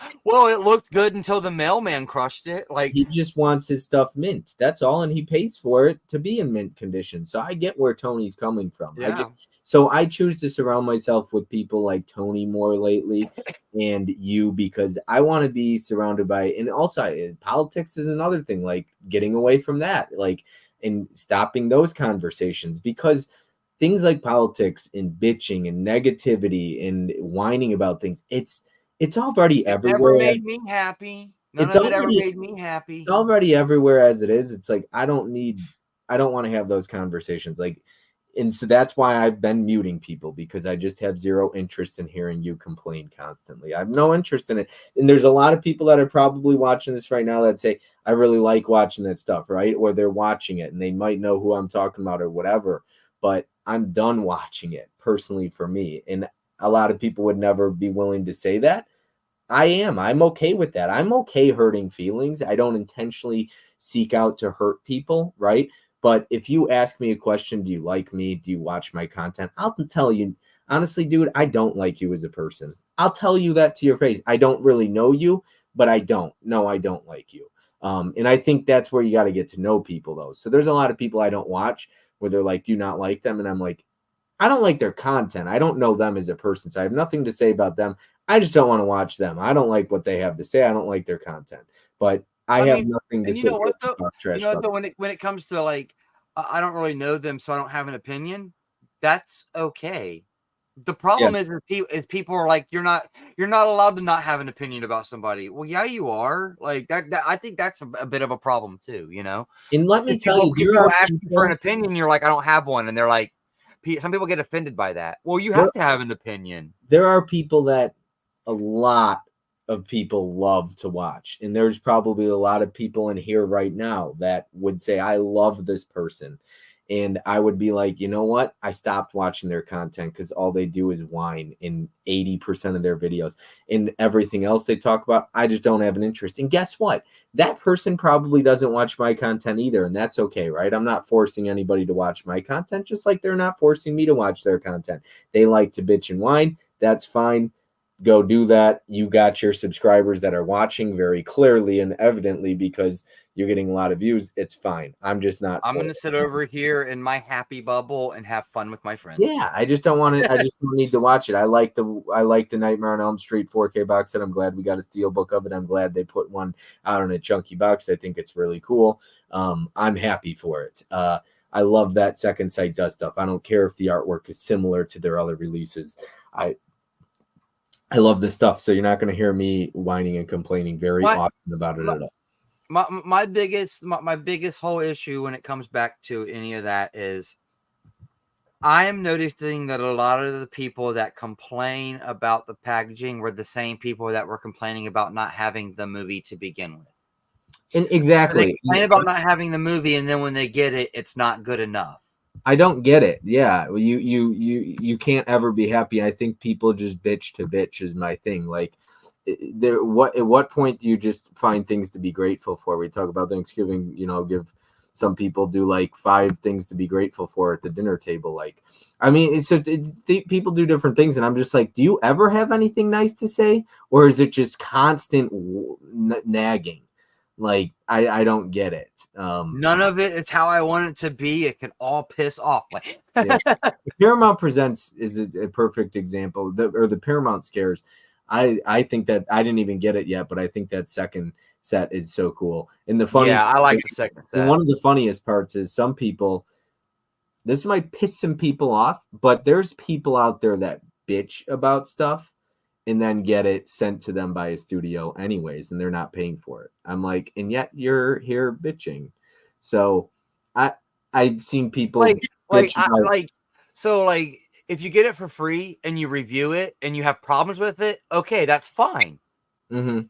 Like, if you're getting the free stuff, I don't want to hear you talk about how great it is every time because it can't always be great. Then it Right. just sounds like you're being paid off. But you can't be getting the stuff for free and then bitching about how bad the quality is and every single time. I could get in on this for You hours. know, I it's could like talk about this. it's one of those things where it's like you're looking a gift horse in the mouth. I've got such strong opinions on that stuff because I think that a lot of times some people I've seen people straight up hate movies and they'll get it in and they're like, yeah, it I like it. It's not great. And I'm just like, what happened to you saying you hate this movie? I'm like, I Your don't. out of theater reaction told me something different. Like, Yes, exactly. There's literally a case of that. And then all of a sudden Warner Brothers sent him the movie and it was like them and they were like, "Oh, it's not as bad as I thought it was in the theater." I'm like, "Okay, here we are." I just think it's not you're not being real. And I can't do that and I just don't have an interest in that. And I don't know, some people call you jealous. It's like, sure. I hate seeing people get stuff and I have friends that do, right? I like Ken. I like Ken a lot. I like Jake a ton. Is it tough to watch people get thousands of dollars of stuff in for free that you're paying, the Texas Chainsaw Massacre set? Of course it is. I'm not sitting here and I'm going to lie about that. I think right. most people feel that way. They're probably not willing to say it, right? Is it frustrating to see somebody that you're going to pay $300 for a set? Adam talked about this with me the other day. I hope he doesn't mind me saying this, but like there's people that will get something sent to them like a Texas Chainsaw Massacre set, and they're not even that big of a horror fan.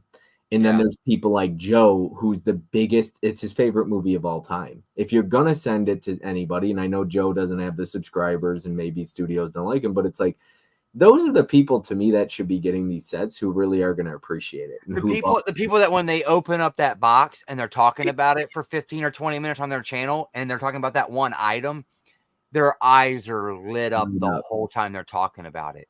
Like Because the guess sound. what? Because guess what? Guess what? Let's say somebody that doesn't really like horror movies, we're just going to throw it right back into that same situation because I don't really have any. It just fits the bill. They get that Texas Chainsaw. They're not a big horror fan. They're going to turn right around and put that thing on eBay. And then somebody like Joe, who wanted it to begin with, is going to go on eBay and buy it because he can save a little bit of money. And this person's making all that money and they didn't even pay for it. Mm-hmm. And they fake smiled liking it so that way they could maybe sell it on their eBay channel better or like I'm so easier. glad you and I could have this conversation because I think some people would be too afraid to approach it. There's Dude, I don't care about it. It doesn't bother me none because I buy everything that comes into my house.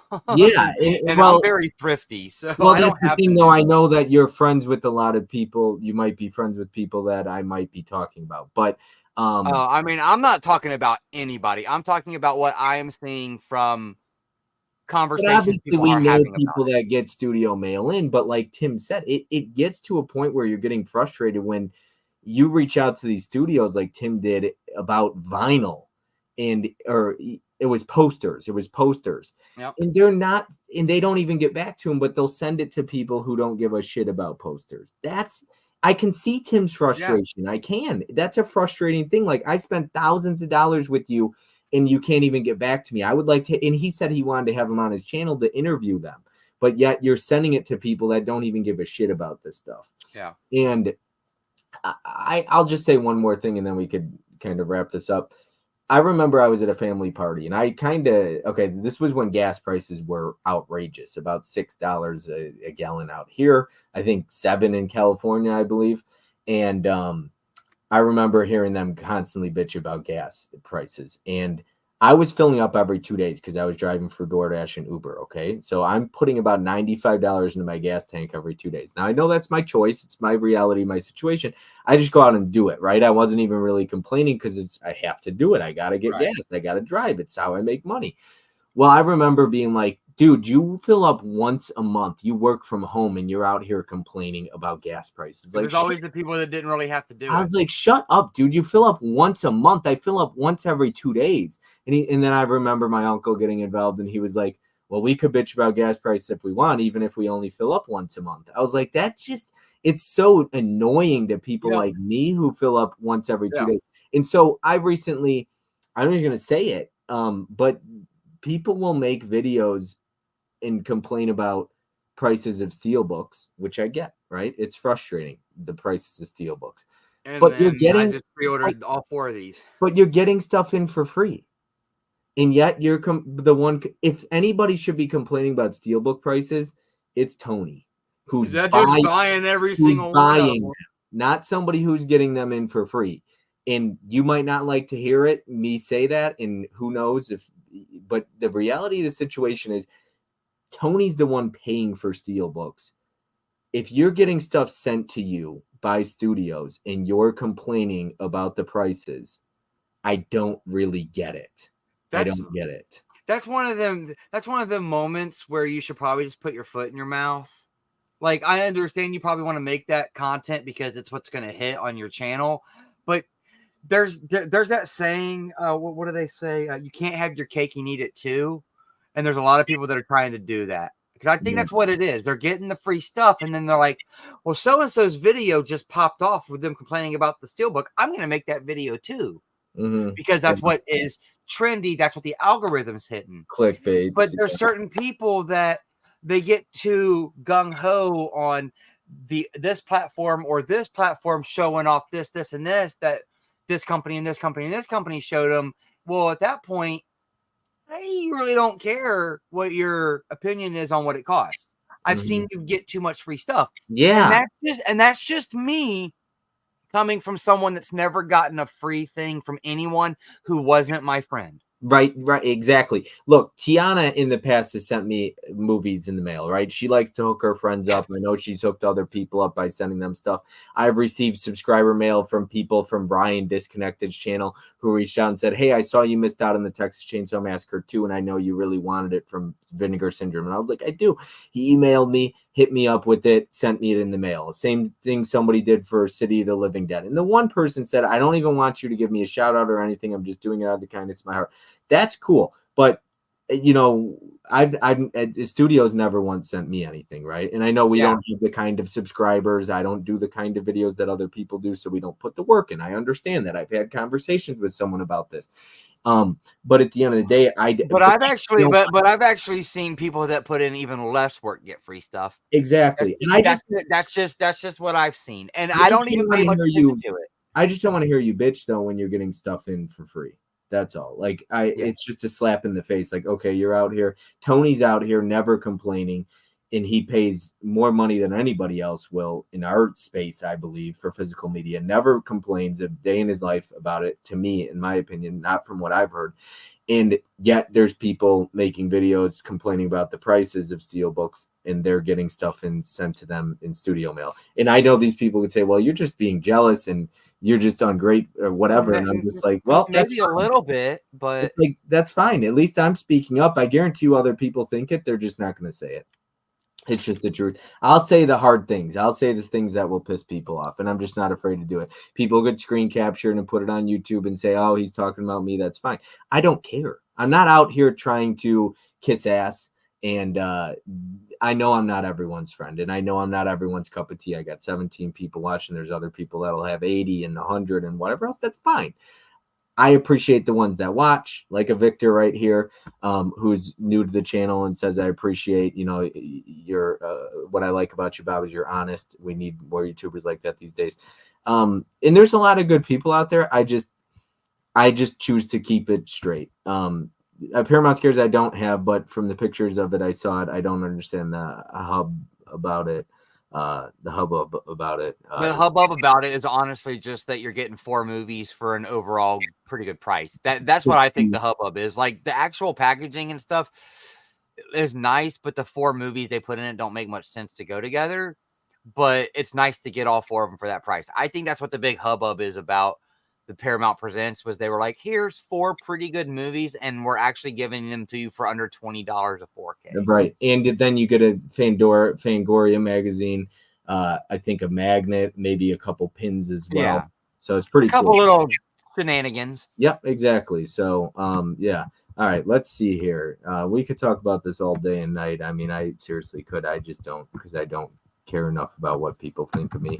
Like I said, I know that at the end of the day, like, I've made a lot of mistakes in my life, and I've said and done things on my channel, and I know that you've stuck around. I know Nikki stuck around. I know a person like Johnny stuck around, and so at this point, I'm not worried about, really. I feel like there's not a whole lot I can say or do that's completely out of pocket that Jeff or a Johnny or somebody like that or Corey would be like, okay, I'll never talk to this guy again. So, right. Because I feel like they've seen the worst of me at my worst in a way. So, you know, that's who I am. I'm going to call it like it is. And I'm going to say things that hurt people's feelings. It's just, I don't mean to, but I'm going to shoot straight, and people today just don't like that. So that's what I love about your mom, is she shoots straight.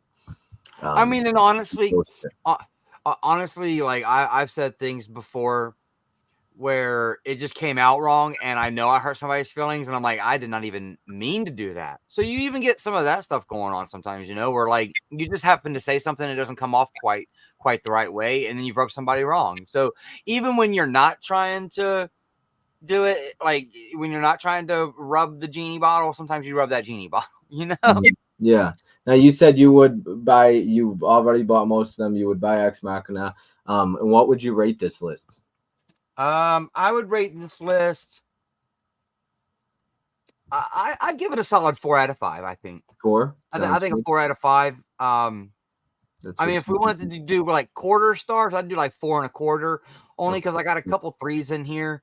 Yeah, 4 works. 4 is fine. I don't. But I always. But you know, I'm sure with a 4 out of 5. I think that's pretty solid. You know, we're kind of like around the 85 if we're going like 80. You know, 80 out of like 100-point scale. Hey, that's a good B. Yeah, that's a solid. Yeah. I gave Corey's list, I think, 4 stars because of, you know, and I don't always go by the overall average star. I never actually do that. I go by how much I enjoyed the list. Yeah. in particular, how much I enjoyed I these. was trying to make sure that I didn't be like, well, this is a 5 out of 5, and then be like, well, there's some 3s and some 4s and stuff in here too. But I had a lot of fun with this list overall. Yeah. No, Like, so I the one appreciate thing, it.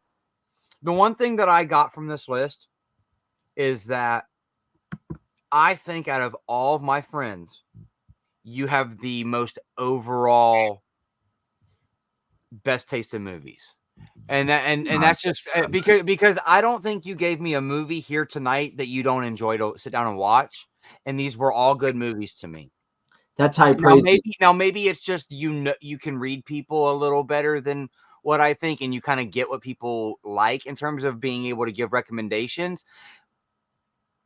But I haven't really seen you give anybody movies that they just don't straight like. Like you don't like bad movies. I'm gonna make sure to send that to Mizzy and Ashley because I think they would disagree with you. So I'm gonna make sure that they hear what you just said. So that is great. No, that's high praise. I really appreciate that.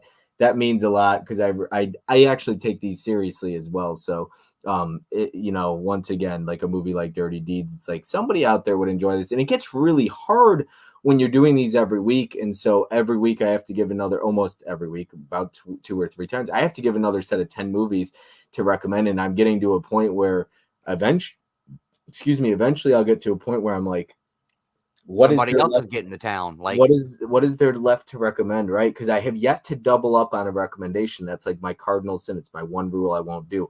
But eventually, when I've recommended 300, 400, I'm going to be like, man, what is this person going to like? Because the problem is a lot of times I might say, okay, I'm going to recommend this to them, but they've seen it. And so Ashley's seen a lot. Joe has seen a lot. But luckily, I know Joe's taste really well. So I think that helps. But I don't want to recommend duds to people because I know Ashley didn't really like some of the movies, especially half of them that I recommended. And so I don't want to recommend duds. Mizzy likes the movies I recommend. He just likes to give me shit and say that I don't have good taste in movies. So, but yeah. Well, I don't think it's necessarily when somebody gets a dud, I don't think it's necessarily because like you were trying to like suggest a movie that you thought they'd not like, but maybe a movie that took them outside of what they normally watch. I think that was part of it for you. I was, Caprice has talked about getting me out of my comfort zone. For me, I was like, okay, what way can I get Jeff to watch something that, like Caprice said, he might not normally watch? However, would he like it? So I was like, okay, there's a mindset behind everything I recommended. I thought to myself, okay, Basketball Diaries okay, so it's about heroin and it's some tough stuff in that movie. But I think to myself, okay, there's a mother-son moment in that movie, and I know you're close with your mother, so I was like, that should hit pretty hard. That scene for him. Yeah, it was for different reasons that movie hit so hard for you. But I think to myself, oftentimes I'm like, okay, then I look at Crazy Stupid Love, and I thought to myself, I was like, this is a Jeff movie. That's the first thing that popped in my head. It's why I saved it for you. And there's movies that I have sitting aside. I even write in my notebook, and I'll write names down to it, and I'm like, it might be 6 months before I get to that stream, but I'm ready. Like this needs to go to this person because they're going to like it. Like I was waiting to find somebody that would like The Town that hasn't seen it, but like there's always a mindset. I'm glad that out of all of these that you've done, that I'm the one that got The Town. I appreciate that. Yeah, like I'm glad that I'm the one that got lucky to get The Town, because like this is a badass movie, man. There's a thought process behind everything, and sometimes things don't work, but like there is a thought process. Even for Tim, the ones he didn't like, there was a thought process behind them. And then there's some after you recommend it, like for Ashley, both Indecent Proposal and Untamed Heart, I predicted being her number 10 and 9, and I was right. I would have done it over if I could. And so there's some that you could, if you could choose to do it over, you would, but you can't once it's all said and done. So I actually take these very seriously because I take movie recommendations very seriously. So I want people to take them seriously. And in order for you to take it seriously, I feel like I have to give you stuff that I'm genuinely being serious about and thinking about. Not just like, here's 10 movies, watch them, we'll talk about them. Like, no, I want you to like them. Allie says you guys are still going. Yes, we are, but we're wrapping up. We're almost done. About 2 minutes now. And I honestly thought this was going to be one of your shortest ones. I told my mom, I was like, we might not be able to hit 2 hours. And she's like, Well, I think Bob gave you his favorite movie, so you'll talk about that for a while. Yeah, And yeah, we talked about it for a little bit, but I mean, I think we kind of stayed on each movie for just enough, yeah. enough time that we didn't linger on one for too long, but they all got a good talk. I think I did. I didn't even do 4 hours with your mom. I don't think I reached. It was just under. Or Yeah, yeah. it was Oh, Corey. It was Corey that went yeah. to 4. I went 420 with Corey. Holy cow. Yeah, because I go off topic at the end. That's how it always happens. Burrito rap. What the hell is a burrito rap? It's inside joke between him and Ellie, I guess. But anyways, that's everything. That's all. That's all she wrote, folks, tonight. I appreciate everyone who watched, as always. It's awesome. I appreciate it. It's super cool. And the ones who do watch and watch to the end are the ones I feel like, who enjoy watching my content. They're the ones who I actually want to enjoy watching my content, and I appreciate it, and I appreciate the support. It's super cool. Even when they're not always active in the chat, like Nikki was pretty quiet tonight, but she was listening and she's been there the whole night, so I appreciate it. It's super cool. Good night, chicken kebab. He's got these nicknames. Nikki with the what? Oh, the flowers. Okay, I was like, what is that emoji? Sometimes I'll be staring at these damn comments and I'm like, I'm like turning my head. I'm like, what kind of emoji is that? She's playing video games. Nice. Yes, Nikki, give me a date in December, a Tuesday, for our stream because your list is the one that I'm like, yeah, I don't want to wait on this. I need to get to it ASAP. So, yeah. All right. Anyways, everyone, this was awesome. Have a great night. I appreciate it, and that's all. That's all Good she night, wrote. everybody. Later.